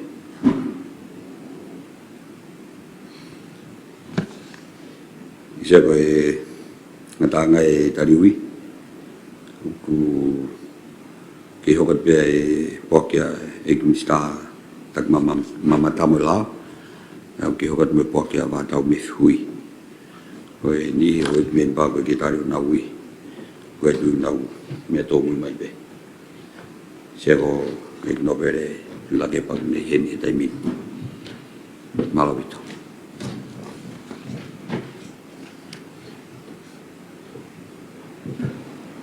Fatapki afia tahamai tarototong.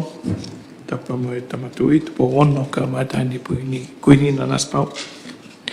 Tapat ke eki tama pinis kauni tupoto okala ka mai ek paremia mo minsta kapniti tapat ke ufafong ka no pere tapa mo ufafong ai kakai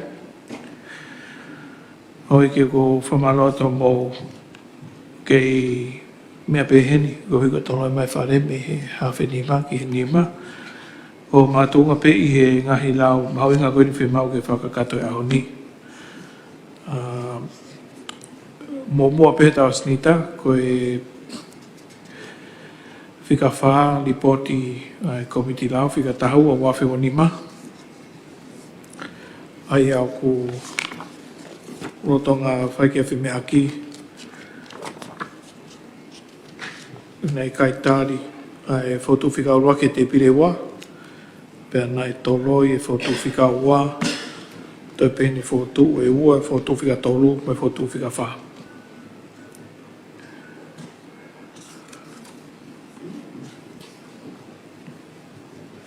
me mai tonga tapto O se ma fa male ta me feito na ta mo peni sa ni ta mo pale mea ka ma ho me pa fa le se ko tolu wo fa mi ta ta tuan na tu la ta pe mo wa ko tu ka tu fa ngai fa malanga ko alu pe mi ta ta ko wa pe ko nga pe ko se ba o ke ta wa o ke la ba ko to ngai la ko ni tu mai ko fo tu an tu pe ke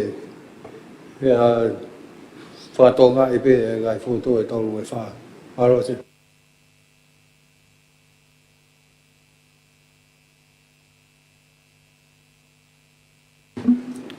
oi koe foto nei tong whafonga tonga taptolu, e tau whatonga i pe fotu whika tolu, me fotu whika wha, i hene me au natura tatau pe moe kupu koe nai toloi. Aia koe fotu whika tolu, whika akia pe moha hia whiri i e lau ke ngai hia whiri whare area. Aia kuala tau tea aki ai whamalo loi me whare area, unseat. Koe fotu ki whakakau atu.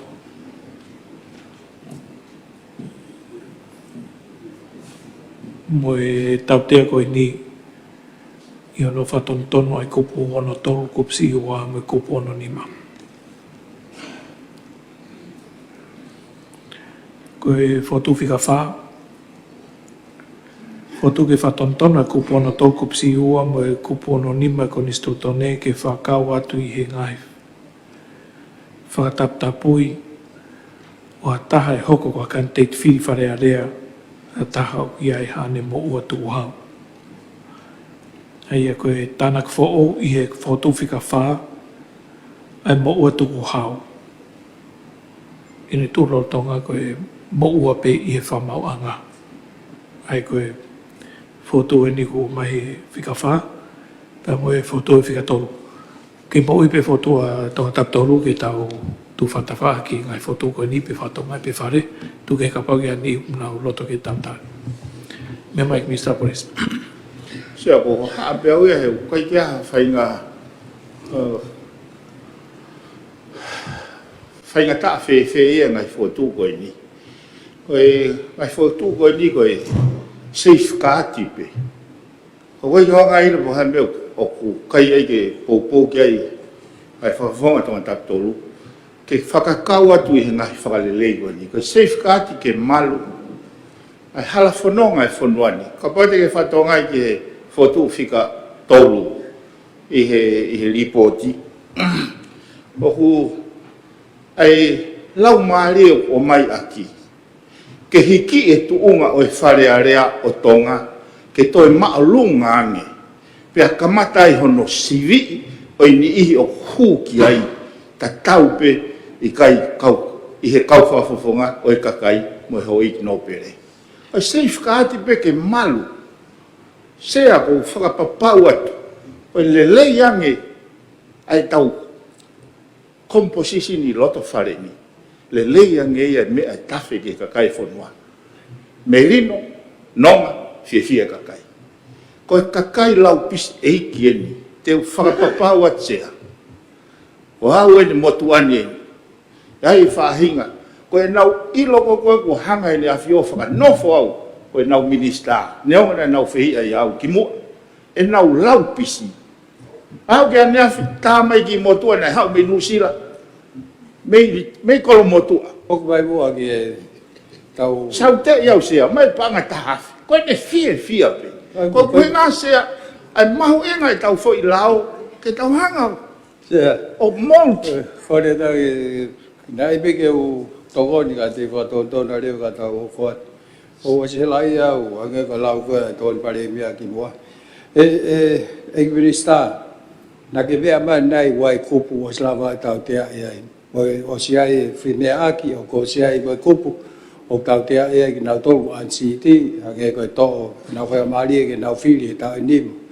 Nā tau swai pe ai whimea aki ko ni, ko wingai koe nau whotu wai ki sea, ko inga pe o pai lau maari e le rei pe, ai wheitura ka uma e wharea rea, a tau tari pe ke tu whatawha pe he ko whimea, ta tau pe te tau whetongtong pe ai, ka tau hoko atua, e toi patsete ai mi sapa ngā ke whawakai malo. Sea kono mahu inga koe ke tō ki loto, he koe living document.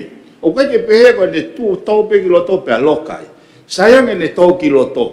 Toki whakalerei ai, continuously improve, ka pau toi asi maha mea fo'ou. Ei koe whatotoru e sea. Ngai safeguard penu o mai he. Ei koe wau sai e tō ki loto, kai tō lerei ki loto. O koe koe ai peke tō ki loto. Alo se. Sea ka ki tokon pe he ki sako si. Sea koe, o mahino be, o mau inga be mga imea ke whaikai whemea aki.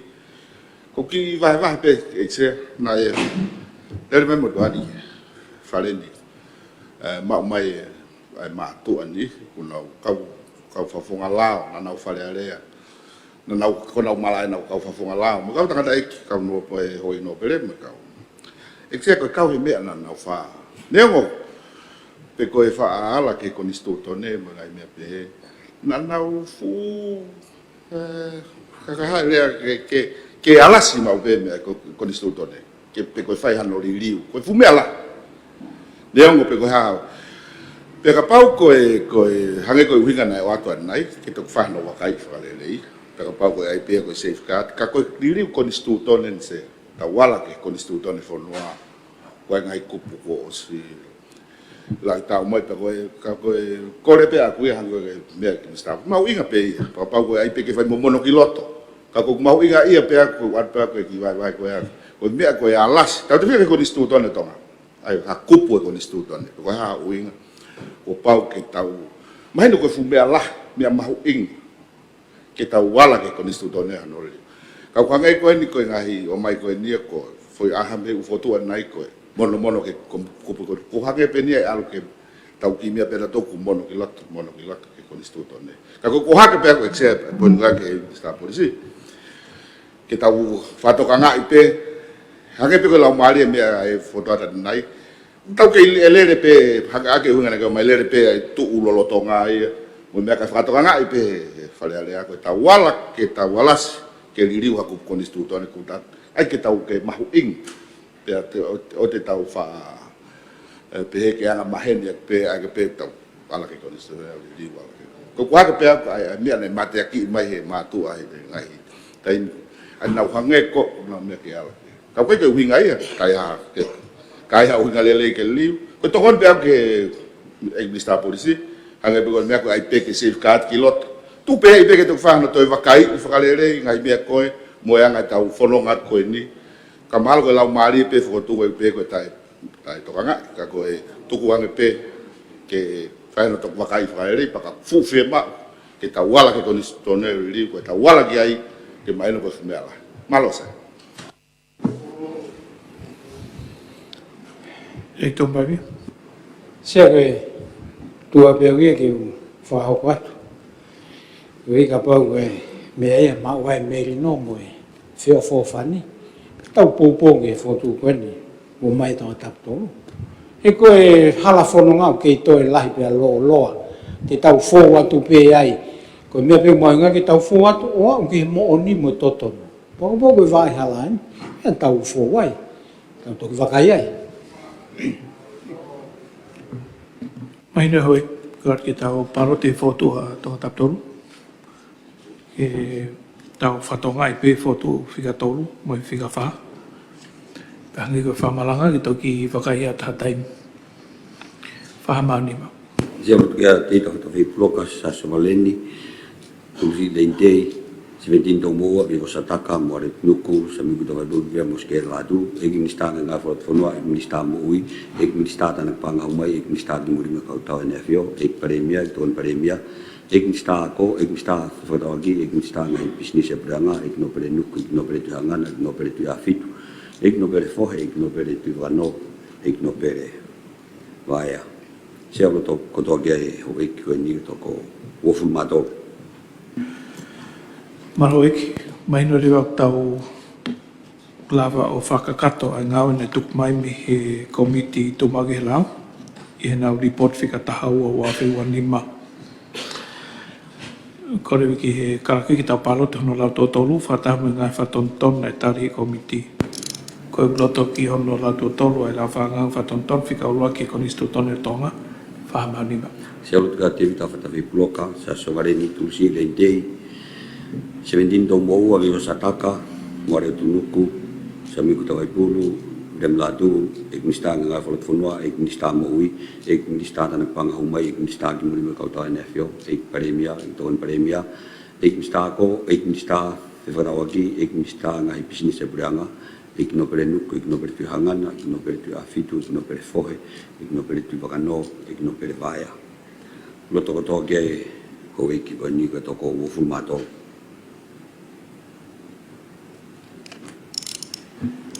Ik paremia ko hai leo leo I he Minister Lao.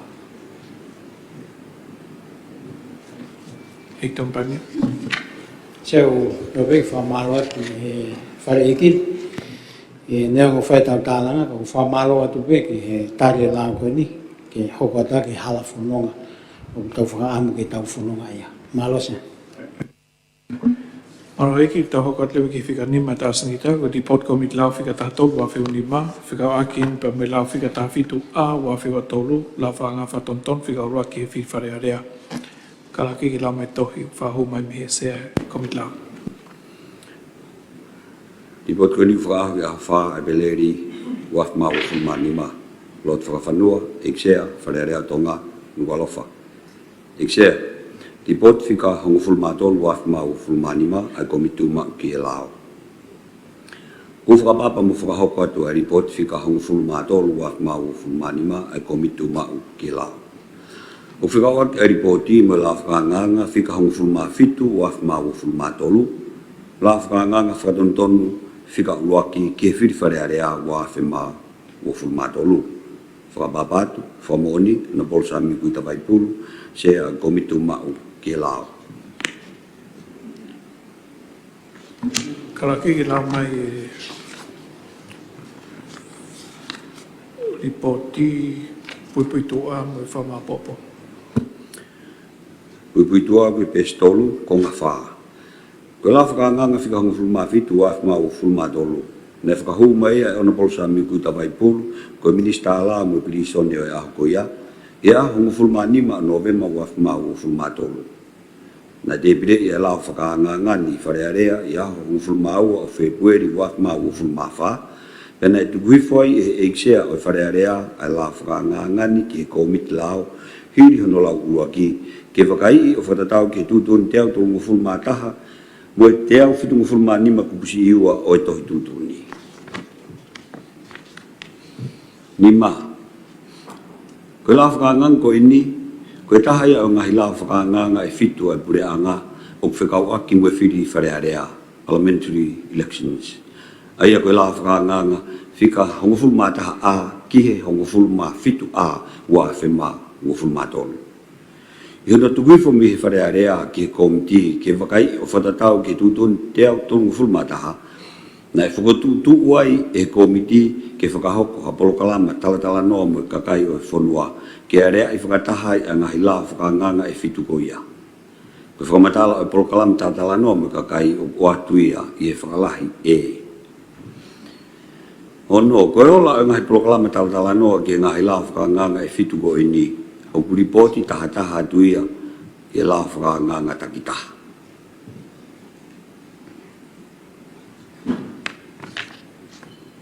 Fama popo mga futu me komiti ko pesiono kong hang fulmata ha ko kakato nga komiti fa tau ki tutun teu tolu fulmata na os kakato foki mo nga au ki fa pau yo fai pau ala fra nganga ki tutun ni teu fitu fulmani makupsi iwa ko nga a ke e pe au whakakau pe a ngahi whatonton ko ia i he lao whakanganga whika hong fulma fitu a wafe ua fulma tolu i he whakalahi a hong fulma ua o kohonga au bitu ke komiti a ngahi poupou mo ngahi whitokoni ak kotoa pe mo ngahi kup whekau aki Komison Whiri ofisi a Denseniare hau eki memi pa o wharearea kau pure whakavahe mo kau ofisa kolo mo ngahi kau taha whaya ngongo pe tau te fito ki kakai o whanua o lava ai ki whakakato e proklama tala noa e komiti. Ngufulma tolu, ko kakato e ngā komiti pe ihono a whangatuku o atu ai a eongo whukotu ko e ni. Ulaki, ke tari e report whika ngufulma tolu wafma ngufulma nima komitu ma ki he lao. Pea ua, ke area e la whakanganga whika ngufulma fitu a wafma ngufulma tolu, la whakanganga whatontonu fika uloaki ke whiri wharearea waf ma wofu ma wha. Alexia. Me mai se komi kakato, ai komiti lau. Ta moe fitu nexia, ta moe pinisi moe. Ek paremia moe me pa farin. Ek se koe tae ngai whatuntonu koe ki ngai lao whiti. Pea koe whatun kumau ngau e komiti o whatatau ki ngai tutu ne whare o whotu atu ripotisia.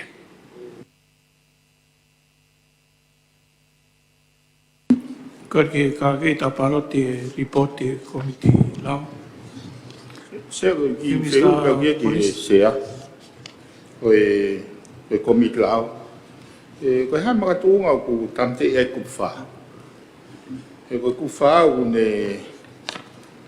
hangai o tuku I pau mai se a. Ke o mai ha clearance me whakamauanga. Koe ha maka tuunga no tamte I. Ke ne ki whamalala mai behu. Haka toa be ripoti sea. Kata koe msta o lau pope. Maro sea. Sea ko fiu ko me ripoti ha whakamalala maka tuunga tupunga no tamte. Koe ngai eksea tamu e whitu. Koe ko taimi koe o sea no fotu e kandidati. Pea ku fuakawa rewa, ange pea fuakawa. Ai tohi ai kandidati o ne whapapau koe kia no mo ua. Mo umea koe ia whai katoa I ai eksea. Maro. O ngā whak sea he koe ngai safeguard pe moe. Whewhe ka pai fuakawa loi. He toki koe ngā ke te tau siwangi ke whai process mo no ngai mga tuunga.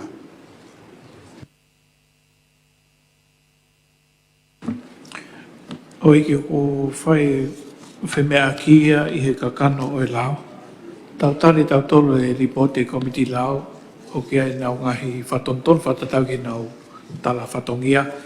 Ka motok whemea ki he lao I he koni kakato hiri hano tū hifo. Mi hono lau tūua. Tau paroti e ripoti komiti lao. Koe kuroto ki tari ripoti whahamanipa.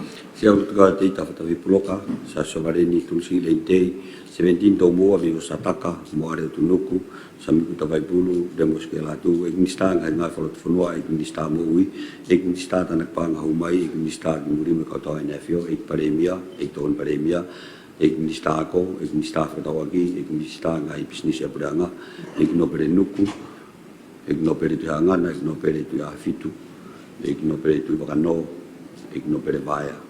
E sia ko toke toko woful maua. Koe ki kai loto ki tari ripoti komiti lao whahamanipa. Koe kai whahaloto ki ai sia. Latu ua.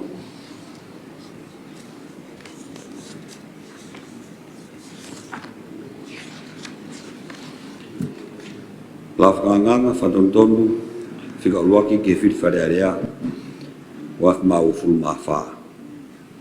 Koe la whakanganga ki halao ke whatontonu ai kupuhiwa ua te pire o e lao ke whiwharearea wahe ua poina tonu. Tutuni e tui me wharearea tonga I whakataharea o pureanga o pehe. Kupu uruaki hingoa nou nou mo I uhinga I rea. Kupusi I taha. Eui e laoni koe la whatontonu whika uruaki ke whiwharearea ua whe mau o fulu maa whaa.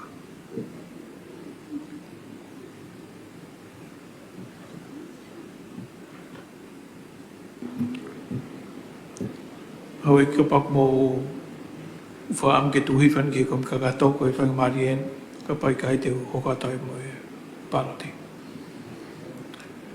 Koe ke kake ta paroti koe roto ke tari hono lau tuohu e la whanga whatonton whika uraki ki e whiwharerea whahamani. Se alo tuka te ita whatawhi ploka se aso wale ni tulsi le te 17 tau mua vi vosa taka mo are utunuku sa miku tawai pulu via moske latu e kinista ngahi ngai whalot whanua e kinista mo ui e kinista tanak panga humai e kinista ki muli me kautawa nefio e paremia e ton paremia e kinista ko e kinista whakatawaki e kinista ngahi business e kureanga e kinopere tu hangana e kinopere nuku e kinopere tu afitu e kinopere fohe e kinopere tu wakano e kinopere vaya e se au toko to e hoi koe ni koe toko ufu matong. La toto. La ngang fatonton fika luaki ke fi fare area wa ma fu ma fa. Ko la ngang ke la ke fatonton a ku puhiva mo te pire wa la ke fi fare area wa he wa o no tolo. O tutun ye tu i mo fare area o tonga i fa ta area o pure anga o ke he. Ku puluaki ngano no mo nga idea. Ku pusi i luaki e ui alauni ko la fatonton fika luaki ke fi fare area wa ma fu ma fa.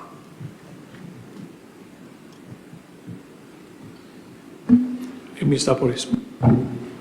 Sea, o wheo hake pe au e kumahu inga ia sea. Pai o hake e kalake kupuni maono koe ko ni stutone. He koe lau maari e whake u safeguard koe ni. Ono inga koe tutune kupuni maono sea. He koe ngahi mechanism ko ia o ku hoko ia he ngahi whanua whakapāti. Ka kou tokanga, ke tokanga i he hau e kia mea koe ni. Ai mahu inga, ke tauhanga whakamálohia, ai constitutional safeguard, ki he tau composition i whare. Koe kupu ni maano se au pehe, o i he tui mo e whare area, ke whakotua e ngahi lao, pea e nofo whakataha, ai hau eiki no pere, mo e kau whakafonga e kakai i he whare pētaha. Koe mahu inga e ke motuani ke ai e tau constitutional safeguard, legal framework ke ne malu i e wharei. Koe alternative ki he ni sea, ka pau hei kai ke tau whai e ngahi whakarerei koe ni ke ne malu i e wharei. Koe option hoko pe koe whakapāti, hanga he pāti o sivi, whai e sivi. O hinga e ke mō hanga whatonga e ho eiki. O ku mahu inga ke tau tokanga mawahi. Ke hono whatu e lao, ke lava he e lao o eliminate ai criminal mind e ni hu mai e wharei. Lau maari e ia. Kai te aha lau maari e ke pau koe mātu a koe no whati moani e whihi ai. Ka tau whatu ha whanua, ha whaunga, ke tolonga pe tūloa merino, me malu e tau whanau me kahau. Koe mahu inga ia, o kou tokanga sea, he ka pau te tau tai tokanga ki ngai safeguard mo e whakarere ki he tau konistu tone, ke hoko ai mahu inga e kupu ni maono. Koe alternative next option ni pe koe tau alu he pāti, ke ne tok whai e ai CV. Koe huinga e whakatokanga sea, o mahu inga ia ke tau mahu inga ia, ko tau whatongia. Malo sea. Oiki koe tana ke peki he whemau ki hangi koe whehui nea hoa ke whawhonga ek Mr. Polisi. Koe consequential amendment in ia, pe koe diri wania ki he lao ai whiri o mātu unga i he lao kena tau tariki ko nistu tone. Ai ki he kaunga no tamate i ngahi kupsi i kua, ngai kupsi i koe i he kupu hiva o e lao ke whiri i he ririna tau o stasi ki he kupu ono nima ai ko nistu tone. Koe mea peuku ha he toi whamatalaho iki.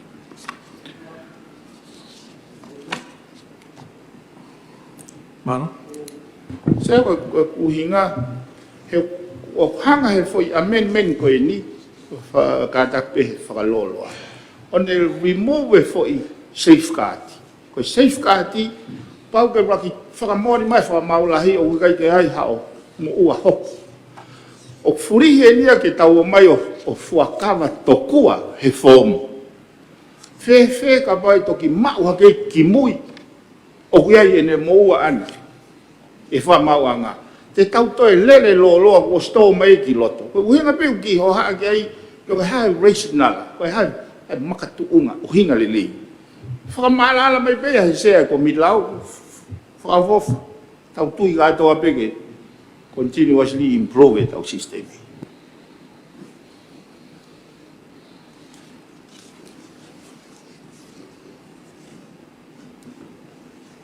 Oi. Baba Tani. Moi fitu na sea mo ke pale sea. Ko to ta ko to abe ku ke tonu hia kai o whatever ko to from hala iai e whamauanga. Neo hano whakailo mo mea koea. Pa koe taha e sea, nai na tula pepe whakalelei konistuto ne koe i he wafe hongo fulu, ke au pe ki ha taimu ke lui lelei o au ki ai whakapāti, whakapolitikare, ka koe lolo tonga ni, o te kei ki tawa u tau tolu ke u mea koe ia sea. Ka koe kua e tui koe whaunga inu whai ngofu ang, pea ku ia i pe mo no ngai lao, mo ngai tutuni sea. Foto atu sea.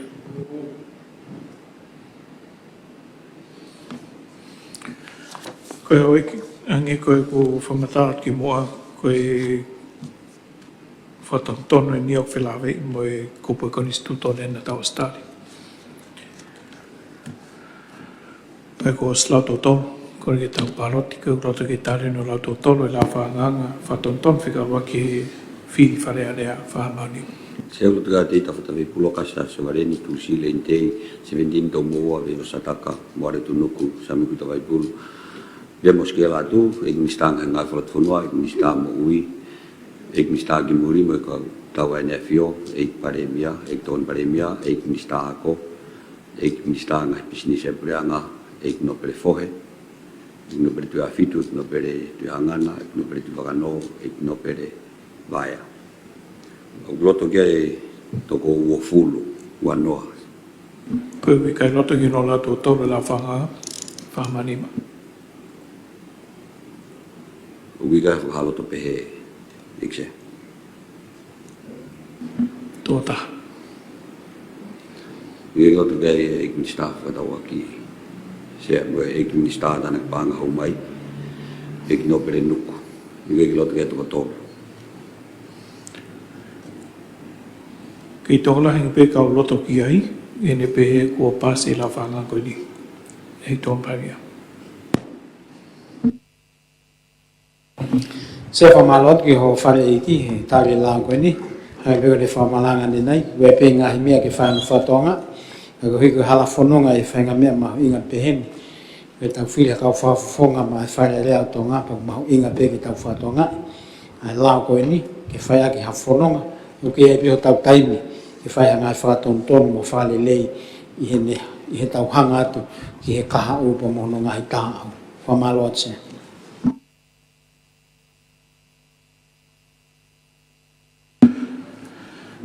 Pano ta hoka ki he whika ono e tau sinita, koe a sinita wha au sin ki e ani.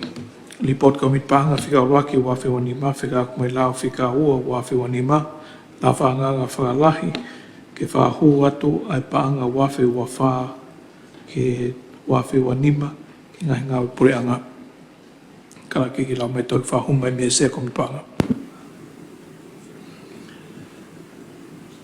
Aho hiva e peleri waf mau fulmanima. Lot whakawhanua, eksea, wharearea tonga, nuka alofa. Eksea, i pōti whikaulua ki waf mau fulmanima, komitu mau ki ngahi mea whakapaanga, ngahi whamatala whakapaanga e pureanga. Ko whakapapa mo whakahu atu, ai ripoti whikaulua ki o waf mau fulmanima, komitu mau ki ngahi mea whakapaanga, ngahi whakamatala whakapaanga e pureanga, ke mea kia whitu una, mo e ho eiki me mipa, o wharearea o tonga. O whikaua ki a report ko eni, mo la whakanganga whakalahi ki whakahua tu ai paanga, waf ma o fulmawha, o fulmanima, ki he ngahi ngā ue ai pureanga, waf ma o fulmanima. Whakapapatu, whamoni, na bolsias, o whakawhlau ki sokareni, sea komituma o ki ngahi mea whakapaanga, mo ngahi whamatala whakapaanga, ai pureanga. Kalaki ki lauka kato mani poti.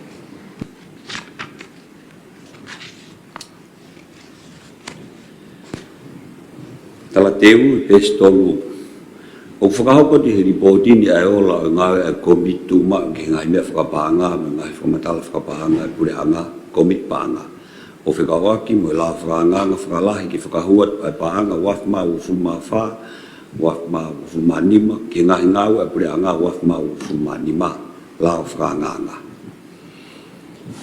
Ne whakahumai ki wharearea ai la whakanganga i he aho walu o e peleri waf mau fulmanima, o te pire i wharearea i aho hiwa o e peleri waf mau fumanima. Le atari ai pe i aho tatau ke tukuhifo ke komit panga ke wakai o whatatau ke tala whatongia o komiti i tutun te au fitungo fulmafa o ngahi tutuni o ngahi whakataha ai wharearea ngahi tutuni. Ki he ngahi whakamatau whakapanga ai pure anga pea moe ngahi report a tita ai a tita seniare. Koe la whakanganga ne whakahu mai o whiunga moe panga tolu o fulmataha miliona. Koe panga tolu o fulmataha miliona koe ni o kuwahewaheia ki ngahi vouti pe potu ngā ue e nima o hange koia o kuhatu i te pire i lalo. Vouti fitu potu ngā ue o fisi o paremia lahi o panga tolu kilo. Vouti walu, potu ngā e paanga, lahi paanga, taha miliona. Vouti hong fulmaono, potu ngā e ako mo ngā ue, lahi o paanga, wakilu fitumano. Vouti hong fulma fitu, potu ngā ue ki ngā e whalatu whanua, lahi o paanga, taha miliona, taha kilu tolmano. Vouti hong fulma hiwa, potu ngā ue ki ngā e lalahi, lahi o paanga, ta 5 miliona. Whakakatoa, tolu mo fulmataha miliona. Ua, hola ngā komiti. Ne whakahauka e whakataha whika ua. Wafma o fulmanima komit pānga he aho hiwa. E beleri wafma o fulmanima e ahonia. Ke whakai e la whakanganga. Ne whatonga ia i he komiti e ngahi isi uko ini. Taha whakaloma, ngai whatontonu ki he la whakanganga nei whakahoko he minister pānga i wharearea o hange koia o kuhatu i whakalahi a. Loma ua, koe pānga o whakapaanga, funding sources, aki ai budget whakalahi, koe pānga fo'o, new additional money. Pe koe whakapaanga pe i loto i he budget lotonga. O kumahinu mai foki me he la whakanganga, koe konga lahi o budget whakalahi, o whakapaanga ia me he paanga fo'o koe tokoni ki he pacheti, additional budget support. Ai pure anga nusila, MFAT, whiunga pa moe paanga taha 0.5 miliona.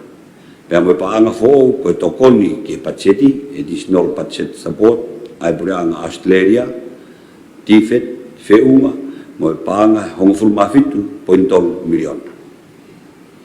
Kau iai angai whakamore whiunga, moe paanga hongofulu maua 0.2 miliona o hange koe identifika ua, nima, moe walu, o whakamatala whakamahino, explanatory notes. O ikai ki haa mai, e o whakapaanga me whe. Tari me minister paanga. Ne whakapapau i mai e minister paanga, koe paanga ki whakapaanga ki, angai whakamore whakalahi, me New Zealand, panga taha 0.5 miliona, koe panga fo additional budget support. Pea mo Australia, panga hongofulma 0.3 miliona. Koe panga hongofulma 5.5 miliona i heni, koe whihikitaki, reshuffle. Koe whihikitaki holope i loto i he budget lotonga. Pea panga taha 0.5 miliona, koe panga fo. Koe panga rewa, e hongofulu maua 0.3 miliona o whakapaanga aki ai ten whika ua, nima, moe walu, i whakamatala whakamahino o whakapaanga ia o anga peheni. Ai ten whika ua, paanga e ua miliona, koe whakapaanga mi he budget fo a Australia. Ai ten whika nima, paanga e 5.3 miliona, koe whakapaanga mi he proklama no, ai pure anga i panke whakalakalaka o tonga, ai ane i tua. Ka kohona to komaien ki loto ki estimati. Ai te mawhika walu, panga 5 miliona, ka whakapanga ia me he panga tokonu, pool funds, hunga tonga, hunga hapai. Loma tolu, ke o mai e toenga palanisi o ngahi vouti, e ngahi potunga aue he lolotongani. Pea mo whakafuafua ki whakaosinga asune, ke ilo ina alawa pe o whakapaanga, ai whakamore whakalahi, aki hawhaiun aki, sequestration of funds, pe me he potunga aue ki he potunga aue. Tari me minister paanga. O te kia ki ha tuunga ke whakahoko ai ha whiunu aki ha paanga me ha potunga aue ki ha potunga aue. Sequestration of funds. Loma wha. Ke o mai e whakafuafua ke whakamore whakalahi e mahina e ua. Ke wakai pe e lava o ngā ea kotoa. Fully utilized. Ai ngai paanga o whakatu mai e whakamore whakalahi pe kai. Tari me minister paanga. O te kia i ke au, ki a tuunga ki whakahoko ai ha whiunu aki ha paanga, mi ha potunga aue, ki ha potunga aue. Sequestration of funds, environments. Loma nima. Ke o mai e wahe o budget whakalahi ki he ngahi lines items, o hangi koe wahenga salaries. Mono e hala road maintenance, ngahi tokonis, subsidies, mo ngahi ala mea pehe. Tari me minister paanga, e toko mai e putunga e paanga, a ngahi line itemi. Loma o no. Nei tokanga ai komiti ke whakalere i ai whaunga ngā aue ki hono wakai, mo hono tari o kore patset whakalahi, ke whakatatau ke whotunga mo e sipinga ngā maheni, o whakahu mai aki ai lao ke whakahu atu ai paanga ki ngahi ngā aue ai pureanga, Appropriation Act. Ko hi ke whakamahino pau, ai whihu aki, mo no ngā aki ai paanga ai pureanga. Tolu whakamapopo, o ngai whakatu. Ko kakato ai ngāwe ai komiti, ke ngāwe nei tukumai me wharearea, pia oatu e ngai whakatu o anga peheni. Roki, ke tari e ripoti, whikataha, wakma o fumanima kumit pānga, ua, ke areai e la whakanganga i wharearea. Aro se. Member State Committee Paanga. Aro se tamu e whaitona, tapu e tamu vinisi ka o pare mea, hoi me mi pa e wharearea. Nei whai whoke tōtone a whare ke tōku mai ke komite ke whakangau, pa waten whamalo ke kau me mi pa, e ki taimi koe nei tōku mai, whai e tāna noa koe whamalo ke pureanga mai ngai tari. Ke mea nei whai tōanga ke i sea, he ko ngā koe budget whau, pe ko wanga whewhe paanga, pe ko new source, pe ko ha whau ake, ai paanga koe ni pe ko paanga whau. Ka nei whai e koe po tānoa, po whemeaki, pa mo e kimisa, o ne whahoko mai, o ko wai konga whau, pa wai konga, koe tō mai pe, me loto pe, i he budget o tonga, hange koe ni koe, e savea ngoe te ke whai, ke tō mai tā miliona tupu ko ia, pe wai pānga toi, me a seria, ke he langa koe ni, whare maha ke a seria, ke mai he ko ngā oski no ki sune. Ai o tātana ki ai, o kau ia he whapanga, ka koe hange ko lau koe na i he ripoti, koe tāpuin whai koe pānga whoho. Nei whoke ai tokanga ki hange koe mea koe na he pangke whakalaka, ta he asset pay ripoti, ai kono formalize pe ia, ai senite pureanga ki he TDP, ai ni papuin tolu miliona. Nei tokanga ki he paranising ai voti, nei whakaukau, na ulawa pe o ngawe ake paanga i he upot ngawe he tainimi. Koe nei uhinga i koe hono whae koe whakaukau, koe sequest. Kata koe sea koe uhinga whoke sequest, koe ngā paukaha ngai paanga ngai pot ngawe o ata, e lawa pe o mai ki whae ake ha ngawe, pe koe whatongi ake. Ake ko mea koe na e minisa, o te kia uka taimi ke fuwhe mauai, pao ne pehe, mau sayange pe, ke ai pe, i he tau mua koe ne o kufoto pai ai, ko ngā pe he koe toi toko mai pe paanga, reshuffle mai pe, me loto pe ke whai aki ai ngā ue koe ni. Ai ko mea tatau pe he fully utilized, ai ko hinga ne reise ai whiu ini sea, au toi mahina ua pe e lava i ngā ue aki 5 miliona mo hongo full miliona e ki whai taimi ko ia. A koe nei mea mai pe i ki mista, ka koe pare mia, tene keep track pe mo sio, ki he tuonga ko ki ai, ki whapapau i pe whai aki pe, ki he tau mua, na e o mai aki koe ai kore. Pe koe whaasipea ia sea koe ngā pe, hake pena e so hake, koe tau area i hapatset, o ku rantanoa i, fui vouti kotoa pe. Pena e kore pe ke e mista, Apa to ka fa mari pa ni o mai. E ko nga ko tau tari ko ni ma miliona alu ke foi vote fe. Hage pe ko tawanga mahen ya no area ai fo nga tala pa nga ai pule anga ai no mana ke tau hanga ko ki ai. I after tau pe se dai ai nei po kanga pe ya ko winga pe ka ha gon ko ne pa chet pe ni pa tau fo pe fo nga ko area ya ko pa cheti e ko nga ko pa anga ko pa chet tien. Nyau pe ko supplementary ko pa chet o kia pe tau tu li kia ko anga pe fo tu pe se ke to fa fe mea ki kia ha fonga ke tau nga o fa malo pe ni ki committee fa malo ke ka secretary pa fo tu wa te report di se malo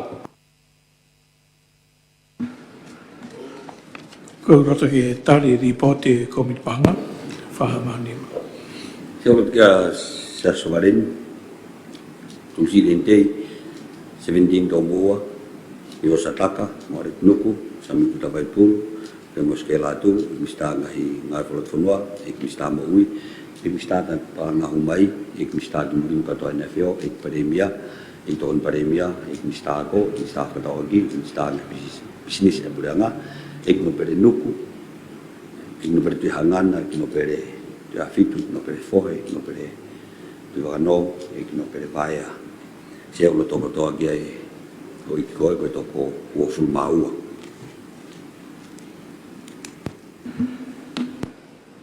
Marawik, tau hoko mai lewa ki he la whaanganga, ke la whika ua wafi wanima, ke la whaanganga whalahi ki he whahu atu ai paanga wafi wa wha wanima ki he ngai ngawe pureanga. Nea stari no la ua ki mo patau palote no la tu o wane tu hifo ki kon paanga pa kuin whafo ki mai pe tari moni ripoti. Karat ki he karake ki tau palo tono la tuowa.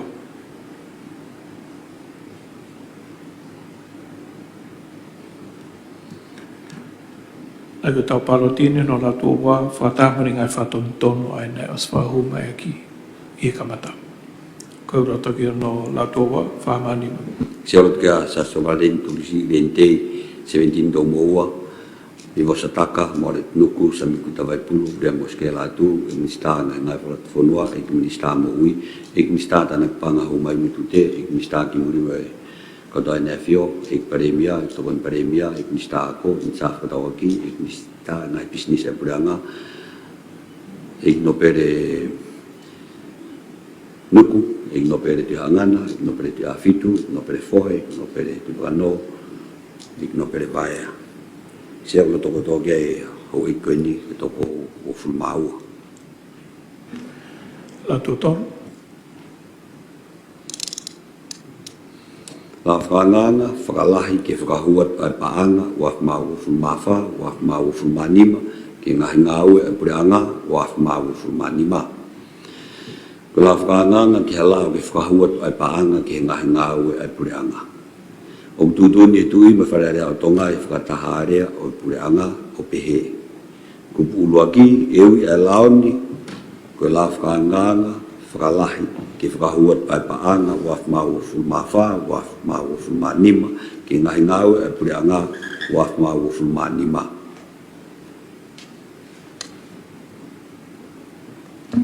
Papa tahun.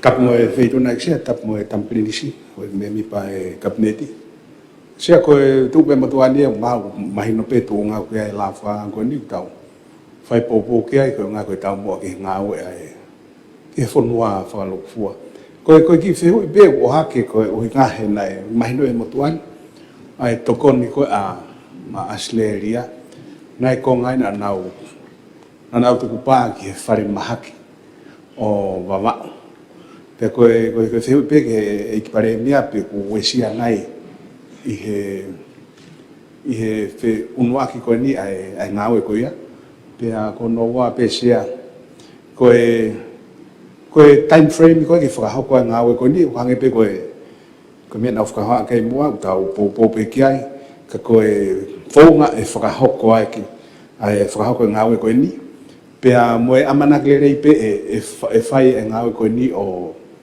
ki fo no fa lo fo o fata tau pe ke ngahi tutuni ai ko me fu to o ko ha pe kia e tan ko to e te pire anga ka ko le pe sia ke whakapapau o ku pe lava he time frame pe ko i time kon to ngat ko ni pe ke whakahoko ai ngā oi o whatatau pe ke ngai tutu ni mau sia. Ik Minister Papa. Tau e ksia pe ke o i wharerea sea koia koe o ku kau he te walu miliona na e te wakia ki he langa koe ne whare maha koe vai ola. Ka koe panga whuko ni ko taha ko tanima miliona ko i hene. Taha walu koe panga whuko o stamai a seria pau ke osi e ti zero. Ko mai pe mato ke lawa inga te mato e pe mato e panga he patser kaha ko sea. Malo. Malo sia. Ko malo ke misa panga he paremia malo. Tonga rapto. Kada kresia ai ko nga bau mista paga ne ke mau le kan ke o nga pe he kai ke ta ofi hanga ue e fare ma ki foi mai na ua ko ni ka mai pa nga ia ke e fai ka me ake e he to pe mai na ua fo ka ki ko ke me ai o wai ai nga ue a ro to nga charge pe ki asleria ka to hu mai wo pe ngi amu ko ke pe ki fa pa mai pe o pau ia ha ngā ue atu e whai mahina ua ko ni e kai ke tatu sia pe kai ke ta ofi ai ko hinga pe ko to e pa ngā ia ka whitu ke alo alo tau me ksia o i wharerea ika kai ke hau e sia kia sia malo. Papalo sia ko matu pe na mea vai mi sa pa ga sia te re to ngā le ngai langa hange ko me to ngā ke mahina ua pe la vai ai ngai ngau la ko no mai pa te no mai ai mape ai palani o ai tanuhala ne au ke kabineti ke mai ke komi panga ko tuina mai pe ke fare area malo se E tampai mia ko tui ko e palani ngau i ko nana o stufa e whareni. Sana na taria ne nai e kabineti ai palani ki he ngau e tanuhala. Ko mea whao ni. Oia. Oia se nei hangi ko mea ton pare mea nei takai nei toktari kabineti ai palani fo ko ga pe nei kore pe ke pare mea ke mai pe ke tau sio pe ke ai ko he nei tokanga pe ko nga ka ko full million ko mahina pe ne ua ka ko parmes pe we kai ko parmes ko mea mai pe pare mea te ne tokanga i pe mo monitor ngai ngawe malo Se ko mo o te whehu i maha ka pau te tare te mo ika. Tau tari e programa ka mamato ngā oi ko mo te whawhehu mea koe ki he umea. Koe ki unato ki uto E tampai mia, ke whamala alato e kore a tonga tap tolu. Koia. E kore atu ka pau mo stari ha palan pa o mahata tau ke mea e o iki. Pese ai koe palani ko mautari. Ko honua mo whakamapoa po mea ngau koe ke whai aki han ko whakalawa tue ki mua koe ngahi lori a veki ko ngaki whakafok mea ki whaki tau tanu ala. Ka koe palani sea e o mai ia ki he whare ni hoa pungponga au ke hulu he ke mo mea. Malo sea ko nga pe ia to pare mea ko nga ia ke mea. Ko time ko mai ai ko ke tau tari hala o miliona e ia i pe fehu. O te pe he ko mai pe o ia ho fu miliona alu ia. O pe ke fehu ba fa malo pe ke pare mea na ne tari mai ngai fehu ko ia. O ke pe ia ko ni ha pe mea pe to ko ke alu mola pe tai mai noi. Ngai pore, ngai fonga fai ko nga pe ke mahino. E whakamore le rei pe wai tau ma le rei. Malo se. Koe se ka pa te o mai a pongpongi e tau mea koe au ke whanga hulu hen ke mo mea ki ai. E na ko si talat pe e au. Mos mai le senti ke ngai constituency e tahaona. Tu ke pe niu au kehe na tulen au hala. Ina taria ne nai ba wahe ki ai e hongo fulu koe ni mo panga e 5 miliona toia mautu. Ki whae ke ngā koe ni pa o si wahe le lei pe. Koe mene mau whakamore ke taimi koe mau palani le lei. Hango whameun whatano ke mi sta polisi. Whamore pese te waluna taimi ke palani. Koe ne pehe atu peo lere os. Ka ko o te mou fu hoha akam. Ko koe ki uloto ke tue tari a whiu, koe whai pa tue mea hake e hoik no pere koe no hapa e whika ula ki. O tue talamai ko mutu lau.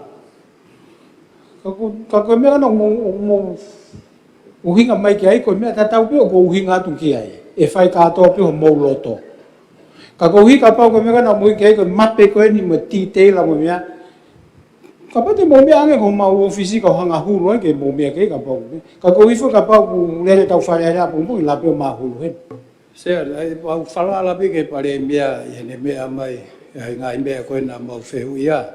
E o pau te tau whoki ke whonga pacheti, te tau alu aiten pa aiten.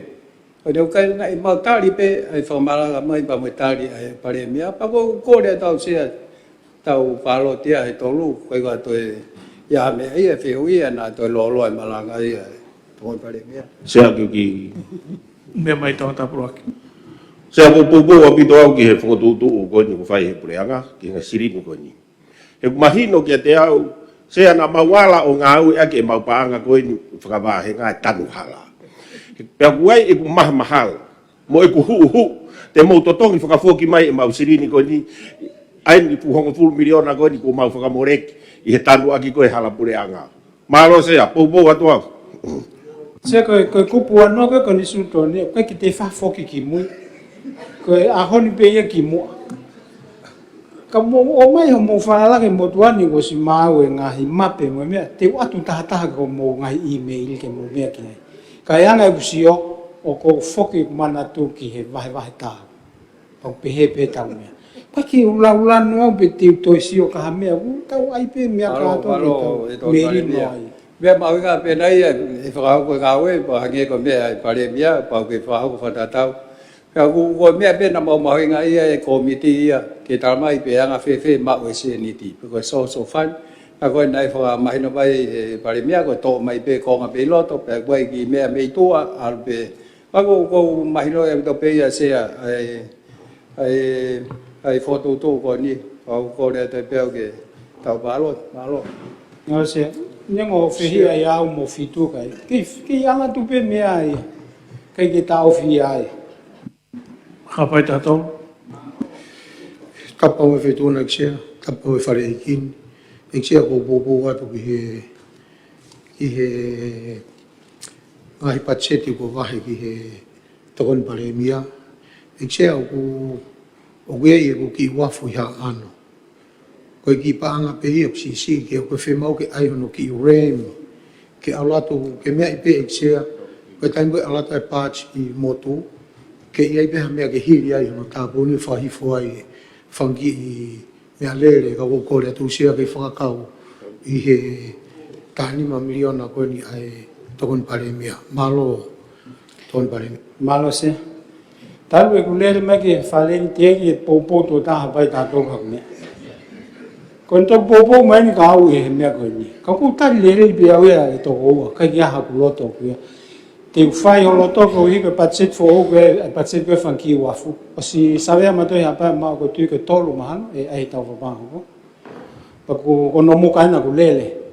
Te mau alu ke he. Ka ko le atu pe ko ke he pe uwha mea koe he ni mo tokanga mai mo toke mea ko te tau whenga a kei ai pe ia. Te mo hoha. Ako ofat ko mo ngai fofo ngā katoa mei taha ki taha fitu. Mo hoi ki no pere ko ofat te mo to. Ha no mo hofi mau tala mai ka au. Ko poka tau eni ko fai fatongi a pe ma tu po mo fonua. Ton pare mia whamaloat tapu whetu na eksea mai hoi ki. Whamaloat ke ka ko mui pe mea e hapai tātolu. Ko mo nia e ton pare mia ko ki wa fu ia nai. Aspe pala ni ai ki fo i whaike heke kon nai. Ke tawa taki la whala whauri kia. Ki ke to e whatonga e mua ke whakakupa ko niai whakamui au e wiki katu. Ta ko ta mai kai ngai ke ai ka ko ko pe ton pare mia ko ngai ko se ni tien. Ta ku aspa ko mea te ke tāna ki mai whangi lori. O kai ki lori tahi motu. Kai ai ki red ki alanga la whalafa ke hifo mai te ke tāna ki mai whoke whangi lori. Ta ke mea ango tāna ki mai whangi lori ka mau ai hao fuhaunga. Malose nei na kulele fuki hapai na ki ulama o ki haana ko hi ko kovia tai. Ka ke te algo ni te foki le ki ala se mone ne mea nei ke whanki wafu. Tangi lahi whanki motu he ke ha wafu. O inga mohanga to me po te taulanga ke na poto he langa wafu. Ke whakafoki mai e langa wafu ki he moi ka whai whalele. ai ko tui ko wa fe tol ma pe fa e lana ko ni Sia, kada vi ko fie lo pia kuia. Te tau toi ti pei ti e foi lao. O pau ko fie ma uia fai ko fu a vi ko pe ia. Ka wa tau fa atu i pe ki tai me sia ka mai ho we ki na fai pe vakai ba na tari ma e pare bia e ngai fe ne fai ki ai. Ka tu ke a pau ke to fie ma ko ki tau toi ho ko atu ta noa wa nge ko ua miliona wa ki ave ke lulu tai. Ko wala me pe he. Kana tau ko re pe ke fai a pe tari ne o mai. A tau palo tia. Palo. ko tari at ko mo fe hui me na tati o te buto fe hui ko tau lo ai ka ko ko to he ngawe mo o fa mai te ngawe ma ta ki ta fitu mo ko ik no per ko ni Se. Ka pe fe don. Me mai O ki fe to kon ba ke to fare bia. Ke kata ki mo o te fra mo henga mai ko po wat ke foto ko ke tau tari ai. Malo se. Ko ke karaki ki tau paloti. Ko roto ki tari no lau tō tolu la whanganga whakalahi ke whahu ato e pānga wafe o nima ke ngai ngā pure a ngā wafe o nima whahama nima. Se alo kia te tawhatawi kuloka se aso waren tu si rentei se tinto moa vi wasataka moare o tunuku sa miku tawai puru pe moske latu ik mista ngai ngā whalat whanua ik mista mo ui ik mista tanak panga homai ik mista ki muri me kautau ene fio ik paremia ton paremia ik mista ko rawaki ik mista ngai bisnis e puranga ik no pere luku ik no pere te angana ik no pere te afitu ik no pere fohe ik no pere tu pakano ik no pere baya se o toko to ai o iki o ni ko toko o fulmatol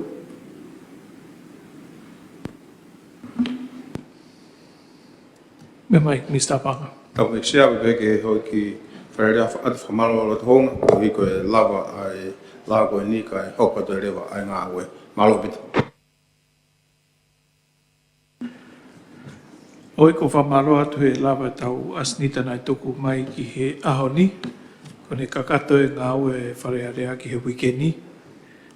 Ki mua pe au toroi whanaunonga whare amana ke whahoko tau whatahoko o angi ko i e toi mahina i mahina ko me. Deu whamanato tau iki o ke poka ma ke he wharearea whahoko e aho whalaite i e hawhi ai wha tau mua e poka ma koe niki whatau kei ai hoi whawhunga pa moe teknolosia fo o amanake fo tu i e wharearea fo o ai ni koe niko amanake langa.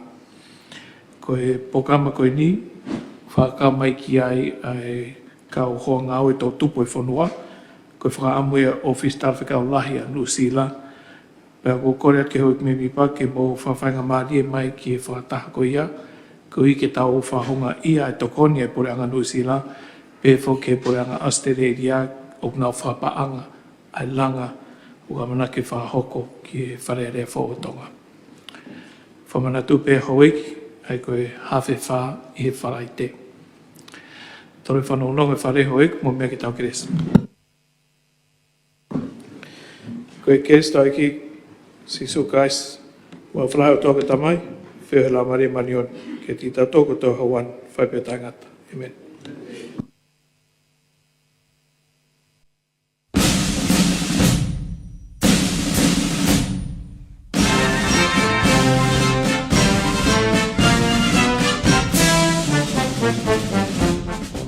Tunga i hanga lelea pureanga Australia, o kumalawa i ke mau whamafola hanga tonu atu, a e tō u wharearea o i wanoa ua wha.